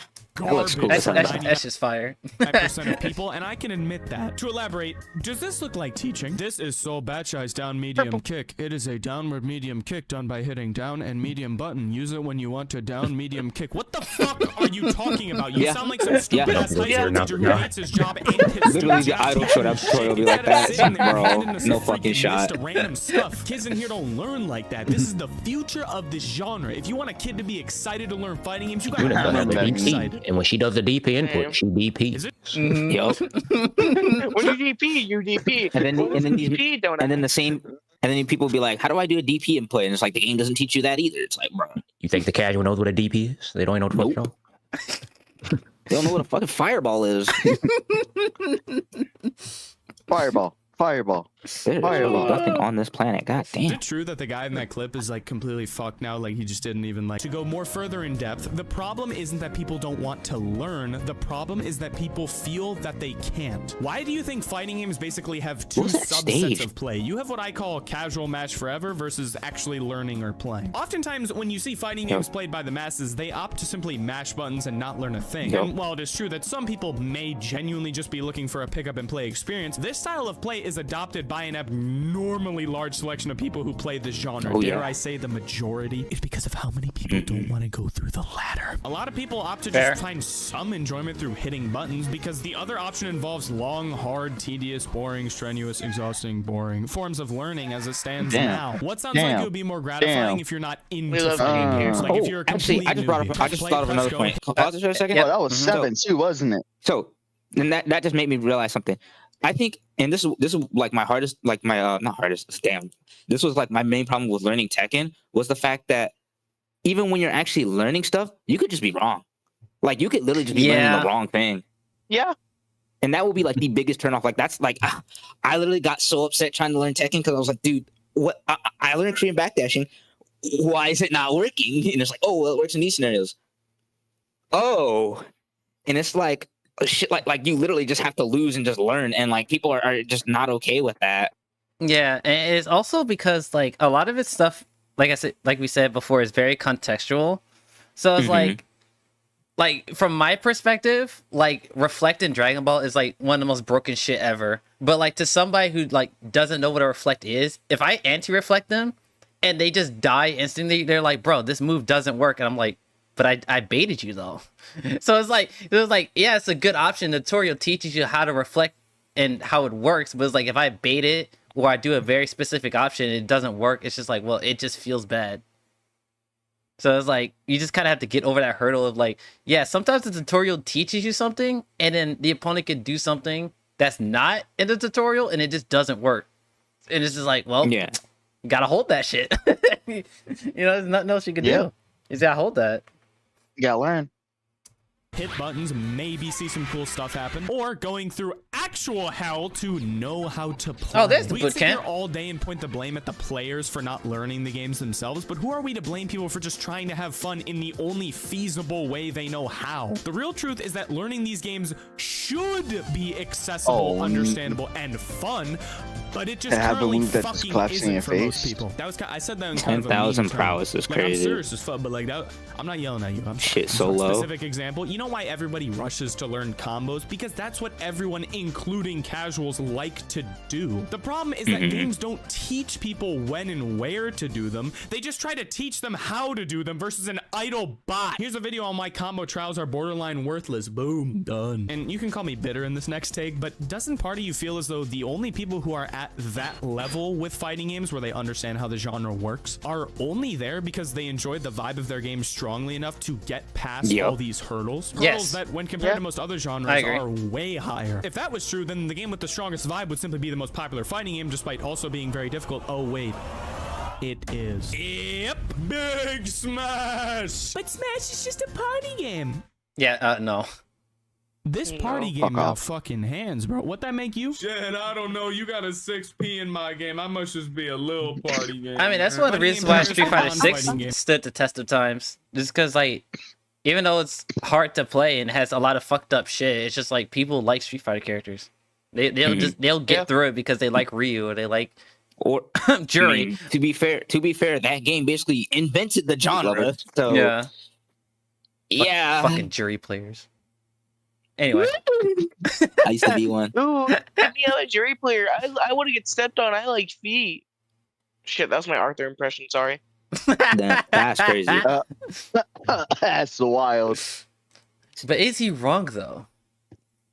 I don't know, man. We had a whole ass conversation when he was talking about when feet can stink good. What the fuck? All right, sorry, what? This is. When feet can stink good? We're done. Oh, hell no. Oh, good.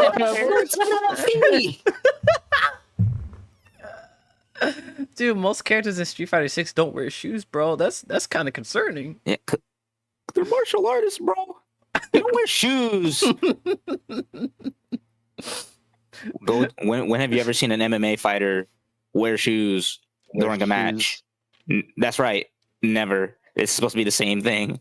God, that makes except that they can shoot fucking laser. Actually, now that I think about it, you know what? Never mind. Because I realized that, you know, how would shoes be unfair If the motherfucker can shoot a whole ass fireball at you, yeah. I saw my point immediately dying as soon as I said it. I saw that shit go down the toilet. I was like, wait a minute, hold up. An even more disgusting thought in my head that you reminded me they don't wear shoes. Oh God. That means motherfuckers would get off to jury right after a match with fucking blisters and sand and shit in her fucking feet, bro. Oh God. Oh my God. Bro, what the fuck? People would get off. Oh, you didn't need to say that. You didn't need to say that, bro. Let's continue the video. Let's continue the video. We're gonna watch Evo. Fuck. Game players especially, strap in your seatbelts for this take. I have about the same time in Smash 4 and Smash Ultimate as I do in traditional fighters that I've played, all tallied up together. And I can tell you right now, to learn Smash is equally, if not harder than learning these shits, and I'm not even kidding a little bit. Smash is a difficult ass game with just as high, if not higher hurdles than the ones these games are currently making you jump over. But why does I hate when people say Smash is easy. I'm like, it's definitely not. Still one of the hardest fighting games I've ever played. People to get past them. The vibe or allure is the primary thing that drives people to overcome, I find. I love Strive's style, music, characters, so I was willing to look up YouTube tutorials. I was willing to look past the fact that the game basically doesn't have a tutorial. I was willing to look past the fact that this game has no single player content. Oh, we'll get to that. I will say this. The only thing that confused me about Strive's tutorial is how Roman cancels worked. That's the only thing that confused me. It took me like a month to figure out like what the fuck does Roman cancel mean. Damn. You. Yeah, what the fuck's a Roman cancel? I'm gonna be real. I think it's one of the most like busted ass like mechanics in like all fighting. What the fuck do you mean? What the fuck you mean? I get the spin meter and the whole game fucking pauses. What?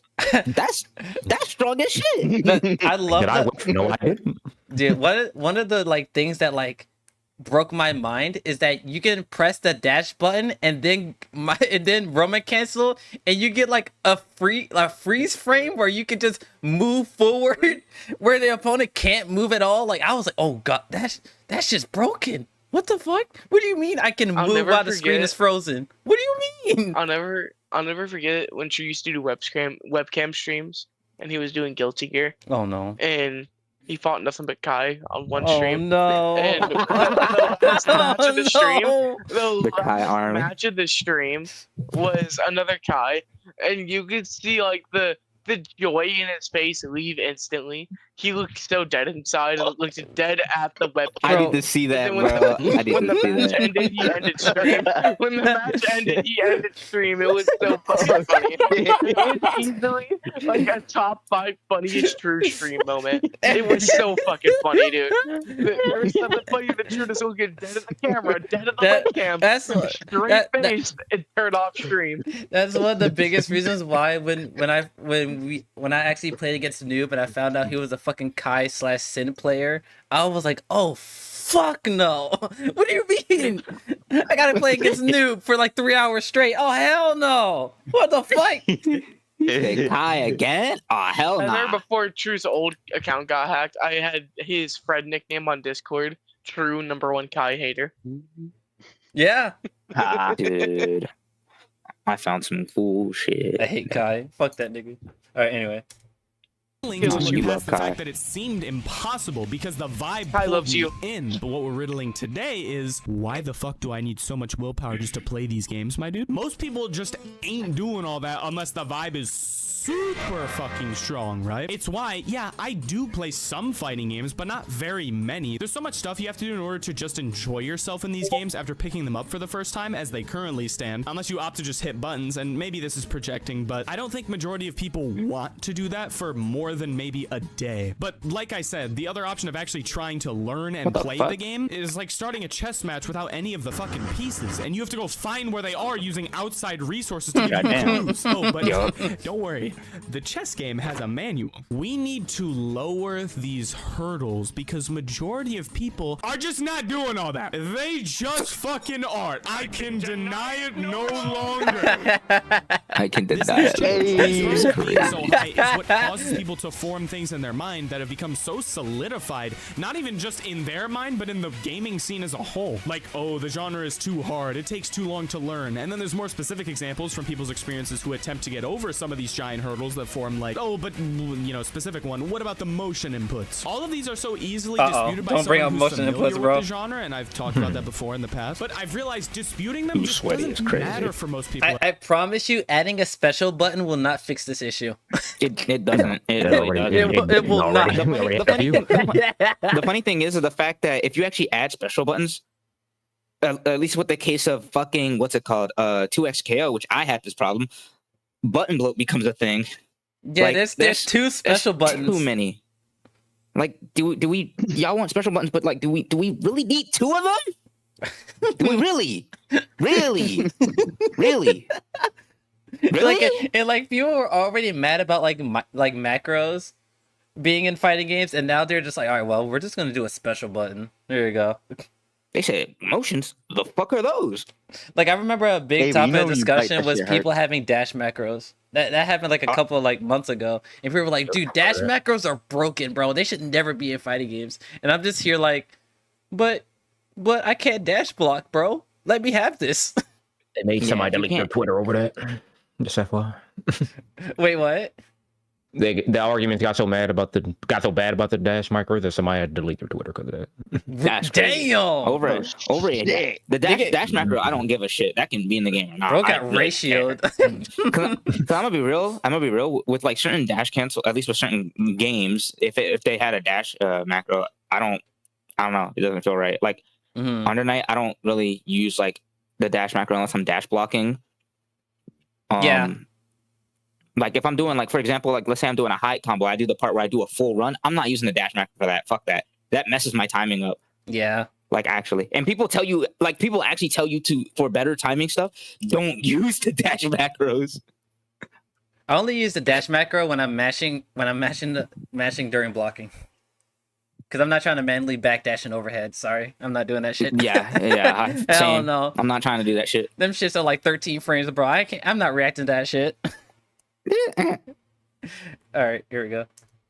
At the end of the day, like I could relay to you what I think Sajam, maybe it was Diaphone, I don't remember, sorry, said about motion inputs, and it was something like, loose quote, if you're learning a fighting game and the motion inputs are the primary thing causing you to deem the game as incredibly hard, you simply didn't even get far enough into that game to really understand what's even going on. Preach. As a guy who understands fighting games, I'm like, yo, talk your shit, twin. That shit was facts, because it's totally correct. Yes, I sir. think we should be addressing the larger issue of why so many players are forming crazy Johns like that. And what's funnier is that I can't remember what video it was. Somebody brought up that like there's technically motion inputs in like sports games, like NFL and shit like that. There's actual motion inputs in that game, and like people love sports games.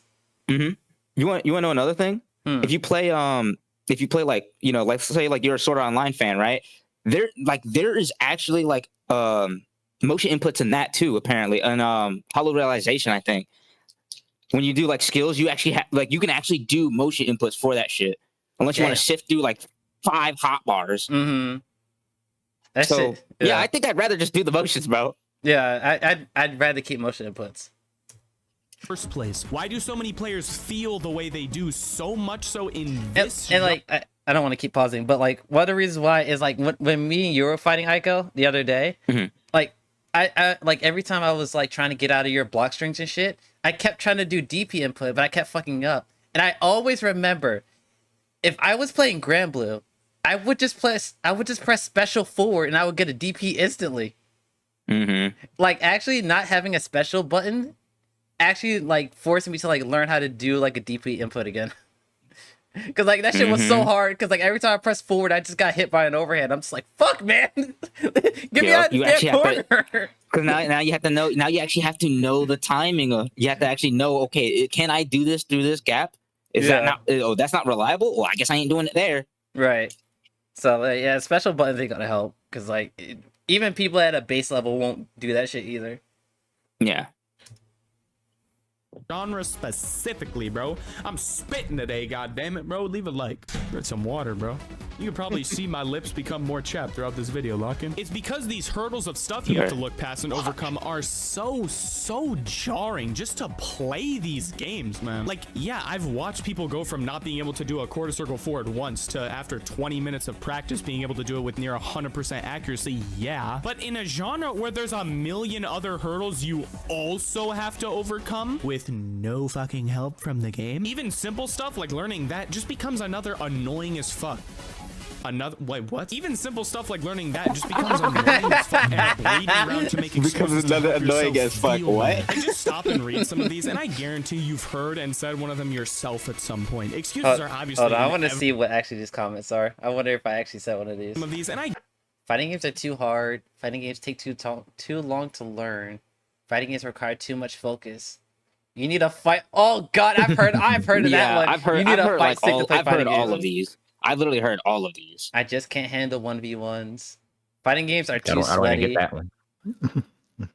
The genre is way too frustrating. Yeah, I hear that about the community more than genre. Genre being frustrating is like straight up actually valid. I will not. That's so valid. That bottom one, though. I'm that bottom. What? You're just not good enough for fighting games. I'm mad. I know somebody like that. I know somebody like that. You're old, yeah, but like you got like fucking Japanese grandmas playing fucking Marvel and shit. Hello? A damn dog can do a Hadouken. The muscle I'm sorry. memory never truly leaves you, man.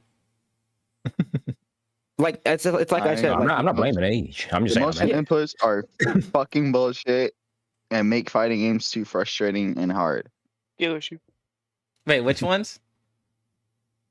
The very tiny one. The comment. Yeah. Next time I'm just not good at fighting games. Yeah.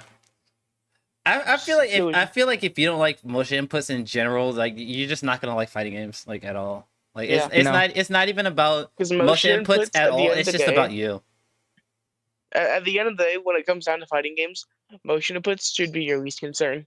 Not gonna lie. Like that's like saying I hate shooter games because most shooter games like the button to shoot is R2, but I like R1. It's like okay. I hate shooting games because I have to click left click to shoot. Like what?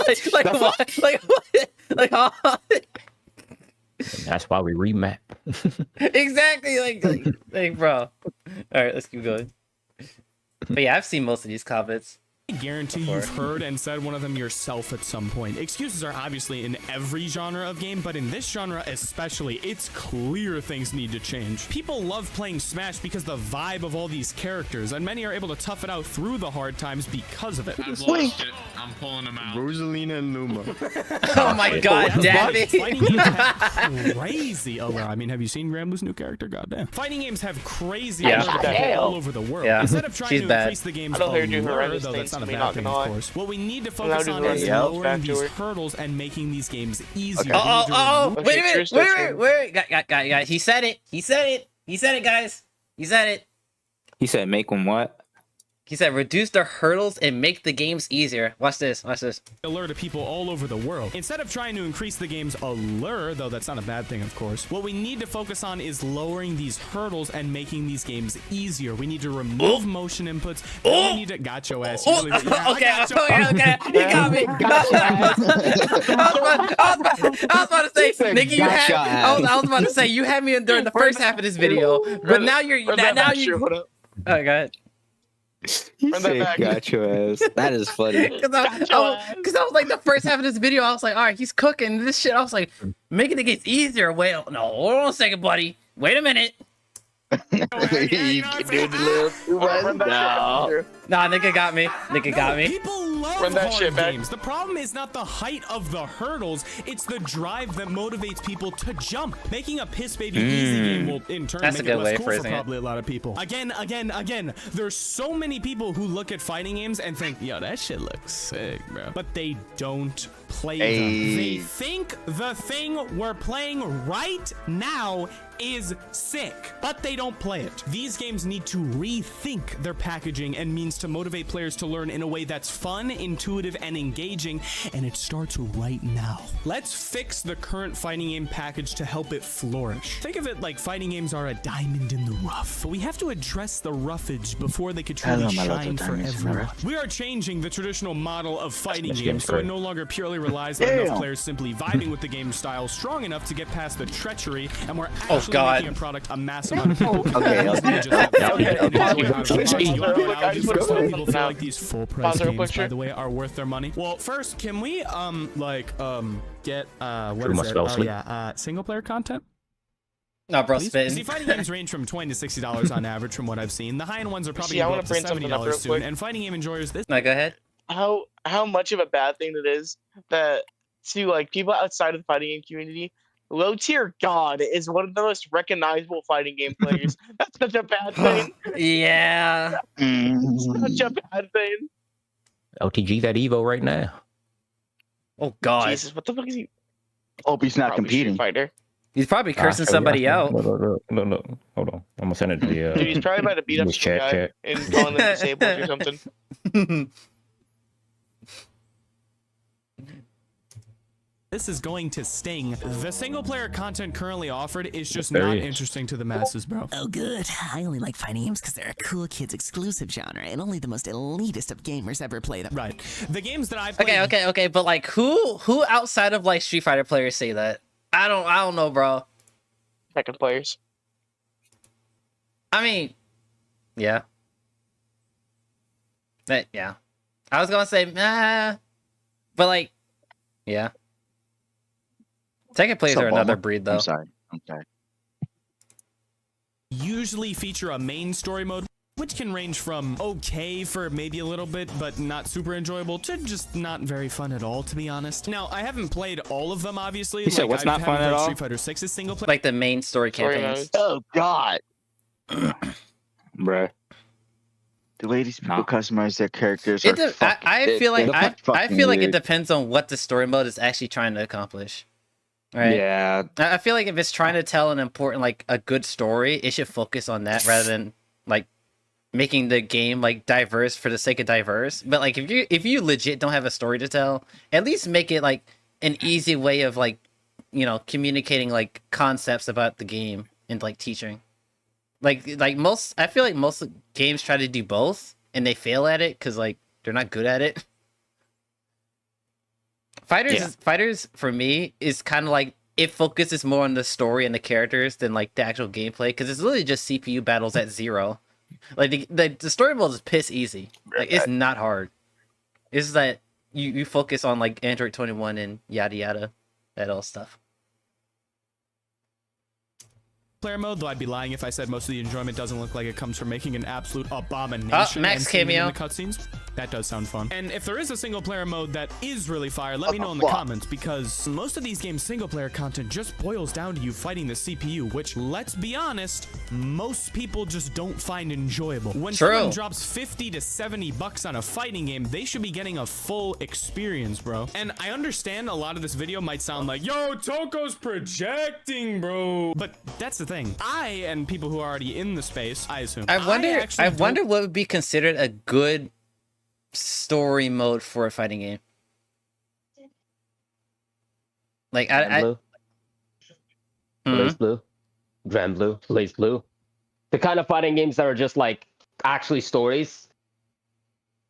But like he's talking like the whole package. Is it like is the gameplay like varied enough? Because like some people just won't care about the story. True. I feel that's a hard game. Yeah, I feel like it's like a weird, like a hard and weird balance for like fighting games to make like the gameplay of a story mode entertaining. That's not just CPU battles, but also tell a good story. I feel like telling the good story is the easy part. This is like the gameplay part is like the hard part. don't mind these, to be completely honest, but I know that other people just ain't doing all that. Like I'm saying, Smash 4, I just don't think it's fun for majority of people to fight the CPU after they've done it once. And they might not even do it once because it's a fucking CPU. I think arcade mode remaining a feature in almost every fighting game is cool because legacy. But other than that, the single player content within most fighting games should be something more interesting. And now I've seen one good one and one crazy amazing hypothetical multiplayer mode that another YouTuber came up with that I just have to share, bro. But the good single player one, well, would you look at that? It's Super Smash Brothers Brawl. Subspace Emissary. You traverse platformer-esque levels with a bunch of unique enemies, turn them into trophies, fight bosses, and you get to see the characters interact in crazy cool cutscenes. Everyone knows about this, probably. I would I've seen the cutscenes for the story mode. Play this right this very They're really good. Now, Grand Blue Fantasy Versus, the game I'm playing once this video comes out. That game's story mode is sort of like this, but without dynamic stages, hence why I said it wasn't bad when I was speaking in the background, but it's not super crazy, and it wouldn't exactly sell me on the game. And I would consider that to be probably the best single player content I've played out of all of the fighting games I've played. Honestly, it's kind of wishful thinking, but imagine, dude, imagine how big of a turnout it would be if Rising had Relink story. Like, that's the thing I was about to just say too. I mean, since Grand Blue can branch their shit out, they kind of don't need to ever focus on like the fighting game story wise when they can just nail all their main story shit in a whole nother game.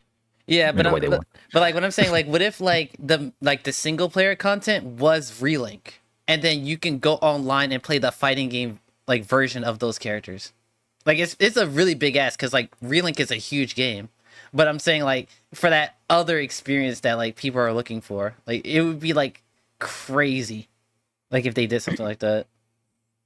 It probably won't happen because Relink was Chef's Kiss for a $120 game. Yeah, Relink was Chef's Kiss, bro. Chef's Kiss. I still need to play. I need to play it. I own it, just haven't touched. The only thing I haven't done is beat Lucilius. That's the only thing I haven't done yet. I bought to play with somebody, but they're muted right now. Damn. Of subspace. And I really don't want this video to seem like I'm projecting, but I'm bringing this up because I see online so many people talking about fighting game single player content just not being very good. Like, my tier list looks like this. Most people's would probably look like this. And yeah, I understand implementing a platform. Wait, hold on. Tier list looks like this. I was wiping my eyes. Okay, wait. Okay, nah. I was gonna say people consider it ass. Yeah, most people don't really like Fighter Story for some reason. I don't know why. I just realized I was muted. Damn. Fighter Story is carried by the little goofy interactions. I was gonna say I would replace the wait. Rising one with wait. People consider Sparking Zero story mode better than Fighters? Nani? Damn. I didn't hate Sparking Zero story. Outside of the what ifs, what does Sparking Zero have? What do you mean?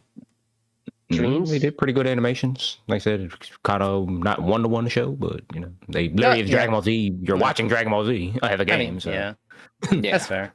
Yeah, no, they did good on that. Yeah. Dude, Strive should be way lower, bro. It should be like below ass. It should be like 2 tiers low because it's literally just a cutscene. It's like what, a 3-hour cutscene? You literally don't do anything. You just sit there and watch. It's a movie. Ain't Exit like that too, though? Sorry, I have no idea what the fuck it is. I think Exit was like that as well. So they didn't even attempt gameplay. They were like, yeah, we're just gonna tell you the story. Which in some regard I respect because it's like, you know that like most people that want the story are here for the story, so like you don't have to add gameplay to it. But like at the same time, you gotta think of something to put in the middle of cutscenes. Like I actually watched the full Strive movie. Like it was like 3.5 hours. Like I watched it. The story is actually pretty good. But like me actually going out of my way on my console to watch a movie, like I'm sorry, bro. I'm putting that shit on YouTube background, bro. I'm not looking at that shit on my console. Sorry. That or it's gonna be the fucking Tale as Old as Time shit, the visual novel rep. Under Night Story be like that, and it's like, damn, bro. Most people's would probably look like this. And yeah, I understand implementing a platform fighter-esque level design into these games would be pretty difficult, but while I think about how to solve that, the homie P. Jiggles had an idea for a Smash Bros. Battle Royale mode. I hate Battle Royales. I love this idea. Basically, what I have in mind is a mode where a ton of players get dropped on a gigantic stage. Something like fighting game is coming out that's already doing this stuff. But even bigger. Isn't it? Wait, the Bite Breakers, right? Maybe collect some power Has that shit even released and yet? when you run into another player, That's why they're coming. maybe when you land a hit, the camera would zoom out a bit, and the edges of the screen would then become the blast zones. At this point, you start fighting each other, obviously trying to launch your opponent into the newly formed blast zones to KO them, and whoever wins gets to go back to exploring the map. Dude, that would be terrible server-wise. I could just imagine like 8 people joining one big massive server on like a big map, and each of them fighting each other. Dude, Yeah. I don't. Oh, They would have to have top tier net code for that shit to work. I don't know. That can work. That can in terms of platform fighters, that can work. Yeah, platform fighters. Yeah. In terms of actual fighters, if like traditional fighters. Sorry, well, if we're talking about Smash Brothers net code, that's. No. On Smash Brothers netcode, hell no. That's not gonna work. but like this game that's coming out that's like that is basically a PC game, and it's like it's gonna work. Gotcha. Trust. Well, I played the beta for it. It was from what I played, it was fun already. And then they also have like the actual like 1v1 mode as well. Sign me the fuck up. Now, Oh you would my have to god, modify I this to can't work in see that Piccolo and 2.5D Goku fighter, since obviously characters are in platform fighters. But oh my god, I remember when we were watching Totally Not Mark's ranking video. I love it. And that image was in there. Yeah, Me and True both. We both cringed at the same time. Like it was, oh god. I love it. I have no idea how you'd implement this into Tekken, but I could totally see it being a thing in these 2D and 2.5D That's what I was going to say. Tekken Force. Bring that back and bring it back for real. Wait, what'd you say? I said for Tekken, bring Tekken Force back and bring it back for real. Last good Tekken Force we had was back in. What's Tekken Force? So,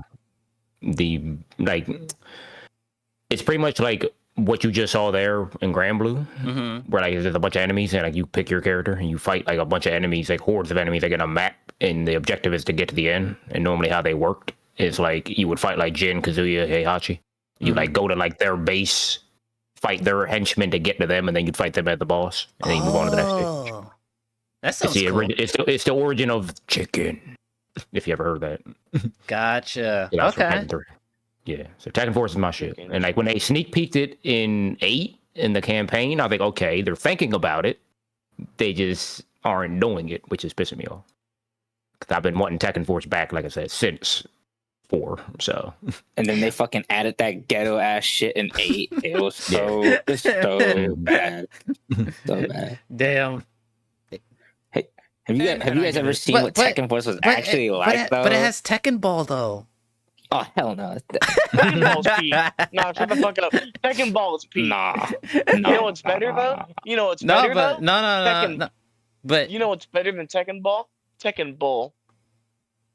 Tekken Bowl? Let's go. Oh my god, Tekken Bowl, yeah. From 7. Tekken Wii Sports. The best part about Tekken Bowl is you can play it with Heihachi pins.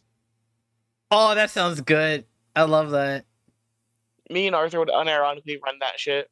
It's wishful thinking. But if you figure out a way to do this in this, then that means that you can do this. Tekken 6 had a campaign too that actually would co-op also, so they could do the same thing. They could do co-op Tekken Force. Fighting the damn CPU. That'd be cool. Great hypothetical multiplayer mode I had to share. But single player specific stuff, genuinely, if every fighting game had a mode as engaging as Subspace Emissary, or literally just copied Subspace Emissary and modified it to better fit like the specific mold and physics of their own game, that would be absolute peak. Not saying they'd have to allocate a shit ton of budget for crazy looking cutscenes, just something more engaging and something that feels like an actual single player mode other than just fighting the CPU. That becoming box Closing standard. the gap. Oh my gosh, bro! Imagine every game had a subspace, bro. But like I just said, you don't get, that'd be a lot of money. But like you tone it down, it's like, oh my gosh! And that VR mode, absolute cinema for multiplayer. Speaking of which, now it's time for the big one. All right, here we go. All right, how to teach fighting games. Here we go.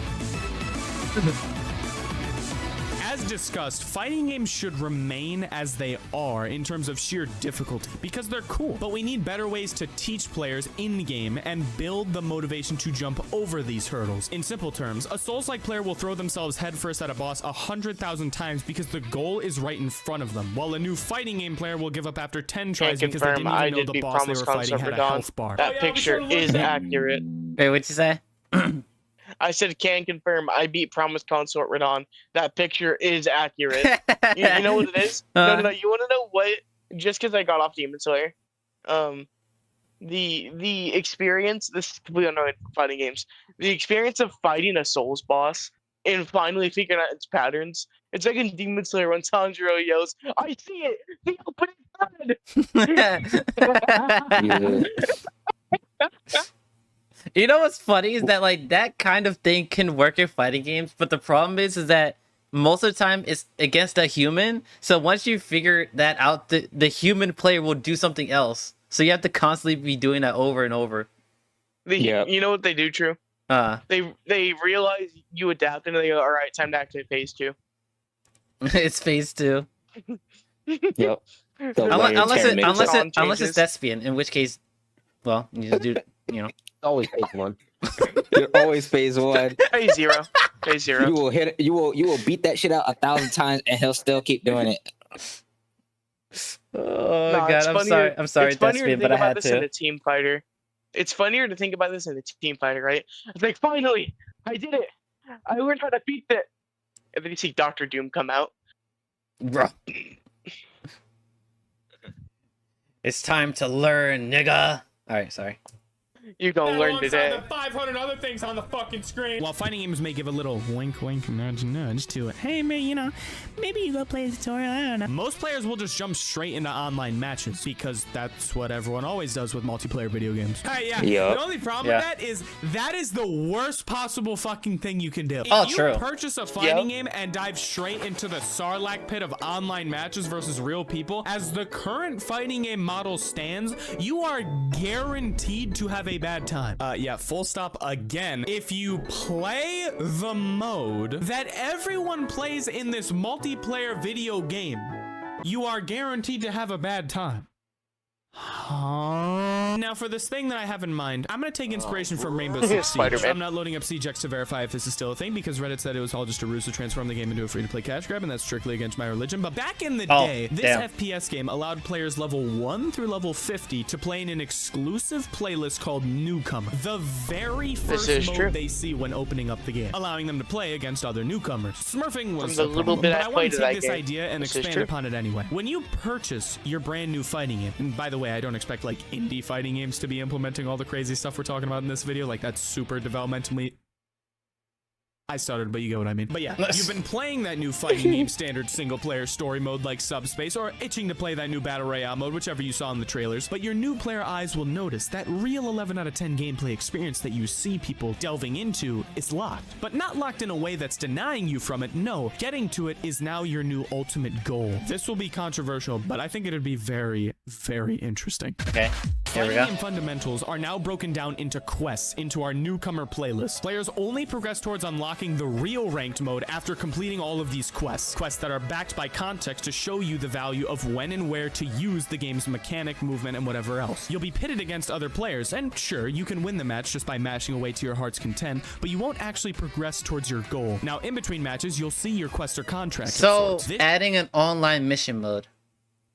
Yeah, that's basically what he's saying. Yeah. Let him cook. Let him cook. Yeah, I'm gonna let him cook. I'm actually liking the idea. I'm thinking about it. It's funny because like a lot of fighting games, if you just tick off boxes that Smash has done over years, because Smash used to have a mission mode too, just literally just copy. Like there's certain things games have just done. It's like if you add it, you can't go wrong. Like people say you copied, but it's just more content. If a system mechanic is good, you copying it doesn't make it bad. Yeah, and I don't know if people are just scared to just do that. And it's like, just do it. Yeah. more features for us to use and play is always good. I agree. All right, I'm gonna let him cook because I didn't let him finish.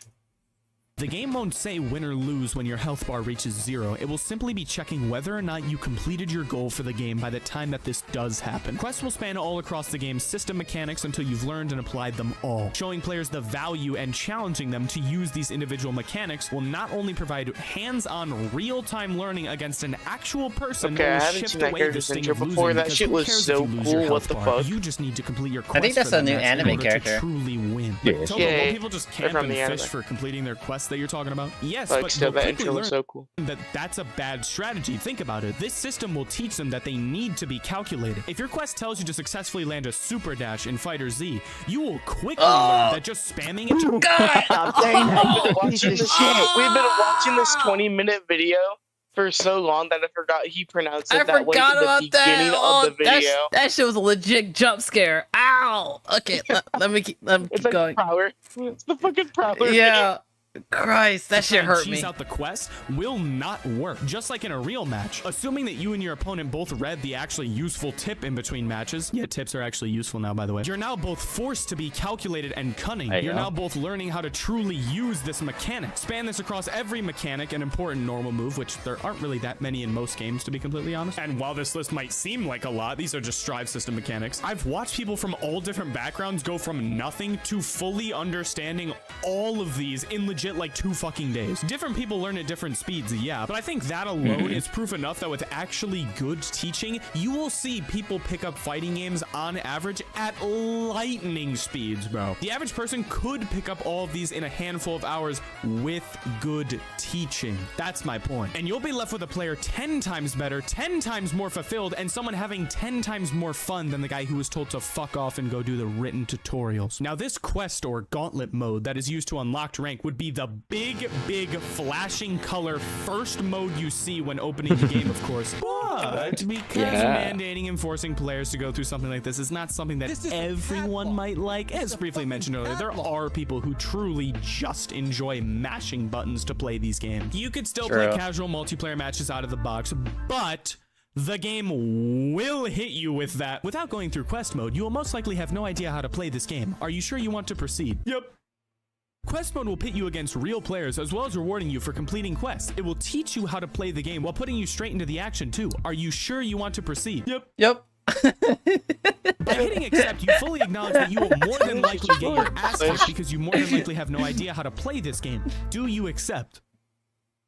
Yep. Unironically, that needs to be a feature. It should pop up if you try to play casual online room matches. Help probably even every mode at least the first time until you check the "don't show me this again" thing or whatever. We really want to push players towards playing the quest mode. Nah, see, don't let that shit stop pulsating until they beat it. And also give them the title of dunce and don't let them take it off until they beat it. This quest mode, I genuinely think could be a phenomenal Honestly, games in the 90s would actually do that. Yeah, I forget what game actually did that. You would rock a dunce cap until you like did something. Yeah, like, dude. We need to bring back like developers trolling their players, like not in like a malicious way, but like in a fun way. To teach people the game while dropping them directly into the action, while also not having any penalty for losing the actual match. In fact, I think there should only be a small bonus for actually winning. At first, I thought there should be no bonus for winning, but I thought about it, and something tiny that motivates the 2 players to continue to actually try and win, and not just AFK after completing their quest, while still making completing their quest the absolute primary goal, I think is sort of a necessity. But I don't even think your character should fall over if their health bar reaches 0, or even do that disappointed, "No!" There should only be celebration for whoever completed that quest. And yeah, later in the mode, it would begin to show you how combining different mechanics can lead into other stuff. Like if your contractor quest is land a heavy attack, and your next one is land a super dash and connect some hits, it'd show you before the match that heavy attacks, which now through hands-on learning, you know when, where, and how to use them, go into super dash. Stuff like that I think would be crazy for learning. You could also have character-specific gauntlets and stuff, though these would probably result in long-ass queue times, not gonna lie. And speaking of which, ideally, I think you and your opponent will be doing the same quest at the same time, but that could definitely lead to long-ass queue times as well, I could foresee. As well as people teabagging as a sign of agreement to let each other complete their quest before actually fighting. But conceptually, Yeah. Am I not cooking? A No, mode that promotes this idea is hands-on really learning good. of your This is normals, movement, good. and system Yeah, I mechanics like this against idea. a real player rather than just being told about those normals, movement, and system mechanics against an idle God. bot. Oh, I think would go God. absolutely Yup, see? crazy. And rewarding the Shit. player for doing that stuff You while need to taking turn it like away that the too. sting of defeat. Oh my gosh, bro. Come on, son. Come on, son. That coupled with meaningful single player content, I think is a recipe for the genre to finally explode, bro. The reason everyone loves Smash but they hate every other fighting game is because they're willing to look past the genre's fundamental issues that are felt by majority of people because of the allure of Smash Bros. I mean, it's Smash Bros. It's fucking amazing. Think about it. When the next Smash game comes out, all your friends are probably gonna buy it because the vibe of the game will draw them in. But those very same people are probably also drawn into other fighting games as well when they look at them. But because of everything we've talked about, they're always drawn out. But if there was just a fighting game you could buy and have all your friends enjoy learning how to play it, like genuinely have a great time and be rewarded for learning the shit, and once they've learned all the mechanics, they're put into the big league ultimate goal of ranked, or maybe their ultimate goal is fighting you, or maybe just being able to play the game and have fun, a mode like this would get them. I'm not saying anyone at any level can beat whoever they want. And also, at I just chess. remember I'm saying something the about only it. way So Tekken 8 technically had a mode like that. The problem was the fact that they did it against bots. Also, they didn't teach you certain things. Like I did that whole tutorial, and I was like, okay, this is cool. You know, I can see how this works for a new player. Problem, I didn't see a single lick about sidestepping. What? Ever? Yeah. Oh no. Sidestepping was not in that tutorial. And then I thought about it, and I was like, oh, it's because the fact that there's certain moves that track either one direction or the other or both ways. Like, just trying to teach that. It's like, it works, but it also doesn't work. Yeah, no. And then also, you don't learn punishes until basically the end of the fucking tutorial, which is really weird. The only thing, it's whatever. I think the only thing with this mode that would worry me, outside the stuff that he brought up earlier, people just waiting around to do the missions and probably smurfing and shit like that, is how long would it take to beat it? So it it's a variable, right? It's two human people trying to do it, unless they're both consenting to learning how to do it, right? But also I feel like something like defense and offense probably should be a bit longer than literally anything else, because that's literally your game plan. Not to mention, you would also have to consider, having to do this for a character tutorial as well, because it's you got to learn your character. This system would work really well in a game somewhat similar to Granblue, where most of the system is just homogenized. Yeah. Because fucking what? There's 30 Shotos in the game, but it's whatever. But anyways, I digress. Yeah. It could work. It's just a problem of what game would it work in? Yeah. Right? Because also what I was talking about with length is for incredibly dense mechanical games, that tutorial would have to be let's just say it's 60 missions. So would you have to play 60 matches back to back in order to beat it? And that's if you completed it on the first game you did it. Most people will probably try the mission and fail the match or whatever, and then they will have to play another match where they try it. So how many missions would it take for you to beat it? And then how many actual system mechanics would be in there? And then also how many character mechanics would have to be in there? How long and how big is this mode gonna be before you unlock the real online experience? Yeah, it's rough. It's rough. Because something like Granblue, like you said, is you only have to worry about what system wide is what brave counter, dodge, roll, and maybe how meter works system wise, but everything else is kind of self-explanatory. Yeah. So it's that tutorial wouldn't even be that long. It'd be what maybe 30 missions, teaching you how light normals work, and then auto combo, and then brave counter and supers. But like for Strive, you would have to do like, all right, what does red Roman cancel do? What does blue? What does yellow do? What does pink do? Okay, what's burst? What is positive bonus? What's negative? Like for Strive, like I don't know, like that mode would be really long. Under Night, where it'd be like it would be some shit like win Vorpal or fucking like chain shift. Like, bro, what the fuck? It's like doing options to like don't wake up. It's like, what the fuck? What? Yeah. Like, you know? So I like this idea, but like I feel like it would have to be for a fighting game that's really homogenized. Kind of like Smash, because a lot of Smash is exactly the same. It's just, you know, people like Smash characters, so they can look beyond that.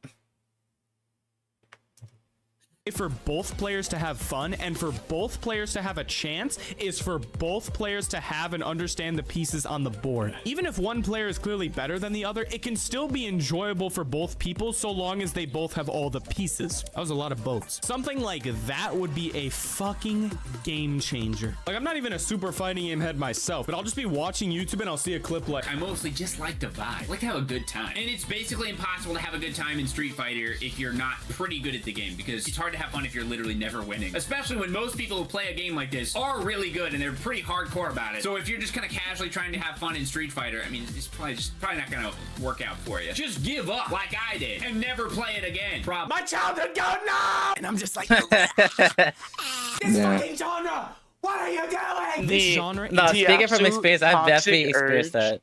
Yeah. The absolute toxic urge should not say skill issue. No, but like if you're because like it's not a skill issue if you want to learn a game, and then like one of the only modes that actually matters to people is online, and then you go online, and even if you beat the tutorial, like people won't grasp it, and then they just get their ass kicked like over and over again, and it's like that's not fun. Like I've experienced that, like where I played what game was it? It was Melty, actually. It was Melty. Like I would literally play Melty. And the only people that were playing Melty were like the people that played it. Well, actually, I got the game day one, I think. Anyway, I took a break for a long ass time, and then I came back, and everybody was just smoking my ass, and I was like, "Well, time to go back to fighters." So you know, and I had a basis of what Melty Blood was. I wasn't completely new. Like I knew how normals and specials in the system work. It was that everybody just leveled up way better than I did. So it was like, for someone who doesn't know anything about fighting games, it's just like, well, yeah. I think the main thing I'm surprised he didn't bring up in his whole video. Also, like, time is always going to be time. Mm-hmm. Time. Yeah, time is your greatest. Yeah. It's your greatest strength and enemy in this shit. And that is why I'm not good at it. I don't have enough time to play these games anymore. Yeah. And like, that's what happened with me. That's why, I really wanted to get into like fucking MK1 Street Fighter 6, but like college kicked my ass, bro. Like you can, like, for me, I can only really focus on one game at a time. And like, and the only reason I can even play most of these other games, like most of these games consistently like this, is because I spent years back in high school learning this shit. Mm-hmm. So like now it's just legacy knowledge, and it's like some people are like in their 20s, 30s, working a job, they're already tired, they don't want to like hop on the game and then be like, oh, I gotta basically like go through what feels like fucking like a training video in a fucking like at a fast food place, basically. Like it really do got that kind of vibe. True. Which is that really good point he brought up, you know, kind of taken from Rainbow having a newcomer queue. Yeah.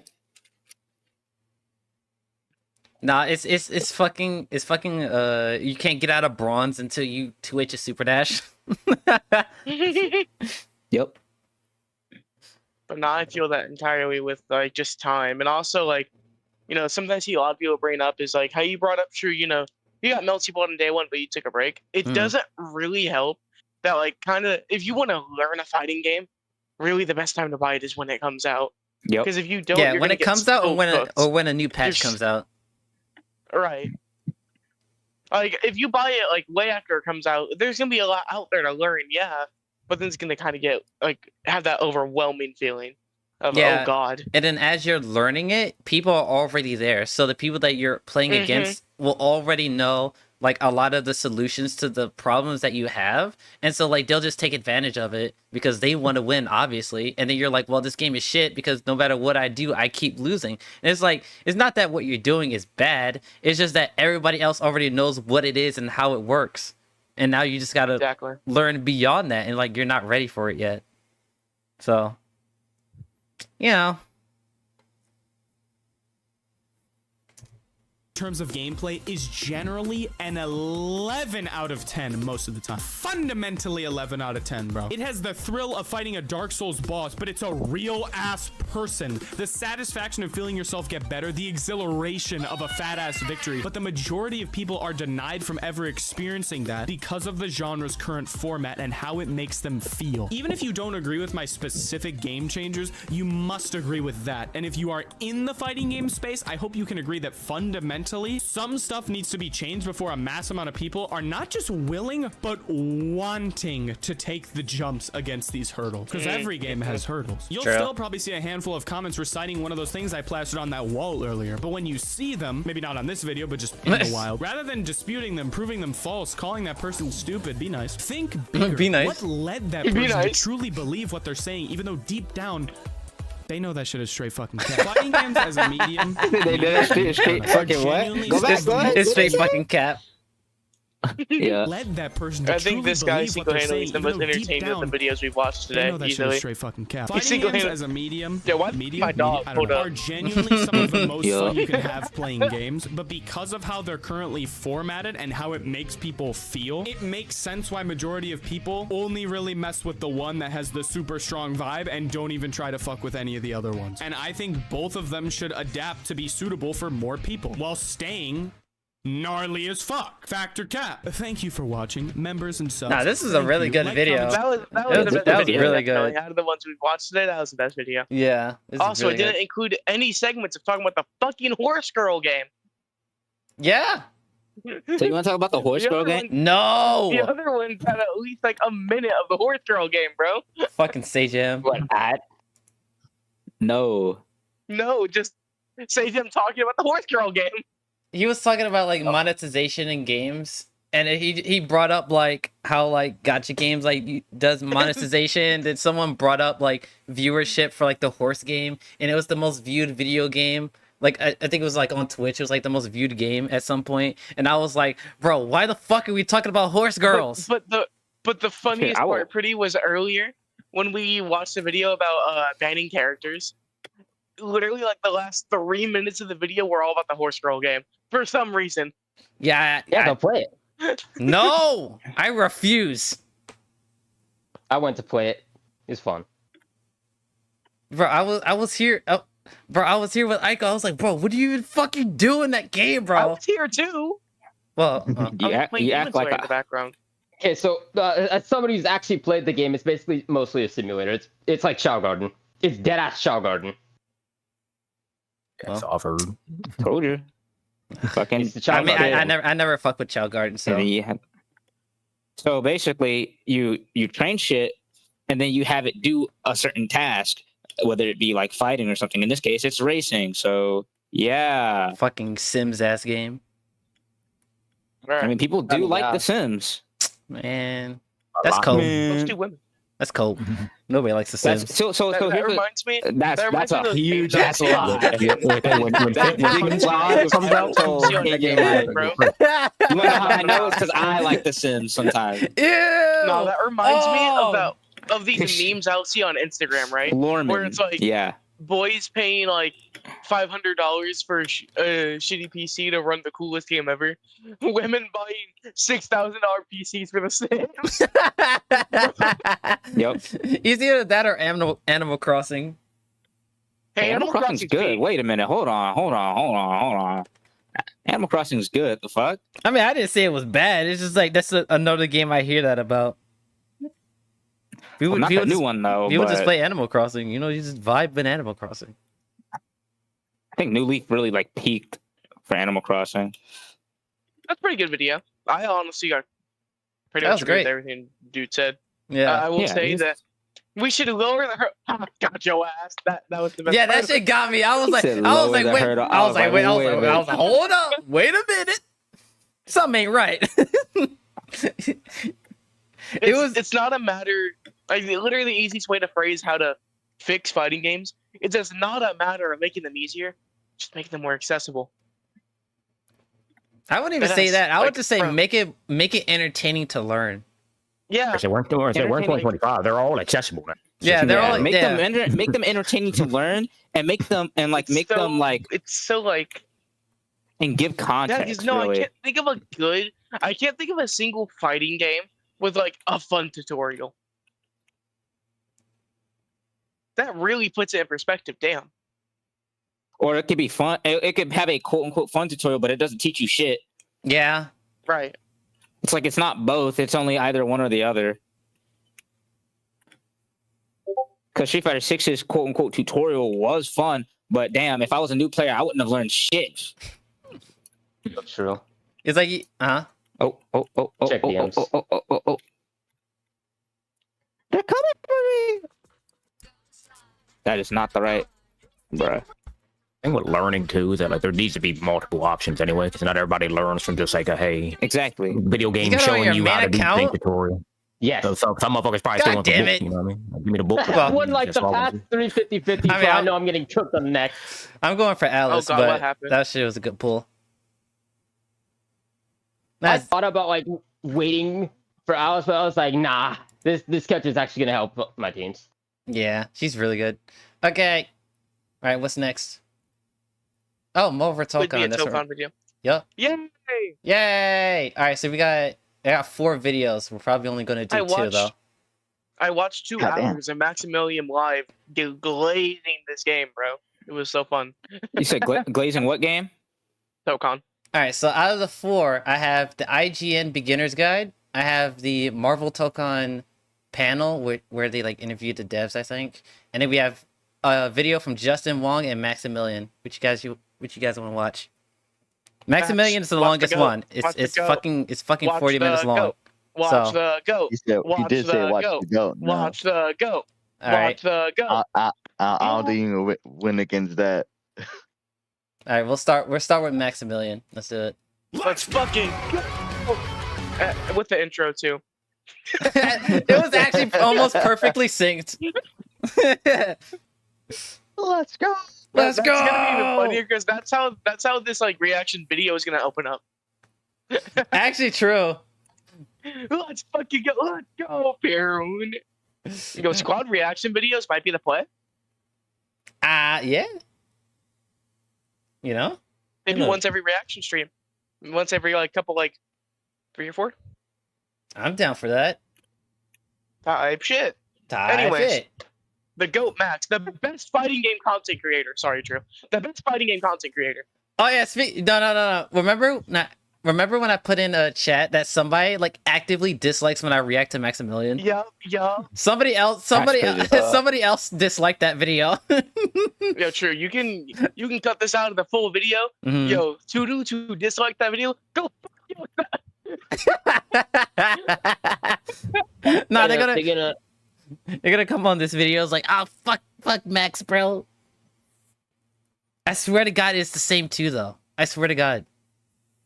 I don't know what it is about me reacting to Maximilian, but like those 2 in particular just hate it when I do it. I don't know why that is. Stop. It's gonna be like Final Fantasy VII. Trust. No, bro. They saw the video on his the fighting game community like, was it What Are Casuals video? They saw that video and they were like, yeah, fuck this guy. I haven't reacted to that video, but I saw it and I was like, oh, this video pretty harmless. I go on Twitter and it literally blew. I was like, how are people mad at this video? Like what? This is like the most like milk like warm milk ass take. Like it's not even like a hot take. Like I don't get it. Lukewarm ass take. Like it's not it wasn't even that bad. He just said majority of the people that play fighting games are casual. That's basically what he said. And people were upset. And I'm just like, well. I mean, he has a point because it's like, let's be real. Let's face the facts, right? How many of us actually go to fucking like Evo and participate? Yeah. Like, I think like his final like like list was like it was like 90% of people that play fighting games are like people that are like one and done it or like play it for like a week, and then it was like a small percentage will like actually like learn the game, and then another small percentage would be pro, and then another small percentage will be like the 1%, like the top. And people got mad over it. I'm like, yo, the people that are getting mad are the people, the ones that played the game for a week and go back to play fucking Animal Crossing. Like, what do you mean? Like, what? Didn't SF6 like very recently celebrate like a couple million copies sold recently? Like, bro, you think all couple million of those people actually like want to sit there and learn the fucking game? Yeah. Like, bro. And even then, didn't the game like peak on like Steam at like what 800,000 people, something like that? Probably. And that was at peak. Anyways, to go. All right, let's go. To go.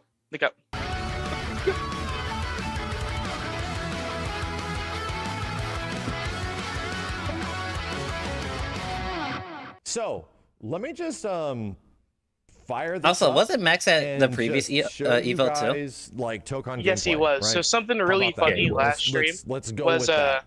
There was one point where he looked out that window, like the main building for FF7, and played their theme song. That's great. Everybody's like, Max, at the start of its last stream, they're like, Max, when are you gonna do it? When are you gonna do it? He's like, no, trust me, I got something different for it. Instead of doing it, he got a cardboard cutout of himself doing it.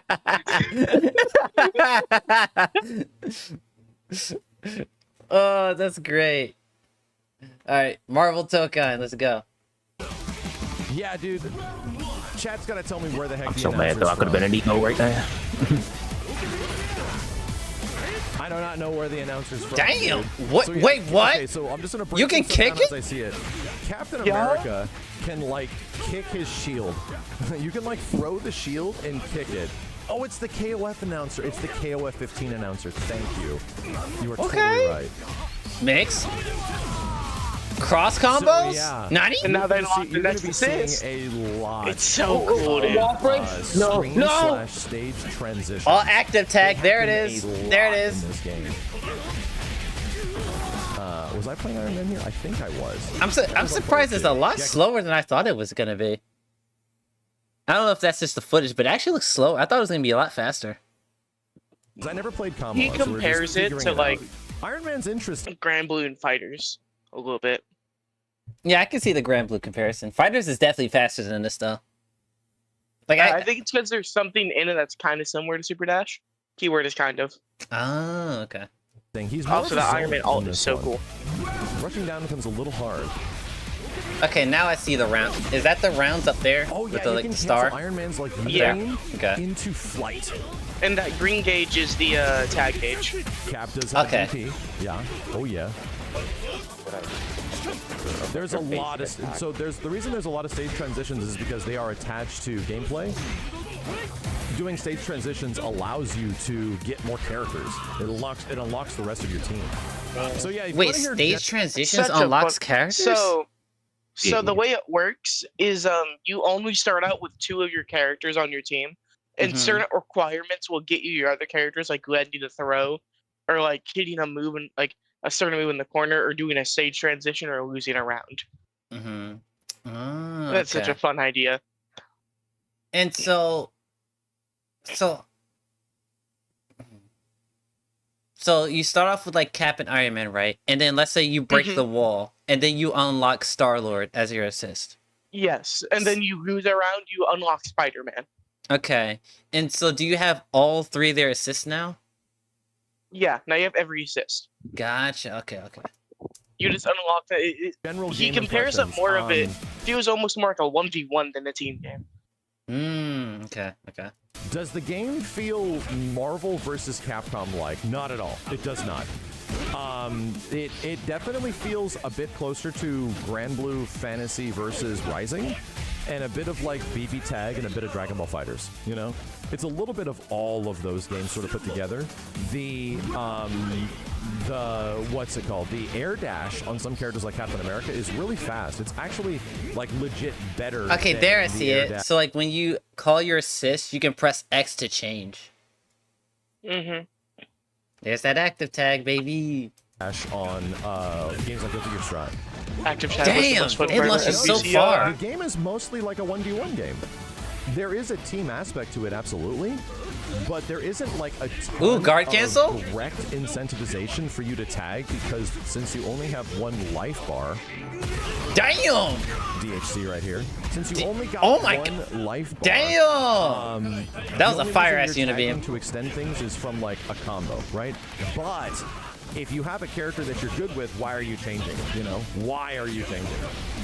Is there long combos? There is somewhat long combos. So if I get a chance, I can break this down for you. Yes. I'm gonna pause this right here. So what you're looking at the top is like the hit stun gauge, and this is also the combo gauge. This gauge fills up, and then once this gauge fills up, it sort of like cashes out, and then the combo's over. Wait, what? So as you are like Kinda building like- up, you have to pay attention. kind of like, what your combo. The two things I can compare it to is the Demon Slayer game, funnily enough, and like Skullgirls. So you know, Skullgirls had kind of like that anti-infinite thing. Yeah, the IPS. Pretty much, like kind of like that. Okay, gotcha. So the hit stun decay will only like affect like the normals and the specials and stuff, but the combo assuming limiter so. is just Yeah. the combo in general. Okay. Yeah. So it sounds like combo limit in Grand Blue. That's what it sounds like. Combo gauge is at, and then by the time it builds up, it will eventually like, you know, cash out, and that's it. They just pop out Oh, of the so this is not a one-touch game. Oh, okay. They deliberately made it not a one-touch game. Interesting. combo, you know? I really thought it was going to be a one-touch game. This is pretty much exactly Especially like since Killer it's, Instinct. best of 5. I thought it was going to be a one-touch. Killer Instinct, this is the... Oh, man, it's gonna be one touch if you get, like, happy birthday, and your whole team's called out there or something crazy. Just pretty much just like KI. And I think different things have different values they add to the combo meter. So, what else I can wonder say, what man? is the downside of getting happy birthday? Is there a longer cooldown on your assist? Maybe. It'd be interesting if they had like actual health bars and like you can actually kill them, even though you couldn't tag it to them. Because it seems like the main health bar is like it's just your health bar, even if you tag into another character. You all share the same health. Yeah. Yeah, it's shared health. So it might just be a longer cooldown for the assists. I don't know if you could be able to kill them actually. What I like about the game is that there's no like universal mobility. You can move during like the round beginning. Interesting. Seemingly has different mobility, like across the board. The way Kamala That's gonna moves be really around, good the for way Iron Man characters moves that around. All of it like mobility. The way you have to move your character isn't like universal. So like trying to wave dash and stuff like that didn't necessarily like really work out. The movement very much felt like a Dragon Ball Fighters sort of situation. Kamala seems really good. This hitting assist takes extra from the life bar. God, I It looks love like this it does. music. Yeah, as we played it a bit more, it does look like you lose health a bit faster if you're hitting assist. Damn! Oh my god! Hey, True, did you hear that or not? Max Wait. just literally answered your question. No, wait. If your assist gets hit, you take more damage. Oh, okay. Let me go back. Yeah. Lose health. Normally how it goes. I thought I was seeing like the double health, or like I was seeing health give still get taken away, even when the guy was blocking, and his assist getting smacked up. Faster if you're hitting assist as well. Oh, okay, yeah. There's a Dr. Doom's a fucking zoner, and I'm kind of here for it. I think it's the assemble button right after that. No foot Is there a dive. combo limit? Yes. Well, yeah, there's literally a combo limit bar. So the existence of a bar means, yes, there is a limit.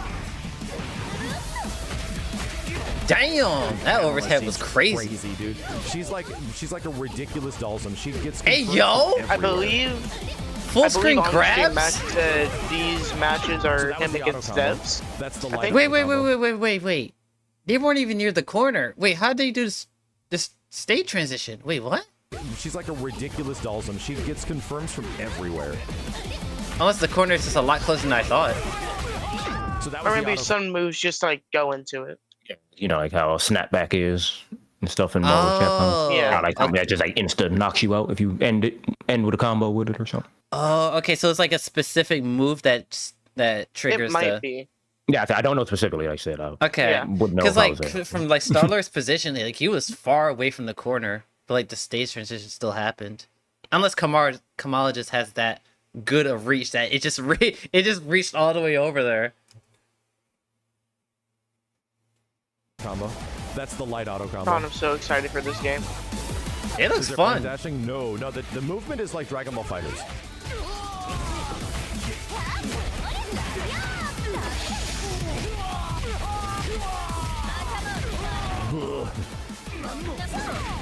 Okay, so that super didn't break the wall. So I'm wondering if that's the actual end of the stage, like on this side. Unless supers don't trigger them. I'm not sure. Because like she did super at the corner and the wall didn't break. So I don't know. Necessarily has a jumping heavy kick. Is there plank dashing? Bro, have you played Dragon Ball Fighters? No, there's no plank dashing. Not that I could find. Some characters, again, Wait, you can assist guard cancel but keep the main character? Whoa. Okay, that's different from fighters, because usually when you guard cancel, you actually switch teammates. Like, you can't choose, like, to stay on the field with, like, the... One thing... Ooh, keep going. No, I was gonna say, you can't, like, keep your main character when you guard cancel, unless you're, like, the last character. Wait, go ahead now. But one thing the devs said is that, like, they didn't want to, like, scare anybody with there being 4 characters. So they're like, if you literally only want to use one person, you never have to switch.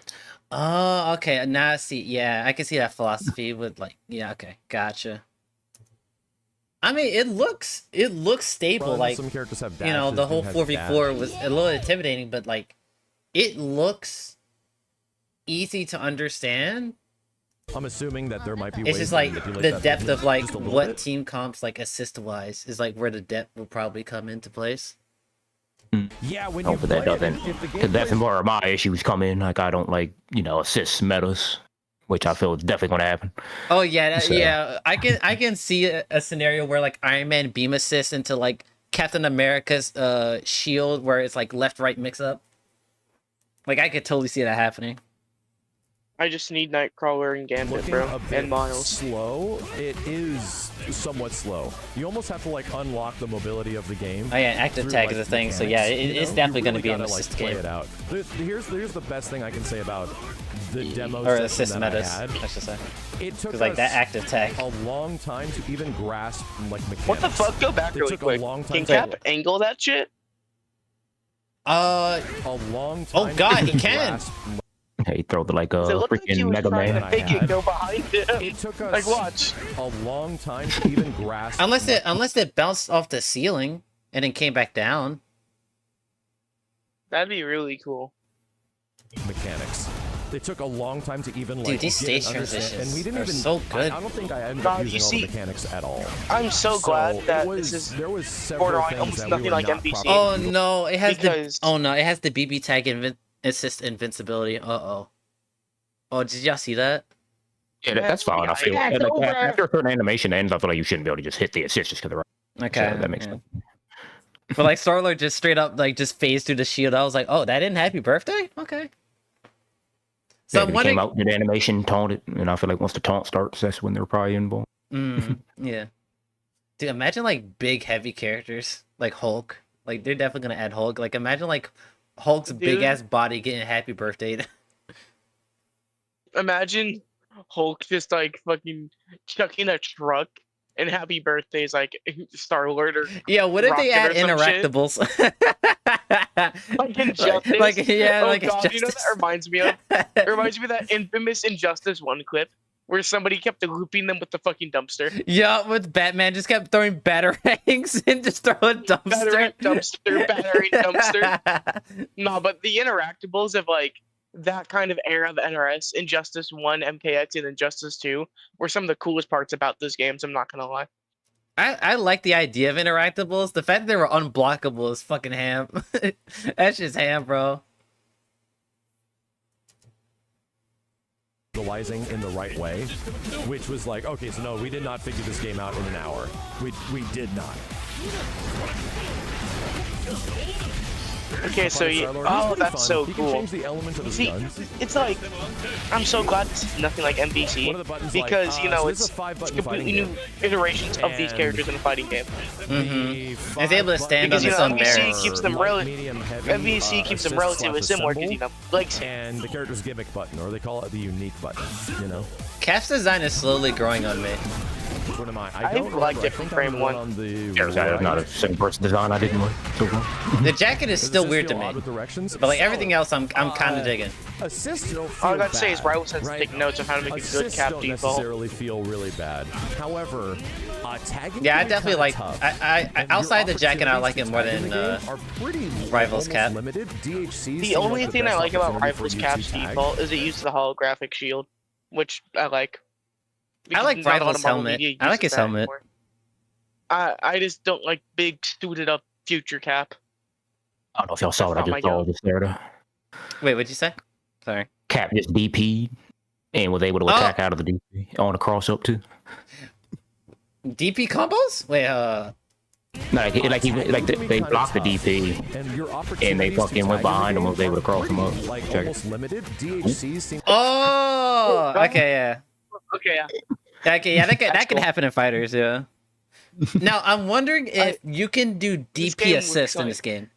Because you know this, if you can do that, they're gonna change that like week 1. Because if anyone played fighters during like the early season 1, DP plus Yamcha assist and DP plus beam was so broken. Like that shit was ham. Yeah, go ahead. You know what this game looks like? Huh. It's one of our favorite words, True. It's madness, people, madness! I can't wait till we do like squad streams of this shit and it's just Marvel Tokon madness. Marvel madness! Marvel Madness Mondays, hold up, let me cook. I'm letting you cook, I love that. Like the best opportunity for you to God, I tag. need MVC4 so bad, bro. So if you're just like trying to freely tag in off Actually, stuff, on the topic of MVC, you can bring the assistant to do something, but like I don't know if you saw they're putting out they're re-releasing an old art book and adding like 100-something more pages to it. Mm-hmm. And they showed off some of the shit they're including, and a lot of people, including myself, are surprised they're actually including Infinite. Really? Given, you know, what Infinite did to the series. Right. Like, oh shit, they're actually including Infinite. It's kind of like what Sega did with 06. It was like, yeah, we know it was a bad game, but it's part of our history. But it's, so yeah, but I don't think it's anywhere near close in terms of that discussion. It's still a game you can play. It's not like, you know. But I will say this though: Sonic 06ers cope harder than Infiniters. Oh, absolutely. Yeah, because the game is actually dog shit. Like, I've seen so many people on Twitter be like, "Oh, Sonic 06 is not a bad game. Come on, guys. It's been like a decade." Oh, wait, when that? Oh, it came out 2006. Duh, dumbass. Damn. Dumbass. Sonic 06, bro. Shut your ass up. Anyway, what you doing? Jealous. You trying to sway? All I'll say on Sonic 06 is I respect what they attempted to do. They just fucked up bad. Yeah, they needed more time to cook in the oven. Yeah. If that game was actually good, that definitely would have been one of the best Sonic games people had. That story need to be fixed from the ground up. I'm gonna say that. The gameplay, like, it's just like the 3 campaign thing. Like that game was long as shit. There was a bunch to do. I'm like, it's just I don't know. Should have just scrapped it. I guess I don't know. That shit was terrible. The fact that they I feel so bad. added a time traveling evil shadow, and he was like, you know, I could go to like the timeline where Iblis shows up, but no, I'm gonna actually go back to a time just to fuck with Shadow and Sonic. Like, You know what's funny about this? Something that I never realized until like later on. Mm-hmm. Mephiles never actually interacts with Sonic outside of the instance where he kills him. Yeah. They don't actually have a single conversation in the game at all. He still want to fuck with him though. He was like, I'm still gonna kill your ass, but you know. He really did it all for the love of the game and nothing else. And what's funny is like he didn't even need Silver. He could have just killed him. He's literally a time traveler. He can do whatever he wants. Anyway, this is not about Sonic. Go back to Marvel. You have to wait for that assist to sort of become available to tag, It's about peak, which can take a while. That can take like a little bit, you know. Entry level scaling more or less like complicated like 2x KO. Pretty similar. 2x KO has a lot of 2x KO has a lot of modes in it, man. It has like God, I love this music. Play the game. This is defined. It is defined. The assists and where they're at always stay the same. You know, your projectile assist is always on your projectile assist, and your anti-air assist is always on your anti-air assist. Oh, wait, but like, do each character have multiple different assists of that version? So like, if you pick Star-Lord, can he only be picked as a projectile assist character? That's a good ass question. And so I hope that's not the case. That's why I like Marvel the most, because you could pick and choose which one you wanted out of each character. Yeah. I wonder if they'll ask him that later on. Yeah, it's if you're expecting it to be Marvel-like in terms of like how full teams work together, it doesn't immediately give that feel because you have to like unlock the teams. It mostly like a lot of the game feels kind of like you're playing. You get knocked so high in the air in this game. And that's because like assists take a long It's time to Marvel, recover. You'll baby. notice like this bar up here, the recovery time on some of the active assists that you use during hits or block stun, it take a long time. God, I love like whenever they do a super, it'll like the character will do a pose and it'll show like the name of the super and like a comic like panel. Yeah. Like that shit's so cool. We couldn't figure out how to DHC into the ultimate or the level 3. We could not. He has a grenade that stuns you? Huh? But like gameplay-wise, it feels like really, like the way the characters move and stuff like that feels very close to like Strive or Grand Blue Fantasy Versus. Damn! That was. That is the green assemble gate. Oh my god! Just like over time. Yeah. I didn't see if we were able to manipulate bombos? it, but it kind of recovers over time. Command grab super. Oh my god. I don't think it felt tedious to unlock the other characters. Oh, that super so cool. No, not necessarily. The thing is, I don't think anybody was properly utilizing. Dude, the full screen command grab in the combo. Teams, right? When you have like a full team available. Yo, she's gonna be the fairy of this game, bro. I swear to God, she's gonna be the fairy of this game. They're gonna play her. Yeah, I'm gonna play her. What do you mean? Come on now. Who do you think I am? Assists. A bitch. One thing, there is no push blocking. So you are holding mega block strings, bro. The defensive mechanics in the game are probably my biggest concern. Because the true's full name is there's mega block strings, like a lot. Bartholomew. And there is a way out of them. You have an alpha counter that costs 1 green bar. The alpha counter is just like a get off me situation. It's just like a, hey, just get off me. That's about it. But the other person, if they know you're going to alpha counter, can press there also in retaliation alpha counter. And if they know you're going to alpha counter and they get the timing, it removes your ability to use assists. So that seems like a little rough, man. So like, if you get alpha countered, or I think it's the same thing as guard canceling. I think it's like that's what it is. You lose your assists if you get hit by it? Question mark? I have to listen to that again. Retaliation alpha counter.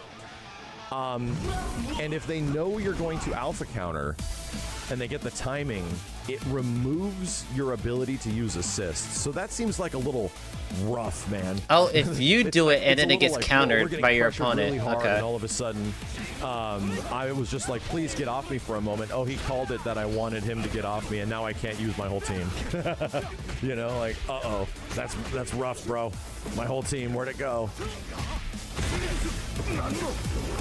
How does the green bar recover once you use it? If you watch it, it just recovers naturally. It just like recharges.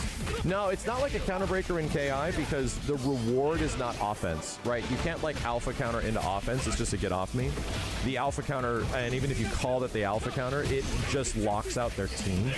So it prevents the person. You can actually combo off his EXDP. Specify feels too long. Dude, the life bars are like Guilty Gear life bars. No. Not really. Like when we started doing bigger combos and stuff, we were doing like. Okay, so there is forward teching on knockdowns, so I assume you can back tech and then tech in place. So there's some variable wake up timings in this game. Almost no problem. So the life bars are relatively like small. What does the V-shift thing feel like? So the V-shift thing, yeah, is the other defensive mechanic in the game.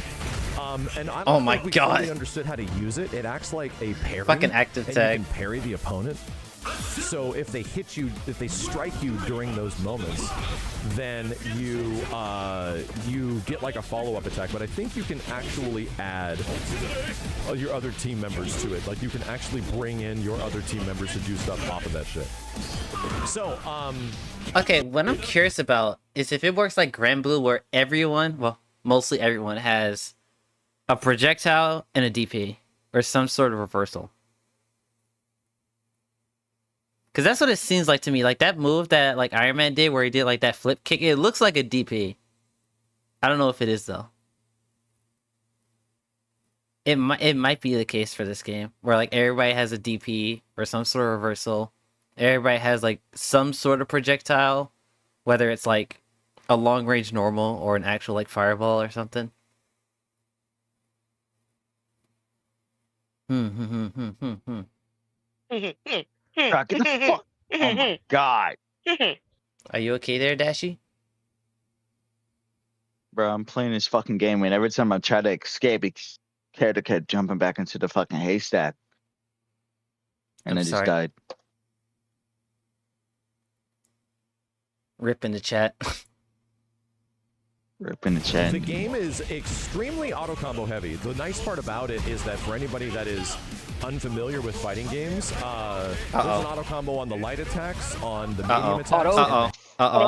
That's not. Oh no. Fighting game players are not gonna like that. Yeah, it definitely sounds more like Grand Blue the more I hear about this game. Because Grand Blue is definitely more auto combo focus. Like, there's not a lot of links that you need to learn in that game. That's what it sounds like to me. Heavy attacks. So pretty much just like you do this big progressing forward like medium or something like that, and it sort of carries you forward. Is it like Dragon Ball FighterZ? It is. It's like Dragon Ball FighterZ times 3.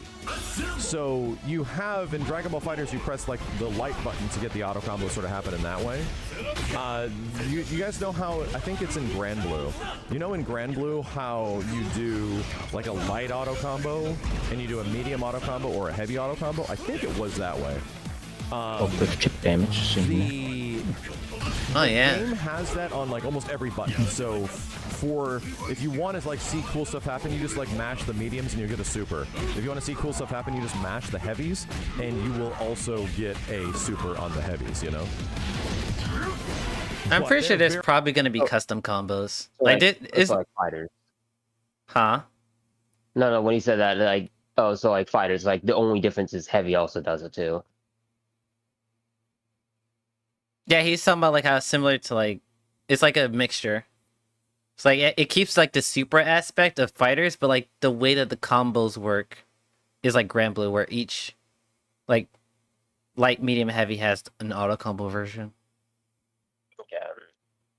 But I'm curious about is the overall like combo structure is like Grand Blue, or is it like fighters where there is auto combos, but like the main like structure of combos is like actual custom combos?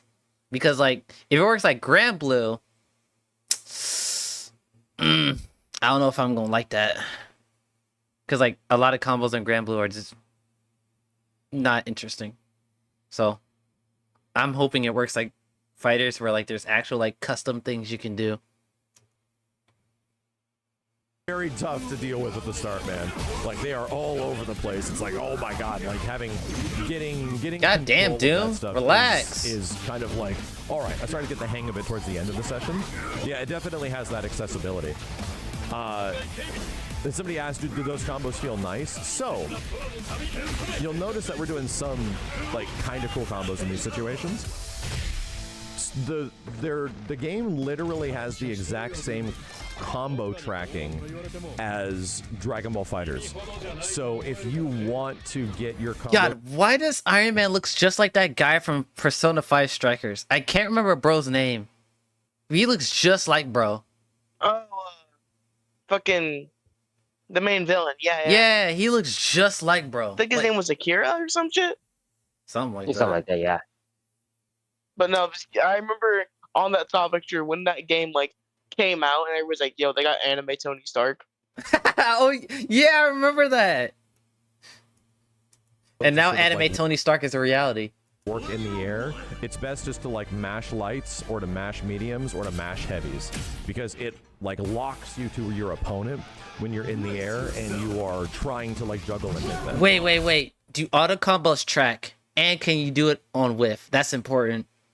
Because I don't know if I can play another game where whiffable auto combos are a thing. I don't know, bro. I don't know, bro. I don't know. We'll just need to wait and find out. We'll see. Or just is there probably watch a better ways to do game that? of somebody Most bad likely, when but nothing that fighting here. we were trying to discover See like what the other ways to do combos, and they weren't naturally very easy. It was actually kind of hard. So the answer was like I'll start mash looking for it, light, though. mash medium, mash heavy, and it will like fix itself. The combos Hopefully it naturally doesn't. fix themselves.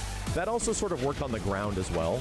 So when you want to get your combo, if you definitely want to make sure your combo works, at least at an early state. Act attack, you pretty cool. much hit a lot of buttons, and that will almost guarantee that the combo like functions. But there is some other stuff, like when you do the manual versions of combos, we have seen some really cool things that can happen. It's just like a lot of them drop, and it's like Captain punches the air like 3 times. Figure this out, man. For example, you'll see it a lot from any of the new players. Down heavy whiffs, like a lot. It landed right there, but if you do like a couple of buttons and you try to do down heavy, it was not landing. So it was like, oh, we got to find the route for this. Like, why is it so hard to get into like an air gonna be combo, Dragon you know Ball. what I mean? So yeah, it takes a little while. Down heavy, It takes a little, like never getting used to. Did you try motion inputs? I didn't. I was playing Dude, on arcade this stick, so I didn't know how to do transitions. easy inputs. I was only playing on motion inputs. The thing I like the most about is actually the characters. I think like what they do gameplay-wise with the characters is pretty interesting. They have a ton of moves, man. And they have like weird gimmicks in there too. Like I said, Captain America can like reflect. That's a light auto combo, and you can combo it into super. You can like reflect your shield and bounce the shield off of like a bunch of other shit, and also kick the shield back to the opponent and stuff. Oh my It's pretty god. dope.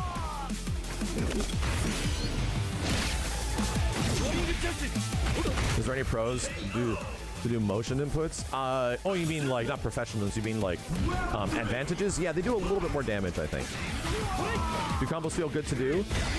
So right now. Okay, so the only thing we know about like the difference between manual and motion inputs and special button is just the damage so far. I am hoping that there's more to this mechanic than just damage, because like we said earlier, people will get around the damage issue. So we'll see. Don't. And the only reason they don't is because if you want to get the result that you know is going to work with a limited period of time to play the game, my dude, you just have to mash auto combo, which is like, I don't want to do that. Like, I don't want to do that. So the good part is that at the end of that session, it was like my feedback was, I want a training mode so bad. The feedback was, my dude, I desperately want a training mode, man. I really want to see what we can do, like training mode wise. So that's Okay, Iron Man does have a DP. How's the super dash? So you know how I said. So it actually might work like, it might actually work more like Grand Blue than I thought. So it has like the auto combo style of Grand Blue, and it seems like every character has some sort of projectile or long range move, and then they also have a DP. Interesting. Interesting. Which I guess it kind of makes sense because this game is more of a 1v1 than a tag fighter. Because of the way that like the game works. So I guess it kind of makes sense that each character has some way of dealing with long range and some way of reversals. So I guess it makes sense. Not understand the full breadth of the game systems. I could not find where the super dash was button-wise. I could not find it. So it was in there somewhere, but I never got to see it happen. And that's kind of like a bummer, is that I really wanted to see that. There is a universal grab input. Yeah, it was medium and heavy. So like for medium and heavy is grab. Like the bigger overline questions. Does it feel like Marvel versus Capcom? It does not. It definitely has a okay, wait. That's big. Marvel that's big right there. Capcom.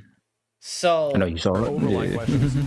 Does it feel so he got wall splatted like and he just falls. I'm wondering if the opponent can actually change, like, can he like hover forward off the wall, or did he have to fall like downward? Because like if that's the case, you technically don't have to break the wall. Chaos wall slump all over again. Because like in that scenario, you would just call your assist and then you get a mix up off of it. Because that's technically a knockdown. Like your opponent can't do anything when they're like this. So like it still keeps the corner pressure and mix that people want, but also if you want to break the wall, you have that option. And then it's like at this point in the game too, there's no reason to break the wall. Right. Smart. Marvel versus Capcom? It does not. It definitely has. Because I think one of the big thing about Stripes' wall break is that like, don't you get like multiple ways of like getting off the wall? So like, there's like no real reason to like wall slump. You can't do anything about that. That just has to happen. That's why Heavy Chaos was an issue. Well, it still kind of is, but like he was when on you get wall slump, you have to slide down like how Iron Man.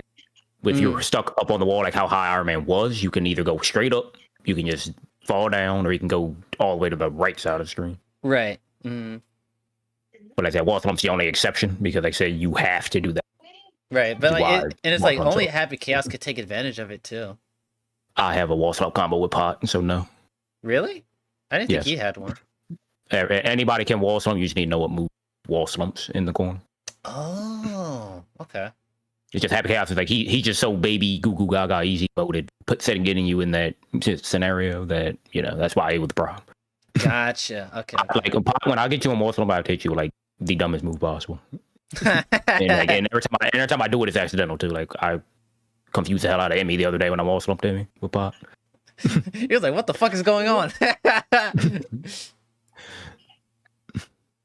Completely different feel than like an MVC game. And I do kind of hope that the tagging is loosened up a bit. Like you guys will see this stuff right here. I'm gonna go back just like a little bit. Check this out. So you see when Cap comes in here. So it says like X to change. Well, that's Star-Lord. And I would be like mashing the X button here and it would not change. You have to wait till this thing gets highlighted. So, and I accidentally brought in Cap because I was trying to like tag in Star-Lord, or something like that. And okay, so that actually might be for balancing, actually, now that I think about it. Because if you could like instantly change, the mix-up and pressure game would be really toxic. So I think they added that pause to where like if you called your assist wrong, the opponent has an option to mash. I think. Yeah, and I think that's like where that differs from 2X, because 2X, I think you can literally tag as soon as they're out there. Yeah, also BB tag, it's like literally instant. So that actually might stay in the game, which honestly I'm not opposed to, because like the opposite is just that you can tag immediately as the character shows up on screen, and I don't know if people want to deal with that shit. So yeah, I don't think that portion of the tag system will change. I see what Max is saying here, but I don't know if you want instant tagging out in a 4v4. Yeah, especially if it screen freezes too. Like that'd be kind of annoying. Yeah. The opportunity to tag is like very specific when you can bring in the character and tag. Yeah, it like doesn't highlight. I'm like, oh, come on, get in there. If you just hold it, they raw tag, and the raw tag has like an animation, so you don't want to do that all the time. So the idea is that I want to bring out an assist like 2xKO, BB tag, you know, and maybe you can, but it felt sort of challenging. I think there's a way that you can do it. You can hold X and raw tag. We're not talking about raw tag. We're talking like, come in, do the assist, and I want to pass. I want to like handshake to you, like. Well, that's what the X change shows up on top of the screen is for. I don't know if he put the two together, but that's what like the X button's for. Like that's how you change characters when you tag. Tag team games that are like that. But there was a bit of delay. There was a bit of like time. You have to press to assist. Trust me, I was. You have to wait till it highlights. You have to wait till like the tag thing. Yeah, they always fall downward. Yeah, so that's gonna kind of suck a little bit because that literally is just putting you back in a like it's not like saying Guilty Gear like you're standard neutral. That is just literally you're still not. It's not your turn still. Right. Just because you slipped down to the wall. I mean to the floor. Does it feel like an Arc System Works game? Yes, emphatically speaking. If you guys like modern Arc System Works games, like if you like Dragon Ball, or if you're familiar with like Guilty Gear or Grand Blue Fantasy Versus, 100%, the game definitely feels like a modern day Arc System Works game, which is going to make a lot of people happy. No, me being an asshole, I will not be wall break. Just to break it down. There's the parry. Ooh. So you bring in Star-Lord. Wait, is that right? a system mechanic or is that for Iron Man? It looks like a system mechanic. Yeah, I've been seeing it a few times. Like a system. Yeah, that looks like a system mechanic. There's the parry. So you bring in Star-Lord, right? And you might want to like immediately switch to Star-Lord, but you can't. You have to wait. He has to finish this animation, and then you saw it happen there like a half second ago. It was a very late tag. So there will be offense that you'll eventually make around these very late tags, but getting it to like, I just want to tag in and make that happen, it was tough. It was kind of hard to like tag in people without just raw tagging them in, you know? And that's one thing I hope changes. I think that part was like a bit too restrictive. It was a little bit too restrictive. It's funny too, because like when you get the change option, that's when I noticed that the iframes kick in. Yeah. So like you're able to attack the assist now, but when you're able to change, you can't attack the assist anymore. So I guess that's kind of like the trade-off, right? Yeah. But that time it's fast. Like look how fast that bar goes. Yeah, like you like nearly instantly get your assist back. It's like what? It's like a 1 second, 2 second cooldown for your assist. I'm not even talking about just the change bar, like the opportunity to press X here. Let me go back. That was like a bit too. Yeah, like how fast Doom just went away. A little bit too restrictive. Oh yeah, okay. It made it hard. Yeah, so like when they're colored like dark, you can hit them, but when they return like fully colored, that's when they're invincible. Is all I would say. It felt like I was mostly playing like a 1v1 game with assists and stuff like that. Yo, giant bomb. Thanks, guys. Damn, that shit hit so deep. America. Cap ended up being my favorite character, man. He was very fun. Hey, Storm. One of the best designed characters so far I've seen. Her design is really sick. He's not as buck wild Dude, as like that alt color is so good. He's like really capable and different. That is the KOF 15. Oh, that was a cool grab. Dude. Chat was I'm listening to She literally put you in the blender. Yeah, that throw was a fucking wall break at the same time. How long did we get to play? For about an hour. The throw was like one of the requirements to get your assist, and that's what I'm saying. Like throw to wall break is the requirement. About the same speed as we thought it. You know? So that's for like wall break is always just the way to get the assist. Push blocking for chips and push. Not existent. The game does not have push block. The game has like an alpha counter. Okay, since the game doesn't have push block, that would mean majority of the things in this game are negative. From what I understand of how like games work, like with like push block, because like most of the time like where push block is a thing is like a good amount of things are either plus or like really safe. But like since the game doesn't have that, I would have to assume like a lot of things are like negative, and it's like your assist that keeps you safe. That's what I'm assuming.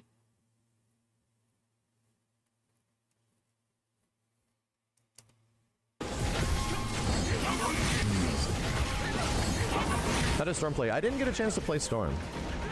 Yeah, now Doom's Reflector is his gimmick, right? So every character has like a gimmick button, and Doom's Reflector is his. He can actually put it close to himself, he can put it far away, all that kind of stuff. Is there instant tag in certain combos that tag automatically? Auto combos. Yeah, like the light auto combo does all this like instant tagging stuff, but it doesn't switch your character. So, if there's one part that I'm curious if it changes, when you're playing the game, at least at like the early parts of the round, stage transitions happen very frequently. And we're kind of like, oh man, it feels like we just did a stage transition and then we'd like do another one. There's also a lot of moments in the gameplay where like the screen will stop, where like you have to do this tag thing so it holds for half a second, like all that kind of stuff. How polished did it feel? It feels like it's getting there. It feels like it definitely needs it feels like the gameplay wise, there's a lot of concepts here and it's pretty polished. It definitely has some things that probably need to be ironed out a little bit. But yeah, like I said, there's a lot of moments where like the screen sort of stops and you're not playing a whole bunch, you know, and you're just sort of like waiting for things to sort of like happen. That happens a bit. Yeah, a lot of visual stops in the gameplay. That's one of my big criticisms. A lot of visual stops. Can you combo? Honestly, that's probably because there's just so much things happening on screen. Probably. And like the fact that like sooner or later you're gonna have 4 characters on a team. Oh god, how far away did I? So I can see like what like Max's criticisms, like I understand them, but like thinking about the whole picture here, like well, the picture isn't whole yet, the game hasn't come out yet, but like what we do know, like I can see why the things that he's talking about exists, like in the game. And it's probably just for visual like clarity and not letting things get too out of control with like how team building and characters work. After throws, not that we found. Yeah, not that we found. Very experimental. Mechanics are pretty experimental. Not so when you get into it, it's got a lot of mechanics, but it's not like that crazy. Like, I don't feel when you're actually playing it, it mostly feels like a 1v1 game. Like it doesn't feel like you have to fully like worry about like all of the characters on your team. Not in the first impression, right? So it feels like, oh yeah, we're kind of playing like a 1v1 sort of like air dasher against each other. So if it's like the crazy like mind expansion, you don't get that immediately. You have to really get used to things, you know?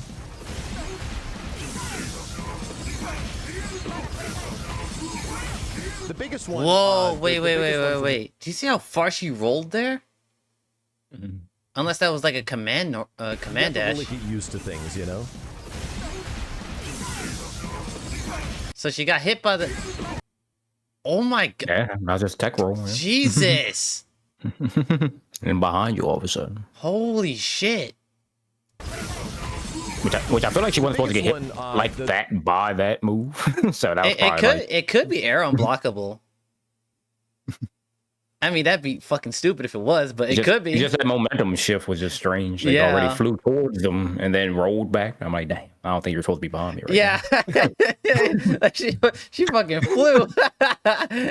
The biggest one for me is that like if you want to tag, right?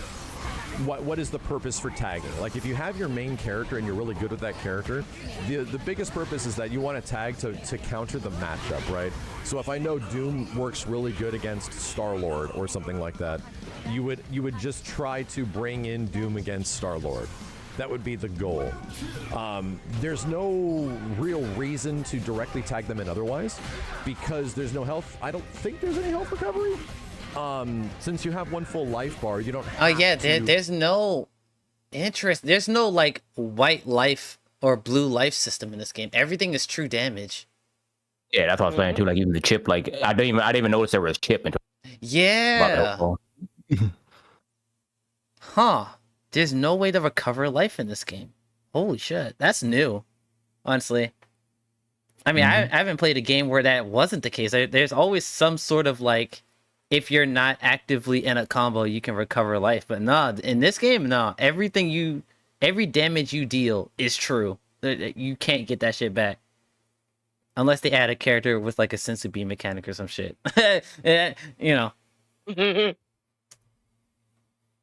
Tag out a lot. So a lot of times when we're watching, you know, the majority of people that are playing the game, they're kind of just sticking with like the one character the entire time. Oh wait, Storm has her own signature like mechanic here. Like the little storm gauges. Interesting. Yeah, tag combos will definitely be a reason you would want to do them as well. But at the same point, if you're tagging into... So I already know who's using Storm, but they already know they know, and I ain't really seen no crazy combos. You almost would not want a tag combo. You would just want to keep it the same. Just use the assists to continue the big combo, you know? Did you find any other character similarities with their MVC counterparts? Not really, Wait, dude. what was that? Wait, Star-Lord died, but wait. Did you find any other character? Okay, that was his hard cut. Yeah, that was a hard cut. I was about to say, how the fuck did he just die? He just got up and just fell over. It's like,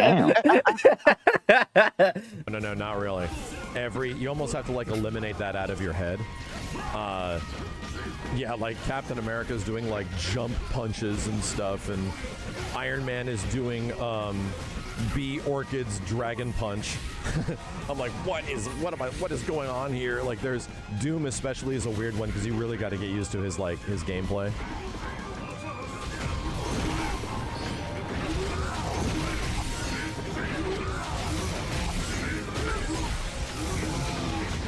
Does the game feel like there could? okay, so what I'm wondering is are there any hard knockdowns that aren't the wall slumps?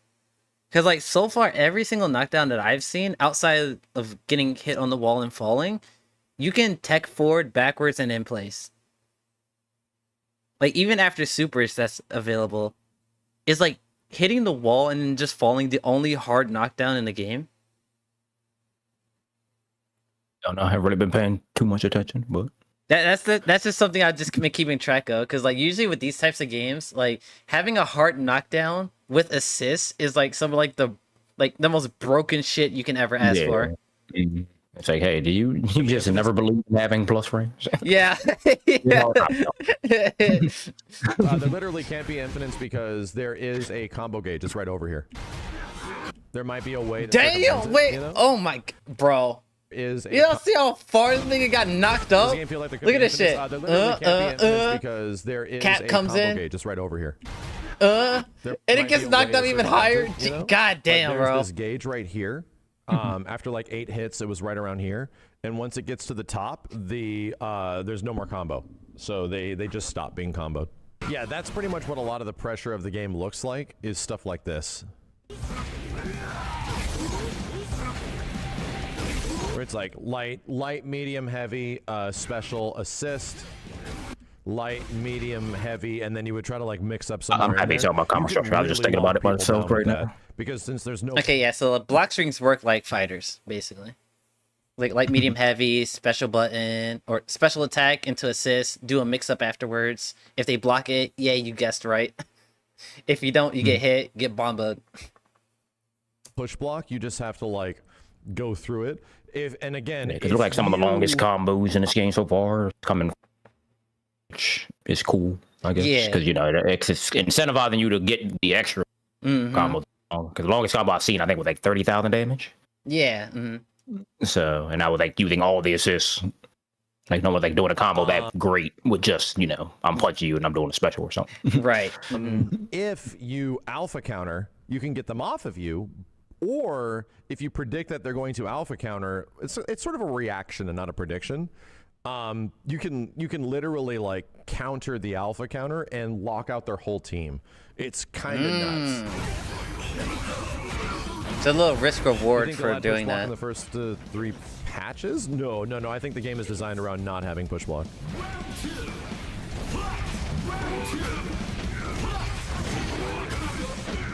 Yes, we know that the audio is doubled over. There was a lot of capture issues at the event, chat. Is there any dash canceling or IAD? IADs exist for the characters that can do them. Captain America seemed to have like the best IAD.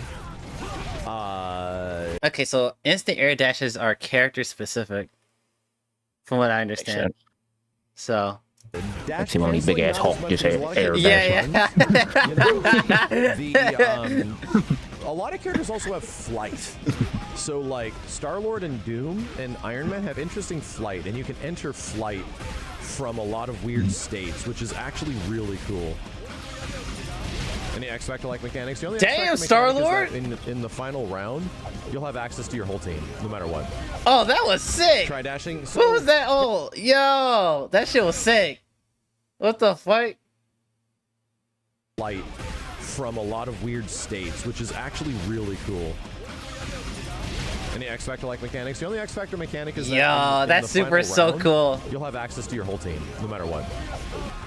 Try dashing. So characters had try dashes, but they were really weird. Like if you did jumping up back with Iron Man and try dash down forward, it was weird, dude. He would dash so fast to the ground that it was almost impossible for an attack to come out. So, damn, access to like crazy try dashing offense. I mean, maybe, but it isn't. It isn't inherently like super nuts. All right, so there is some sort of invincibility when getting up. It's like characters like flash yellow when they're getting up. So there's some sort of invincibility. Oh, the universal overhead was nuts, bro. That was really good. The game has raw armored overhead that leads to a launcher. Wait. A raw overhead attack that has armor that you can combo off of. Yes. In this universe. So everybody got. So it's basically 6M but on steroids. Now, how fast is it? Cause if that's just like, I don't know, like 18 frames, that's kind of ham. That shit gotta be at least like 21 or 22. Bro. 18 frame overhead, armor, combo. Well, the combo could start like really heavy on the combo scaler. So like maybe your combo won't do that much damage. So it depends. Armor scares me though. I hate armor in fighting games. So it was kind of hard to deal with, and it was fuck hard you. to. Fuck you. I think it was hard to punish as well because you can just call an assist. Hoping that gets taken away soon. So it's like, God. Don't know who asked for that. That was that's when I like wasn't using me. that much of it. I was having to deal with it a lot. Let's see.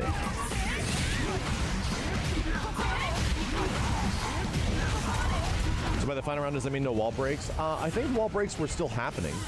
Yeah. Just because you get all the characters does I think just because you get all the characters, I don't think it means the wall breaks don't happen anymore. I could have swore they were still happening even though we had the whole team. Oh, so that's what the wind stocks are for. Yeah, I just seen it. I didn't see what they were doing when they were there. So like you can like shift like both you and your opponent when using your wind stocks. It's kind of like, it reminds me of like Reality Stone, but like instead of putting you in a box, it just like pushes you.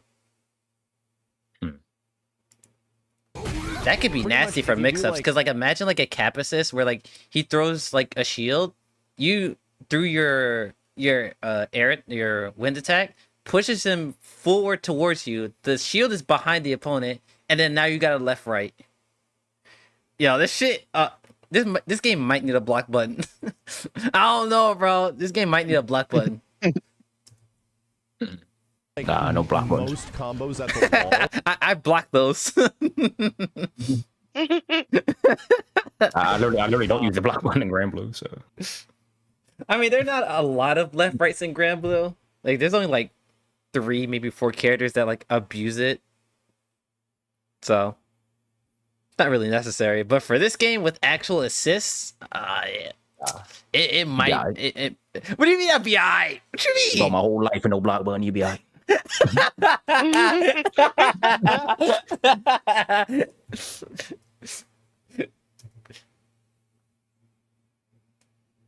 The wall break happens, and it isn't even a break. They just sort of fly through it, like right here.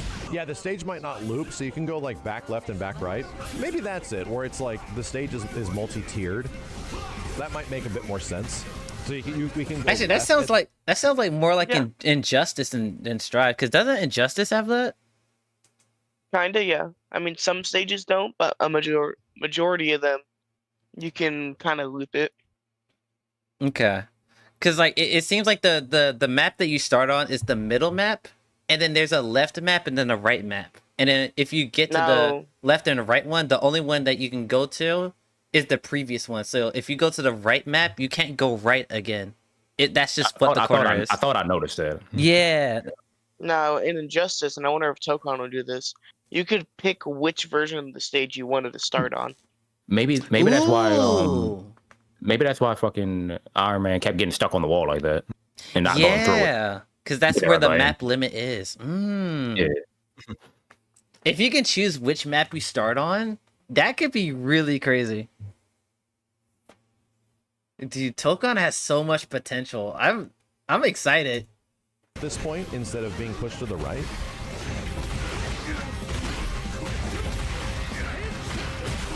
Doing motion input specials didn't lead to an insanely obvious reward. I think it's there. I think there's a minor amount of damage, but was it like a huge reward that you get? Not necessarily.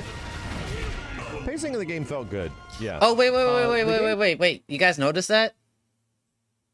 So, so you know how Max said like each assist has like a type? So like there's one projectile, one DP, one setup or something like that. So in the previous matches, we saw Iron Man do like his unibeam, and I think he was the square on the left, but now he's the square at the bottom, and he did his DP as an assist. So each character might have its own version of that assist. So like you can mix and match. Like you can only have one, or like can I do like in Marvel where I can have like just 3 of the anti-airs if I want? That I'm not sure of. From what Max described it, is like there's one of each. Okay. Guess that makes sense. Because like I said, the main thing I just didn't want is being like, hey, well, this guy's projectile, there's really no reason to never projectile. Yeah. Mm-hmm. Right. Right. This guy has a good projectile too, so now I got 2. Right. Mm-hmm. Yeah, it would be crazy if like you could just do 3 projectile assists, like just over and over. That shit kind of ham, but you know they could do it. The game does feel naturally very floaty, you know, and some characters can feel sort of heavy. But I think you can tell that from like looking at it, you know. You got to get used to it. You missed the super.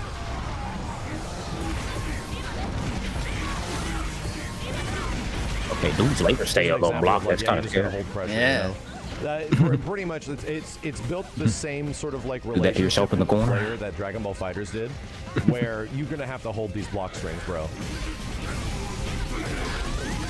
Check this out, Chad. Happy birthday! Happy birthday! Oh my god! Yeah, look at all the damage about to get done. So dude, that's cool. So sick. Oh, instant launcher. But like I said, oh, look at the stage destruction. Look at the ground. Like that shit, like the burning that Doom did, that stays. Oh shit. Now I wonder if if you stage transition back to this stage. Like if you go to another stage and then you go back, does it stay? We want everybody's PlayStation to blow up. You know what? That's a good point. That's a good point. Oh no, combos still seem to scale. Yeah, if you start with the light, it still scales. Was I immediately sold based on the mechanics? I felt like I they did more didn't time after a round, so I'm going to assume that. I wasn't super. I felt like I wasn't insanely confident. But I love it when games do like the that. mechanical understanding and when to use stuff. Like that was like peak in 360 era, but then we just stopped doing it. So. Yeah. I don't think so. I don't think I'll have any other opportunities to check the game out this weekend. Is there a crush counter property? I don't believe there's I a crush love counter active property. text so much. I don't care what anyone says. States. It's a cool mechanic. You know, it doesn't really feel like a strike throw game, but that does exist. It's actually technically a strike throw game because of the way that throws work.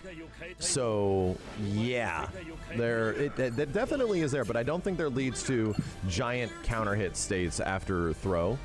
I don't think they have. I wonder if Spider-Man is in this build. I haven't seen Spider-Man yet. There wasn't really like an OTG state in the game. Didn't They seem said like only, it. There was like, like, a bouncing 6 characters or state where something. you can, like, you're bouncing down. Yeah, back. I think it was 8 Everybody characters confused that or- we've seen. We've seen. Yeah, like we seen 8, but in the Evo build only 6, and I had everybody like, huh? Oh, okay. Okay. So like the 2 missing is what, Spider-Man and Ghost Rider? Yeah, I think so. Is it tagging my confused assist orders? Is that the case? Yes. Actually, it is. Ron looks because really when you good. She tag, really you does. swap places with the other one. The assist order will always be the same, but whether or not you switch Cap to the left side or the right side changes what Cap does. So if he's on the left, Okay, so the placement of your assists dictates what assist you get. So it is Okay, like so you yeah. get 1 projectile, 1 DP, 1 setup. So whenever you switch characters, that character replaces the one in that slot. So like if you have like Iron Man as your DP assist and you change from Cap to Iron Man, now Cap is your DP assist. Okay.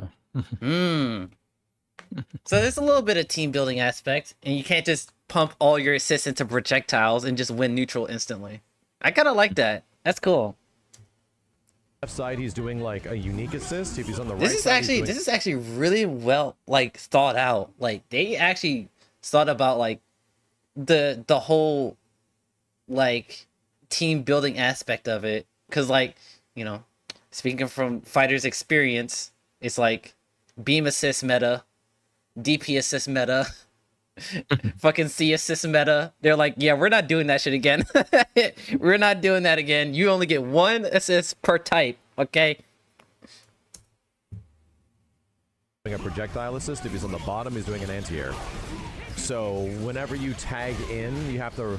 There is definitely a lot of coordination to keep up with that. Chip damage, chip kills. Can't confirm. That never happened to us. Ooh, chip kills. That's important. Round of matches typically last in 4v4. Well, this isn't really like 4v4. It's not. Like if you died a chip in this, though, like your opponent just hated you. Huh? I feel if you died a chip in this, though, your opponent just hated you and just wanted to zone you. Yeah, yeah. Well, I thought it was only doing like 100. In some of these combos, like they're doing like 20, 30,000 damage and like only a quarter of the health bars go. So it's like, why are you literally just zoning me? So I don't. It could also be like if you like near pixel territory, you just do raw super and they block it and they just chip you out. Yeah. 1 life bar. How do you get your assist to join in? You either raw tag them in, DHC them in, or do like a late tag, a late active tag after an assist. Wave dashing, not that we found, no. Again, the movement is very. How do they think we play? The movement is. Wait, what'd you say? Somebody just asked Max if there's wave dash in this game. What the hell you think we play? Oh no.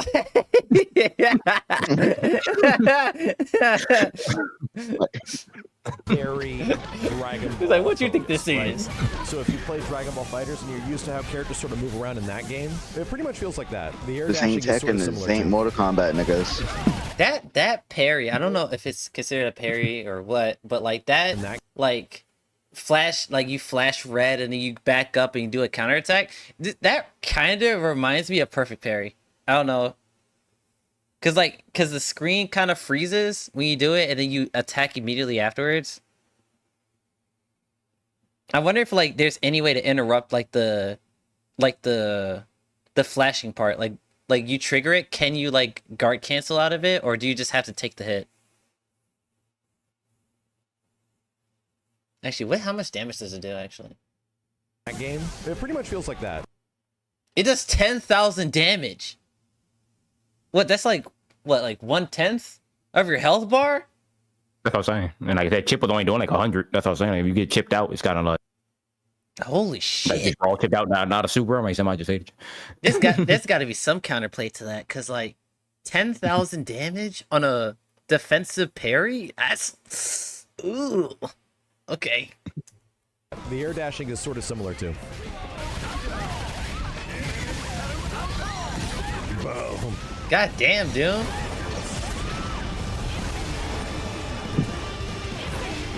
Doom's jetpacks are under his armpits now. I found myself just tagging Under in his armpits. these moments and situations just because I wanted to try a different character. Yeah. Not really for Yeah, like, where all these packages come from? Oh, that's Yeah, important. That's Mom. important too. So not only can you move during like the round setup, but you can also change characters. So like if you like have Cap in like your DP slot, you can like change him around to your projectile slot. I see. He sees reasons, it'll be much different later. Yeah, I think if you were a big fan of Dragon Ball FighterZ, you'd have a very good time in this game. You'd have a very good time. Help is a super dash. We could not wait. figure out We saw it. There's whiffable auto combos. Wait a minute. We saw it. You'd have a very good time. Look at this. You saw that? Yep, I saw that. Saw Yep. that? Okay, now, one more question. Do they autocorrect? That's probably going to be hard to test, at least in this gameplay, but we know it's whiffable, but does it auto-track? Help is a super dash. We could not figure out where the buttons were.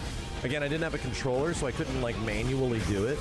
I had to figure out what command it was, and I could never find it. There's a lot of like crossing buttons and all this stuff that you have to do to get the mechanics to happen, and I could not locate it. I was like, and again, a lot of the a lot of the way the game works is like contextual, like things sort of change depending on a situation you're in. I don't know why it is, but seeing Captain America in a Japanese game is so weird to me. I don't know why that like I don't know. Captain America in a Japanese game. I don't know why that's weird. So yeah, like it was like, it's somewhere in here, dude. Yeah, if it's in the air, that makes sense. If it's only in the air, L and A, that makes sense why we didn't get it to work. Because again, L and A while blocking does a different thing. Forward L and A also does a different thing. So yeah, some stuff on Cap Shield's weird. If it comes back, if he takes like any kind of damage, it does not like act as a hit. It goes away really fast. Okay, so the return shield on Cap doesn't have a hitbox. Okay, that's important. Cause like it's essentially not a combo breaker, basically. So like you can punish Cap for throwing the shield like willy-nilly. That's important. Bring what combo, what ender do you use to get another character? That doesn't exactly exist. Actually, that might be a universal thing, because like remember like Doom's like laser? If you hit Doom, the laser automatically disappears. That might be a universal thing. They're like projectiles. If you hit the character, it just disappears. Yeah, like it disappears, but when Doom was blocking earlier, it stayed out. So his set play, like he can like just bait you to like attack him, and like the laser is still if you just can't open him up in time, I guess. Gotcha. If you want to switch characters, you have to like assist and then tag them in after. Does anyone have meterless reversals? Did this motherfucker just jump cancel out of a DP? Yep, but it seems like you do anything he wants out of the DP. Oh god. Oh god. Does anyone have meter? Oh hell no! Oh hell no! Who need DPRC? I can just jump. List reversals? I think Cap's DP was invulnerable. I think it was. Dude, that shit's so cool. I think I like Captain America the most. Overhead. Actually, that might be the armored overhead that he mentioned earlier. Because Cap was flashing, so that means he might have had armor there. Captain America the most. I can't. Pretty fast, I can't tell. I If assume Storm that's just actually tried to signifying he's doing an EX. I think it was. Yeah, either that was the EX special or something, or I can't That's what I'm see. thinking, yeah. I can't see Cap's meter, so I can't tell. he glows orange when he does the DP too. Sometimes, so. Oh yeah, it might be it. Captain America the Yeah, I'm just guessing it's EX Yeah. move. most. Especially with how fast it came out. I'm gonna run it back really Cap quick. had a DP motion. Yeah, because that's universal overhead coming out that fast. Yeah, that's kind of him. Yeah, see? Because this fucking shield just had it. Okay. Star-Lord's gun does completely different things depending on like one of 3 elements. Bombos. So okay, there are custom combos, so you don't have to do like Grand Blue routes where like it's just auto combo, special auto It's just combo. linked. Yeah. Yeah. Yeah, but what I was saying earlier though, like it seemed like the assists kind of like allow you to do the longer combos. Yeah. Too. You know, Because without that assist, I think that combo just wouldn't have been a thing. Yeah. Example of like a combo that That might be one of the reasons why assists don't have health bars. So like you can't really kill them. So like you technically can always combo, like you know, do damage. Did. Yeah, you keep your tool when you earn them. There we go. Here's an example of how like the combo structure of the game sort of works. So I'm playing Iron Man here, right? And here's an example of his air dash. So that's a crossover. Can't tag after that. I think you can like maybe late tag, maybe. So there's Iron Man's 8-way air dash. Ooh, wait. It has the reversal thing. Now, is it frame 1? That's important. I don't know. I can't really tell because he's not attacking yet. But this does technically count as a reversal. And it hit Storm. Or actually, Storm tried to do the reflect, what's it called, the defensive move. So light combo starter, light, medium, heavy, into EX special, into cap pickup for assist, medium, heavy. Yeah, because I don't know if you just peeked there too on like what I'm saying. Combo, right? So So that you bar have to- was almost in the orange until he called cap in for the assist and that down so he could extend the combo. Oh, okay. So if he sent out like another assist before he hit that red, he probably could have kept combo a little bit longer, and then it would end. Dude, this game, bro, they You're gonna cooked. have So much thought went into it. to fill in your combo structure within something of God, I'm that. so excited. I thought it was just gonna be another belligerent tag fighter. Like, no, they actually like thought about like The team they, work like- and stuff like that.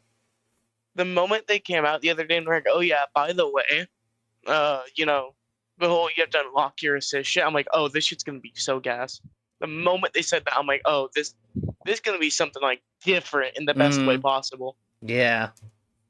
That space, right? So that was the end of the combo. That's the hard limit. Because like Max actually made a video about this. How team fighters have relatively kind of like been more or less the same formula, different playstyles, but same formula for Right. the last like 15, 20 years. And we're actually getting like a different team fighter. Mm-hmm. They're definitely setting a new precedent for team fighters going forward.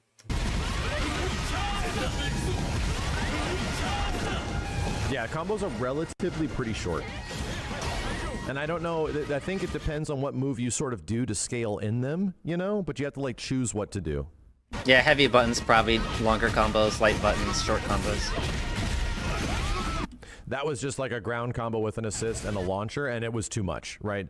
So you got to figure out what to do. It honestly felt like a lot of the auto combos were doing really good damage, and it felt like the shorter combos just into basic super were doing really good damage as well. Kind of reminded me of like Marvel vs. Capcom 1 combos, which is just like LMH super. A little bit of that sometimes. Angelic, how did the movement feel? Have you played Dragon Ball FighterZ? Pretty much Dragon Ball FighterZ with more, a little bit more unique movement options. More flight. Whoa, wait. She can... I thought it was just left to right. No, she can do the storm thing downward. Yo. Wait, so she can like pull like if Iron Man's flying, she can just like pull him down to the floor. Movement options. Like, look at that. This shit's gonna be peak. Dude, oh my god. More hey, flight. True. That kind of stuff. Did you hear that? What? Did you hear that? What? Listen closely. This shit's gonna be peak. Peak. It's gonna bring some madness, people. Some madness. If you're curious in the overall totality, the movement feels like a modern day Arc System. Also, this is the only Marvel game to make like the Captain's Hydra all like look fire. Game speed felt pretty close Yeah. to DFC. I've been thinking that this whole In time total, it's I think you actually guys looks can see fire. that. Pretty much has about the same like hit stun values and stuff like that of a Dragon Ball FighterZ. I love that Iron Man ult But, so much. Again, like Dragon Ball FighterZ is a massive tagging all the time. Oh, that's a cool kind of grab. Crazy team composition game. This really doesn't have. This game, you're not going to be tagging all the time that much. You want to tag to like either switch out a character to match some offense that the other person is doing, or you want to tag to extend a combo in some way. Actually tag in, yeah, you'd want to like bring the next character into DHC or get more Oh, combo wait, damage, that kind of wait. Red, did you see that? No, I gotta go back. Tag to. So look at Iron Man, the extend red a combo one. in some way. Actually tag in, yeah, you'd want to like bring the. So he next does a combo, wall splats. into DHC. Or It can continue to combo afterward. You can choose not to break the wall. That's all the confusing me because this is considered one of the center stages. Dude, oh my god, are they actually fixing the problems with Strive? Hey yo. Get more combo damage. I'm assuming the way it works is it's just a certain move wall breaks. I would assume like in every super character's like game. supers and like heavy buttons would do it, Yeah. right? Maybe some EX moves, maybe. It looks like throws did earlier too. So I think. Oh like, yeah, throws too. Yeah. It might be like in the character moveset. It'd be like below like the name of the moves like this can wall break or something. Yeah, that's what I was saying.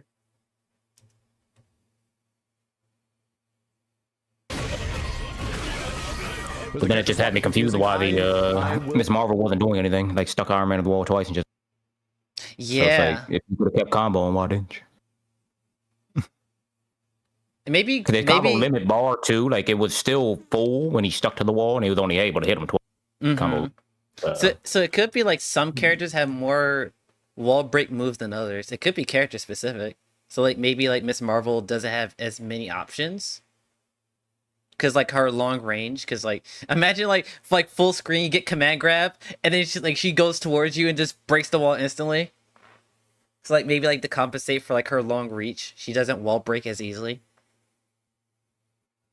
Could be.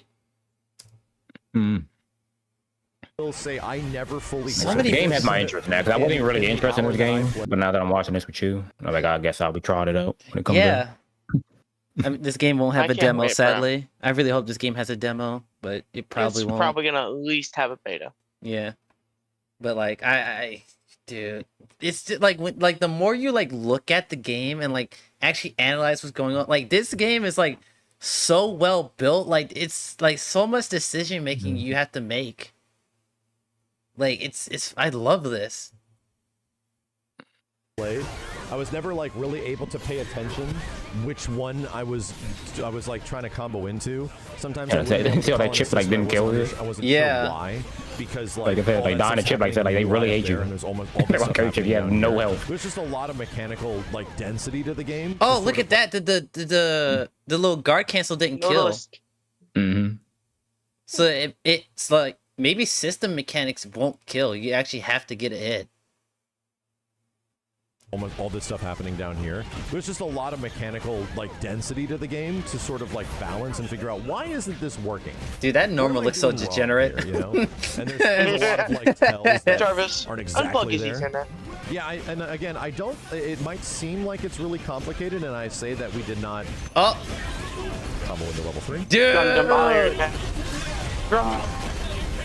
Oh my god, dude, that looks so cool! Yeah. I wish it did something You else know, and it'd it be just so cool. punches. I think I was a little disappointed by that. No. I think I was a little. You know, it'd be so cool. What's up? One, that unintentional pause goes kind of hard. I'm not gonna lie. Two, imagine if that was an install. Bro, an install Imagine. Hulkbuster? Dude. Hopefully it's better than Fairy's install. This insanely cool super, and then he just like He has an punches install? you. No. I'm like, ah, I don't know. Man. So again, yeah, you're asking like assists have green bar because you look at the start of the round. You only have access to 2 characters, therefore you only have access to 1 assist bar. Each assist bar sort of like represents how many like assist actions you can do. So yeah, like when you bring one out, you can't really bring that next one out until one recovers. You can bring in another one. You have to call a different assist. How frequently can you tag? Okay, so the boxes just shows you what position they are, and then this shows what their cooldown is. I think. So wait, how do you get more meter? Is it just from taking damage, or? It's by for the assist bar. Huh? For what, the assist bar? Yeah, like the green bar shows like the cooldown, but like the character portraits show you what type of assist your character has. Max said earlier that the assemble gauge refills over time. Okay. Assemble! Okay, sorry. You can raw tag in at any point, right? You can properly like raw tag in. In fact, now that I'm thinking of, I don't know if that would work, because that would cost meter. Dang! If you can like have 1 assist locked down. Yo, oh my god. Character tag in. I don't think you can. Wait. There is white life. Wait, there's white life. Wait, how did he get white life? Wait, hold on. I don't know if that would work, because that would cost me here. Wait, huh?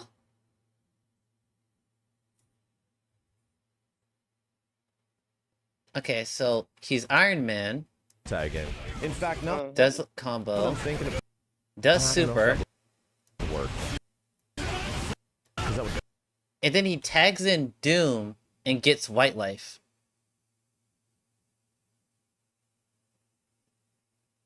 What?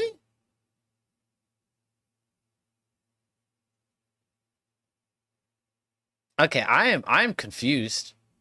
Cause like I haven't seen white life throughout the whole video, and now I just saw it. I don't know what. Okay. Cost meter. Wait, now the opponent has white life too after getting hit by the combo. So like, wait, what triggers white life in this game? What? No idea. Have 1 assist locked down and have another character tag in. I don't think you can do that because it's going to. Wait, did he recover it? No, it's still just sitting there. Like it hasn't even changed in size. It just went down. I don't know if that would work, because that would cost meter. If you can like. Did it show up when Doom just showed up? Okay, so like the opponent regains white life here. But like, why did the person doing the combo get white life? Just because they tag? They tag? But like, don't they all share the same health bar? Unless tagging gives you health back. But have we seen that throughout any other portion of the video? Down and have another character tag in. I don't think you can do that because it's going to cost a resource. It was like slowly going up while he was just hot. Yeah. But like pretty quick. Yeah, the regen seems really slow. There's no snapback functionality in the game. It doesn't make sense for there to be. Yeah, assists are just you call an assist in neutral, it doesn't cost anything. Yeah, pretty much. Okay, now they're taking true damage. Yeah, I think if you combo the assist, it does bonus damage to the life bar. Oh yeah. Oh yeah. So here's the cool stuff that's like that we're not really like utilizing that much. The Doom can like enter flight from things. Iron Man can do specials and enter flight from specials. It's that kind of like unique stuff that nobody could really find in the first few minutes, and I got told by a dev like later on, it's like, hey, dude, if you do Unibeam with Iron Man, hold up after, and he enters flight after Unibeam. So you can do a combo, Unibeam, yeah, everybody's taking true like, damage. I think he also has like that DP. Yeah, there it was right there. He does like this big crazy orchid DP, but you can enter flight after. So there's a lot of cool stuff that Iron Man can do. It's just like it's not obvious. Oh my! He has, feels like he's sort of dude, like he has DP into air dash. Oh god! Oh my god! The only thing that would make it worse if you can call your assist while DPing. Oh, this game's gonna be degenerate. Just DP, call assist, air dash, overhead. What the fuck? keep away character, but I don't love him as a keep away character. So the nice part is that, yeah, like there is some unique like character gimmicks all over the place that are like that. Okay, so that entire round was pure damage. What caused the white life last so round? is the looseness factor close to Guilty Gear or MVC? I would, if you want to my looseness factor of the game, yeah, it's pretty close to Strive. A little bit, probably a little bit more. I don't think it's as much as a Dragon Ball Fighters, because Dragon Ball Fighters, like, you can do so much crazy stuff on tag in that game. So much stuff. I really want to go back to that white life, because, like, what triggered that? Like, it came out of nowhere, because like I said, first of all, when Doom comes in, he randomly just gets his white life taken from him. Yeah. Okay, so Doom is whited out here. Storm is the only active tag character right now. Really like raw tagging. In fact, now that I'm thinking of, I don't know. He does super. I don't know if that would work. He did call Storm. He called Storm. Because the gauge is now on cooldown and her portrait is black. Because that would cost me. And then he gets Doom. So maybe, okay, so maybe what happened is Iron Man did a combo, ended in super, and ending a combo in a super is what triggered Doom to be active. And by tagging him in, he gains life. I think. Oh, I literally just opened up YouTube, bro. And Max posted a high-level Tokon video. Alright. Okay, that's really interesting. I'm gonna have to look at this over again. Alright. I want to do... Wait, what time is it? Oh, it's near 4. Alright. Let's look at IGN's beginner's guide. See if we can learn a little bit more information. And then I have to end stream because I have to catch an errand. So... Oh shit, I forgot to put the fucking video in chat. Ah, I'm not doing my job correctly. Womp womp. You're fucking bad, kid. I'm so bad at my job. I love you, True. Love you, True. I appreciate it, buddy. So what we should do tomorrow, right? Is totally when you start stream, before we actually do Evo, totally watch the Justin Wan video and the high level gameplay, right? Right, totally. Oh, we're definitely doing that. We need that Marvel Tokon shit. Come on now. I'm thirsting. Excuse me. You know what's crazy? I want to bring up something. They had tournaments for Nen Impact before it came out. Like at the first Evo, it was really shown at. Bro. That game was so. There better be a tournament for Tokon like an Evo before it comes out. I swear to God, bro. Yeah. If it don't come out till like the middle or end of next year, there better be a Tokon tournament next Evo. Yeah, it's definitely gonna have one. How far out do you think we are from Tokon? Didn't they say 2026 in the trailer? Well, we know that, but do you think end of the year, middle of the year? Considering they announced it, what was it, like 2 months ago? Mm-hmm. I can see early summer. I'm really hoping for around that time, yeah. I can see early summer, like June, maybe middle of June. Actually, what's happening in June for like movie wise? Isn't like Avengers coming out? I think Spider-Man comes out in June. June, July, something like that. Spider-Man comes out. I mean, that would be really good. Like, get everybody on Marvel. Marvel movies coming out. Marvel game is coming out. Marvel Rivals will probably have a new season coming out. Dude, next Probably year, a new skin for Spider-Man. next year's summer might be lit for Marvel fans.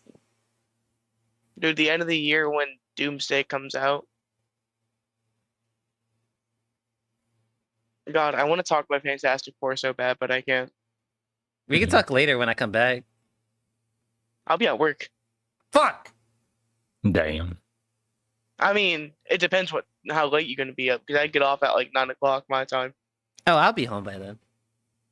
I bet. All right, final video today. We have IGN's official beginner's guide on Marvel Tokon. Let's see what they have to say. See if we learn anything new. To those of you who somehow endured like 2 hours of us yapping while reacting, good shit. I'm actually quite impressed. On God. Like, honestly, if it were me, I would have stopped like after the second time they paused the video. Not gonna lie. Like, dude, imagine, like, for those of you who watched that Tokon video, which alone is probably gonna be 45 minutes to an hour. Alone. Like, imagine sitting there, watching this Marvel Tokon video and going, damn, why are these motherfuckers spending 15 minutes on a piece of white on a health bar?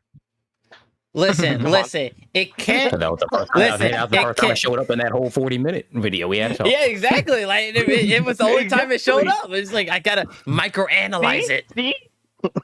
We get it, but do they get it? But do they get it? True, that's the thing. Just get that one. Start playing Ace Attorney music right now. But do they get it? The only thing that makes sense for me is that there is armor, but armor didn't happen. On the right.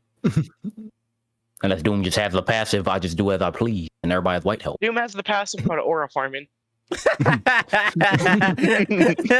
damn, that's a lot of silver in 1 yard. You know, have you seen Doom's victory screen? I don't think it showed in Max's video. I don't think. We saw it super. I'll find it on Twitter and send it to you. Right. It's Doom, like, going into a portal, sitting in a throne, and just fucking aura farming.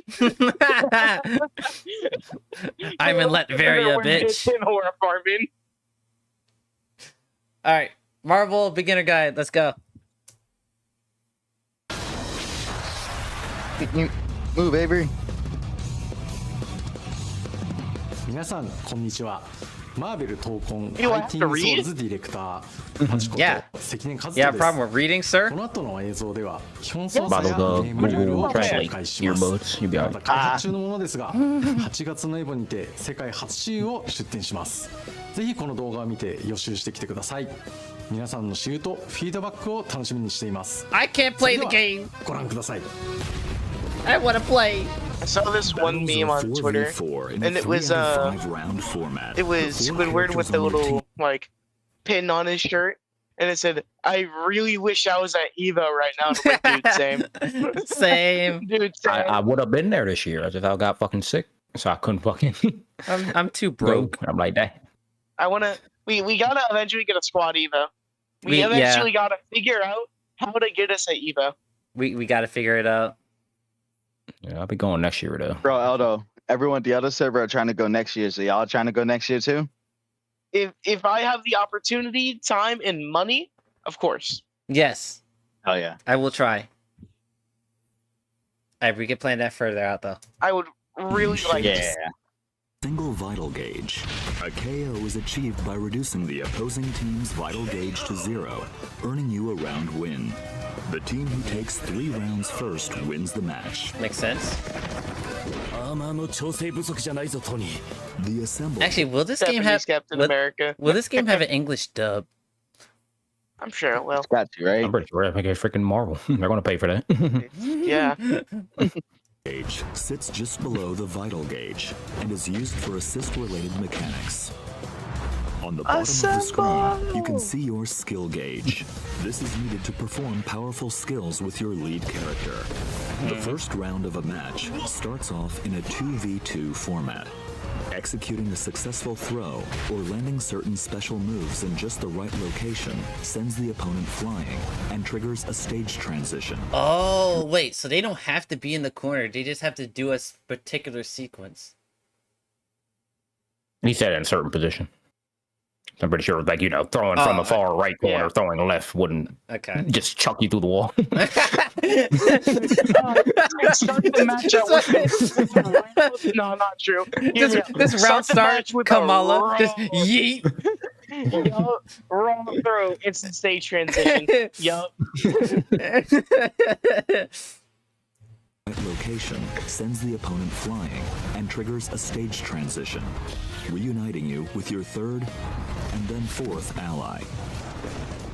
Okay. Your allies also meet up with you when you slam Yeah, the fight up opponent again. into the stage corner. or lose a round. Oh. Wait, you get a character when you lose a round? Yeah, I heard him say I said that a few earlier. times. Yeah. Damn. When an ally This is the comeback mechanic of the game.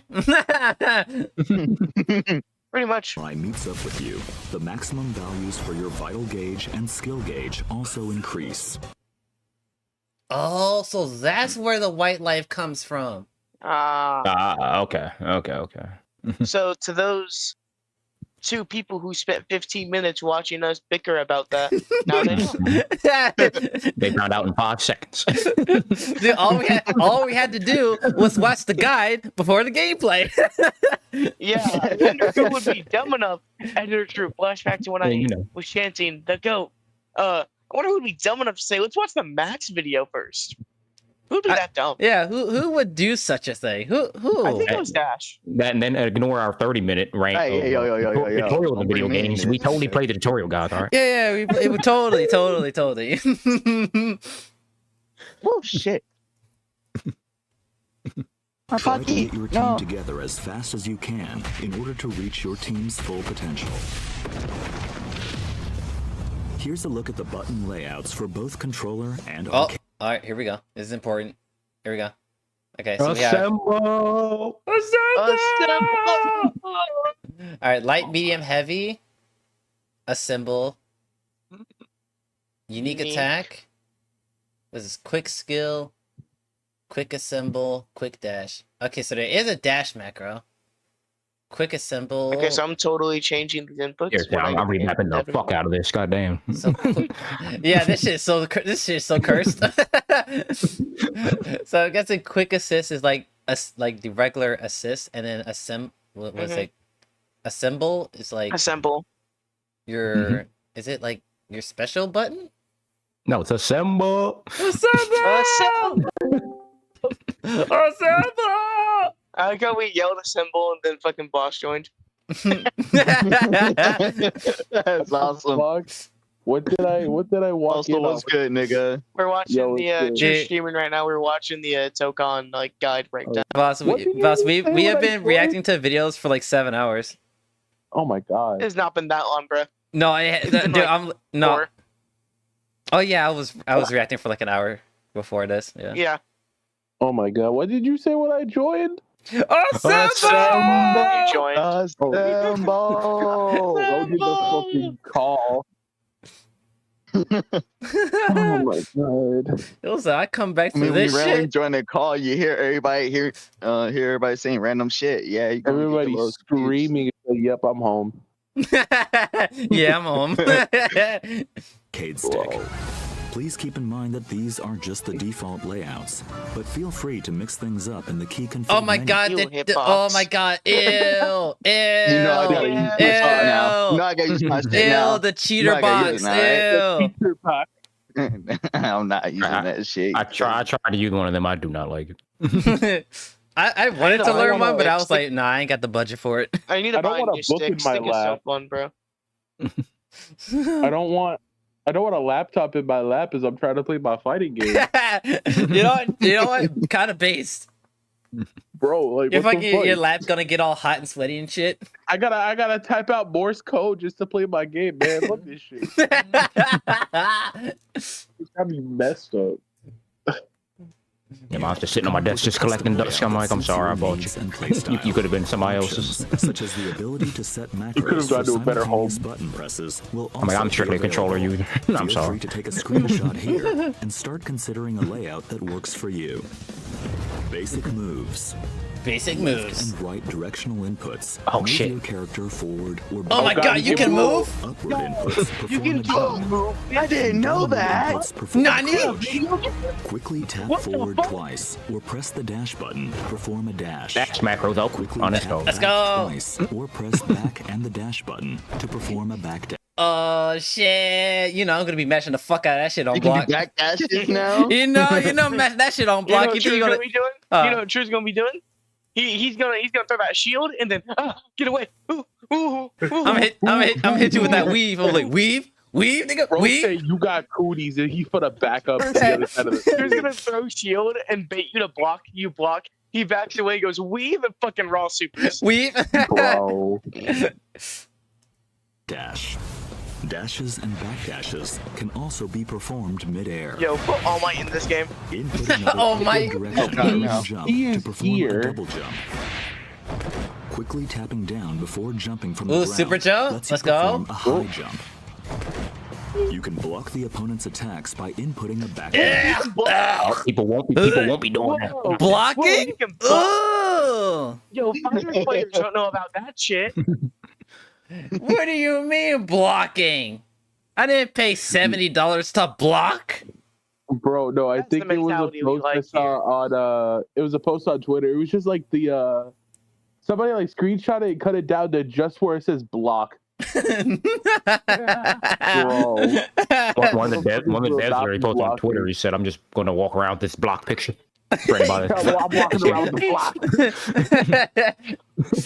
block. Somebody's like, Nah, someone talks about how the game is bad, and you just hand them like a postcard. It just says block on it. No, some niggas walked around strapped up. I walked around blocked up. Just hated out. Hell yeah. You had to emphasize the L in it. Block. Block. Block.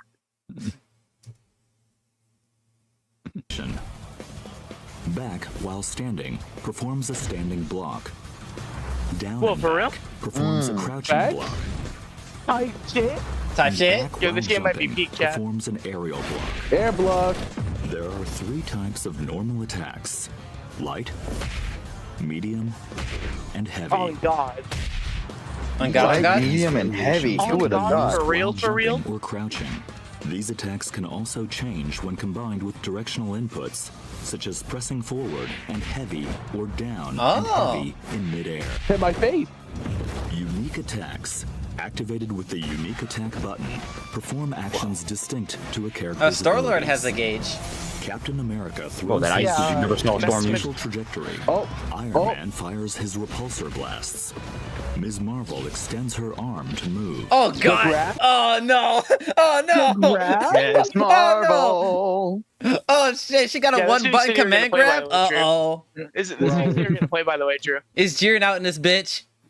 I need to get this game when it drops. I'm pre-ordering this Yeah, shit. but here's the difference, Drew. Here's the difference, Drew. Mm-hmm. Kamala's command grab's probably gonna be good. Jiren's wasn't for the longest time. True. Yeah. Wait a minute, is this bitch gonna have crossplay, please? Probably not. I'm actually not sure. No. Crossing fingers?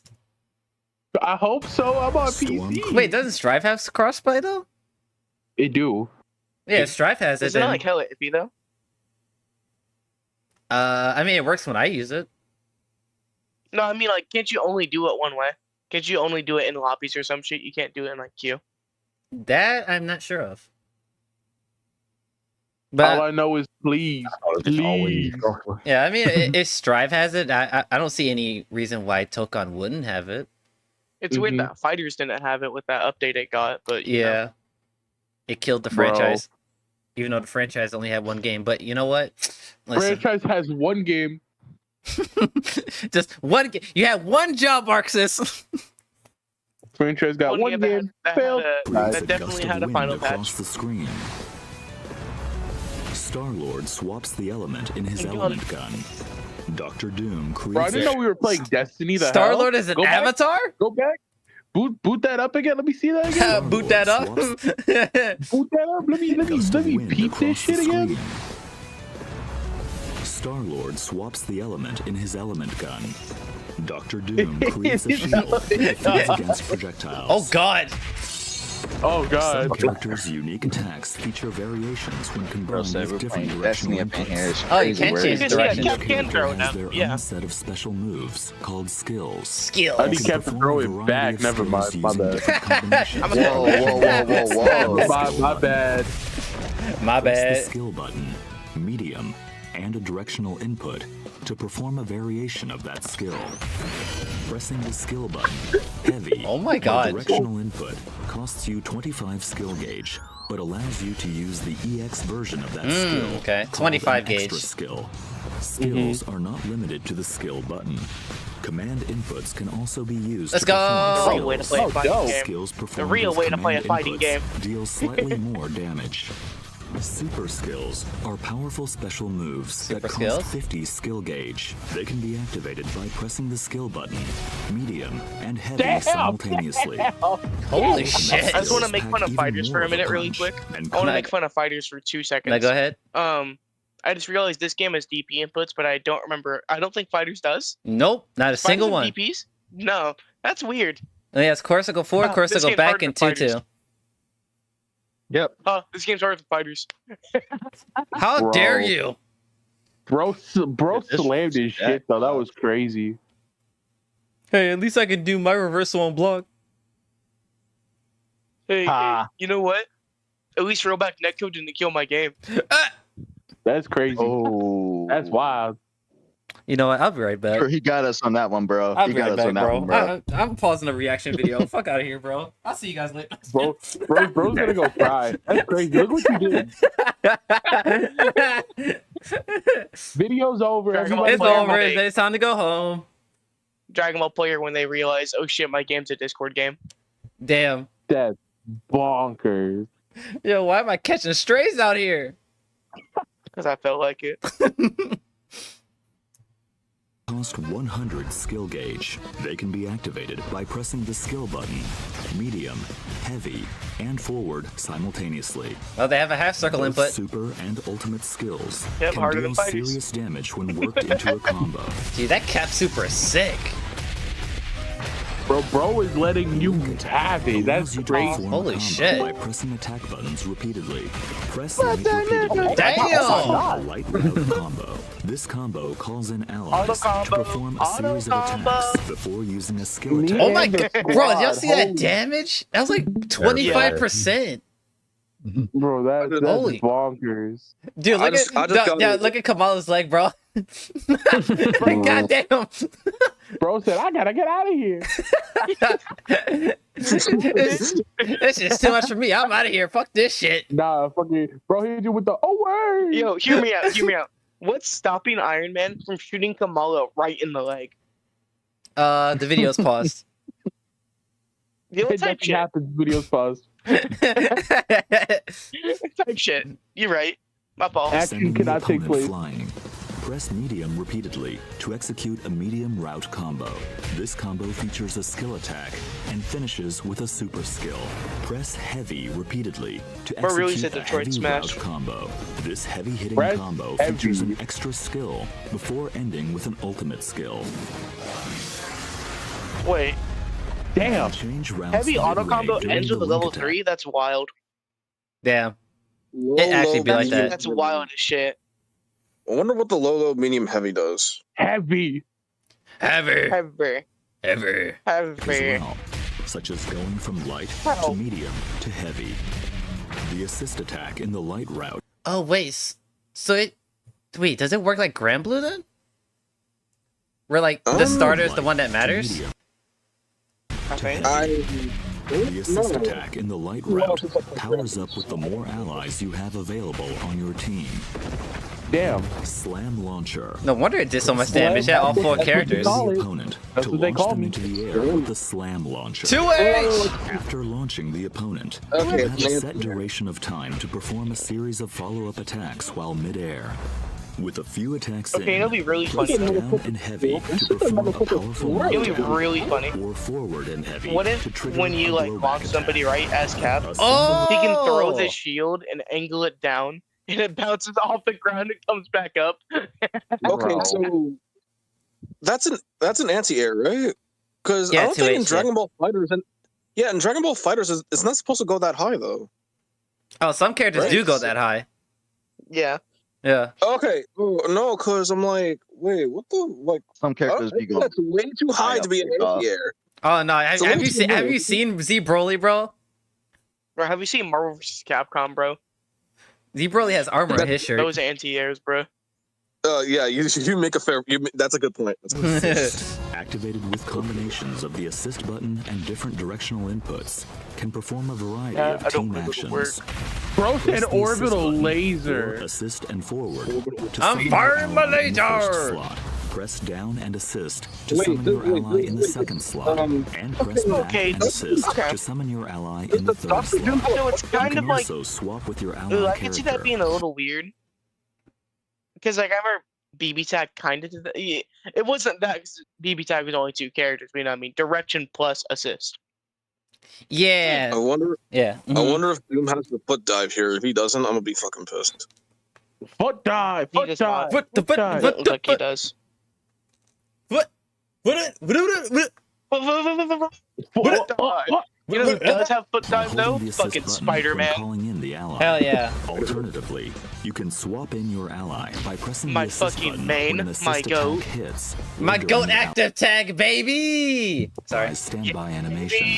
It's the only good thing about NPC. You can tag in with the last. Besides ally Monster Hunter, she was a called really cool character. Oh, that's nasty. Y'all see that shit? Oh, that's Not running fucked back. up. You guys were talking. I don't know.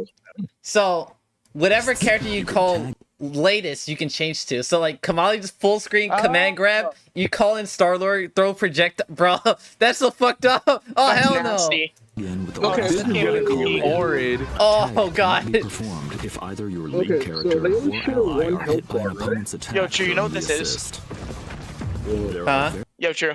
What's up? This is like those little arena fights in fighters, those little stupid custom modes. Yeah! Actually, it is. Hear me out. Let me cook. I'm gonna let you cook. You're in the kitchen. You're doing good. Assemble assist actions. The assist attacks Now, will just give me change Nightcrawler depending on the Miles slot Gambit. each ally is in. If an ally is Oh, summoned shit. in midair, or after That would go performing an wild. attack with the lead character. When calling an assist while on the ground, the assist attack type That's so is funny. determined by Kamala which just slot stops you're your calling shape in. from the Tap an entire assist screen. summons the ally in the first slot to perform a shooter I feel assist. like this plays Generally like Okay. using cross tab projectiles. instead. The down and assist input Because they summons only the share one ally in health the bar. second slot to perform a I don't know, I vertical could be wrong. assist, generally with an anti-air Damn. attack. Lastly, the back and I could assist be wrong with input this, but summons this the feels ally like in the Street Fighter Cross Tekken in a sense. I could be wrong. I never played it, so I don't know. Oh, okay, all right. Yeah, I just wanted- third slot. I mean, I to could be perform an 100% assault. wrong. Huh? Whoever plays Street Fighter Cross Tekken in this chat, then I mean, I could be wrong. Who knows? Yeah. Like I just fucking woke up. I'm like, wait a minute. Is this like Street Fighter Cross Tekken or something? No. No. It's Marvel.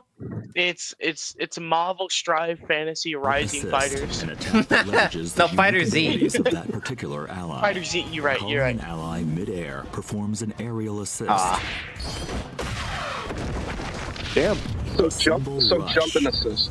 Pressing assist after your lead character lands an attack brings in an ally to perform a lunging attack. Oh. This costs 1 bar Okay. of assemble gauge, but it is highly versatile to keep a combo going or to cover for a blocked attack.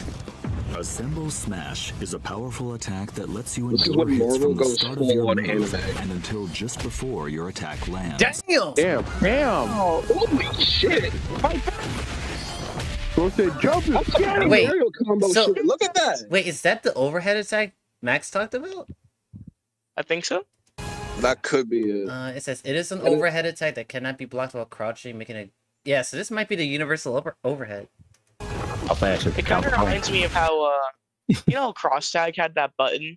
I can't remember what the button was, but I think it was over circle where you would do like a little strong attack and your partner would come out and jump him. It kind of reminds me of that. I can't think of what that button is. What is it, like the Clash button or some stupid shit? It's some dumb shit like that. Clash. I think it's like the Clash button or something. Yeah. It's some dumb shit like that. On contact, Either you can Cross select your Tag was assemble really gauge cool. to perform a follow-up attack by pressing the assist button. Each ally's follow-up attack costs 1 bar of assemble. Oh, wait, what? You get a regular combo fit? Okay. Look at that damage. That was like a clean 40%. Oh hell no! This game's gonna be degenerate. no. Oh shit! Oh god! Nah, it's gonna be peak. It's gonna be Marvel Madness. The aerial version is a lunging move that tracks to the opponent's position. What the fuck? What the fuck? What? A projectile involved tackle? Oh hell no! We gotta play I'd that love again. to see it. We gotta play that in slow because I literally like things happening is so quickly. Okay, so it says it isn't overhead and doesn't have armor, but it nullifies projectiles. Dude, what the fuck? It's just the one meme. You love. Yo, this is White Wild Assault. So what? So it gives you like an invincibility. So what? So what? It gives you invincibility against projectiles? Is that what's going on? Yeah, projectile invul. Oh, okay. All right. This is all right. I think we got something going on here. Imagine if that shit's safe on block. That would be fucking sick if it was. Assemble counter. Press assist, light, and back simultaneously to perform an assemble counter. Evo with the boys tomorrow. This costs 1 bar of assemble gauge to activate, but endures attacks directly after activation and performs a counter attack with an ally. Use this with caution. Wait, you could do this while backdashing? Wait.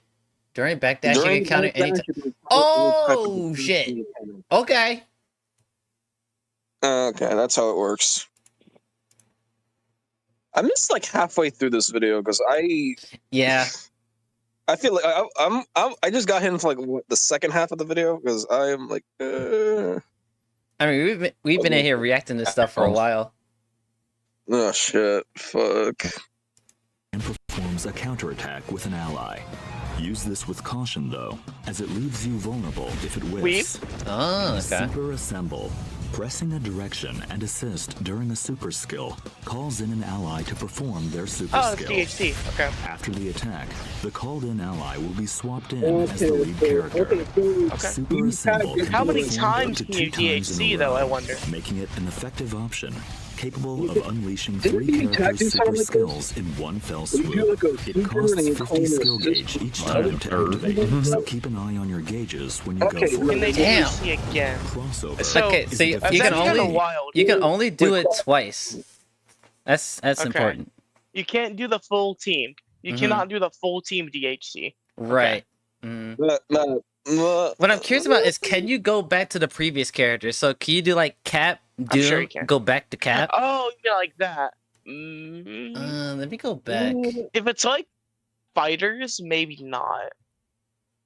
So who started it? So it started with Doom. After the Doom attack, with the Cap. the called-in ally will be swapped in as the lead character. Think Kamala. Super Oh wait, no. assemble can be performed Doom. up to 2 times in a row, making it an effective option, capable of unleashing 3 characters' super skills in one fell swoop. It costs No, you can't go back because Doom's still blacked out. Yeah. To activate, so keep an eye on your gauges when you go for it. Crossover is a defensive technique that calls in an ally to cut in while you block. This can be executed by inputting assist and light while blocking, and is a great option to go on the offense, as it lets you interrupt the opponent's attacks. I wonder if you can counter this. I wonder if you can hold down assemble to swap while you guard cancel. You might. You might go over it. Because you brought up how fighters, you could only change characters when you guard cancel. Right. And in this you don't. So I wonder if there's still an option to change characters on guard cancel. Let's see if he covers it. Maybe crossover reflect.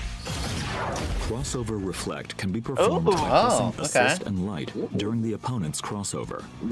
If you execute a crossover reflect at the last moment, this becomes a perfect reflect and triggers a counterattack against the opponent and their ally. Mastering the timing to execute a perfect. This game's gonna be so good, bro. A little execution. This game's gonna be so good, bro. This game is gonna be gas. Oh shit.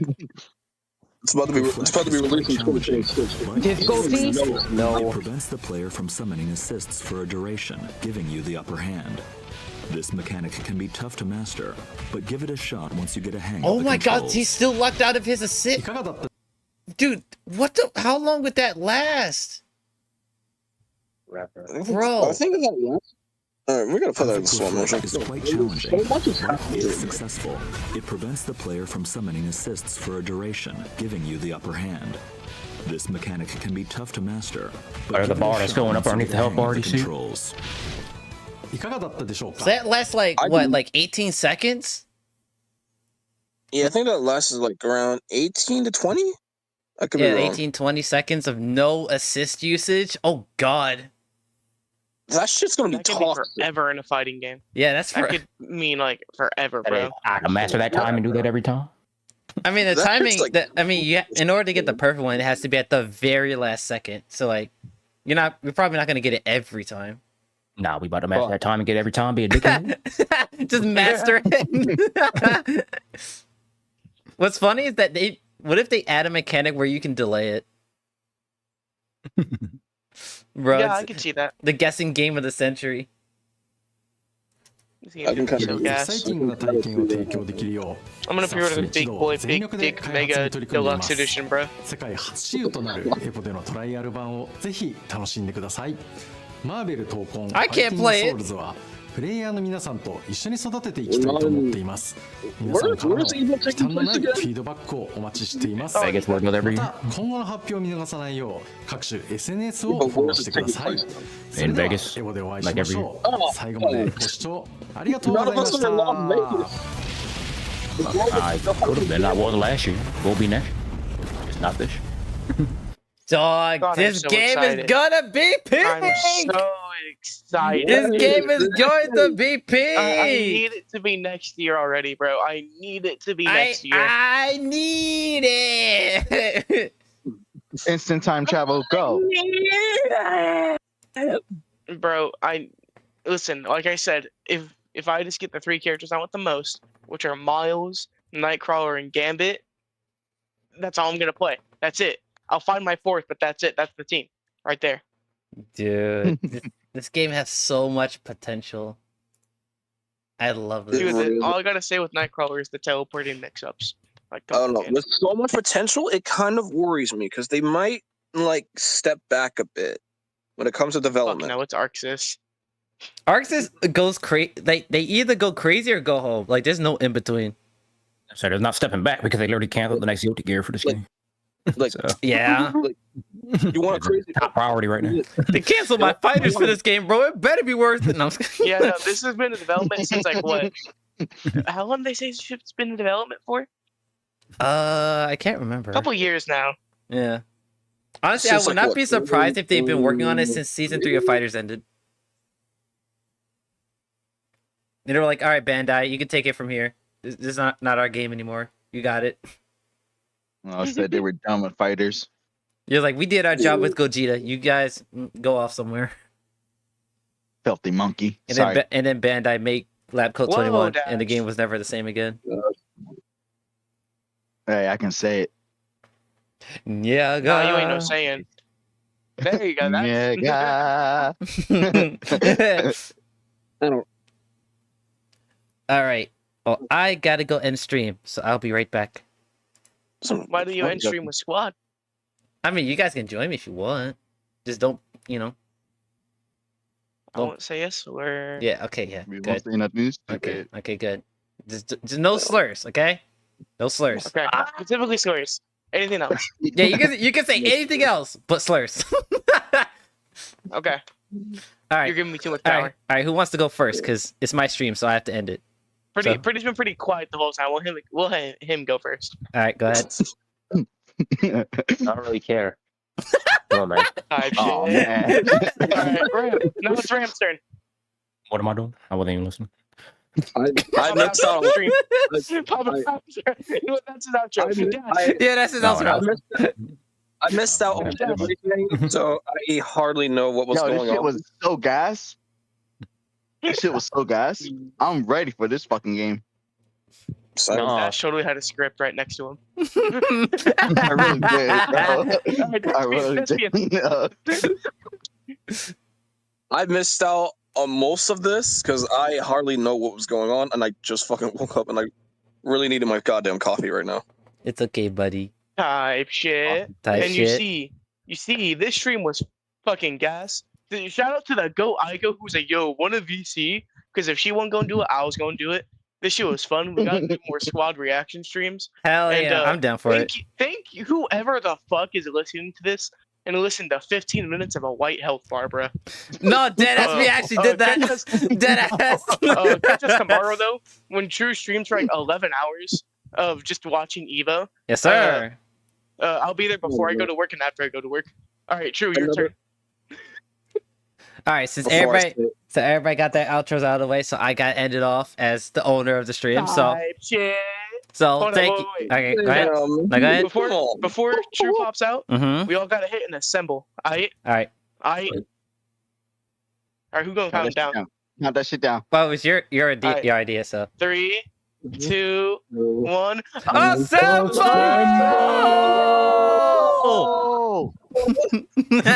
Alright, go and stream, dumb fuck. all right. Thank you everybody for watching the stream. Appreciate y'all, love y'all, all that good shit. Be sure to subscribe to my YouTube and follow me on Twitch, and also be sure to follow everybody else on here on YouTube. I'm pretty sure Ram does YouTube and Twitch and stuff, and that's about it. Oh wait, Dash does music, so be sure to subscribe to him. I got everybody's channel in the description, bro. And every now and then I drop. Dude, Eldo uploads like once every like 2 years. Yeah. Also, go follow at bossumans on TikTok. That's channel artist. Yes, sir. Wait, is Boss here? No. Nah, he's gone. Fuck! I'm still gonna plug him anyways. He's your fucking channel artist, dog. Literally, look at your stream. See that goofy ass little guy right there? Yeah, he drew that shit. Well, I mean, Okay, technically, guys. if we're talking about little guy, it would be this. Is this the little guy? This would be little guy. Little guy. Yeah, little guy. Little. We're grown ass men, by the way. One of us is 30 and almost 31. Old ass. No, I'm Two kidding. of them is 30. Oh, two of us. Oh yeah, that's right. Ram. That's right. Both of us are. Yeah. Don't worry, guys. I'll send you over a cane.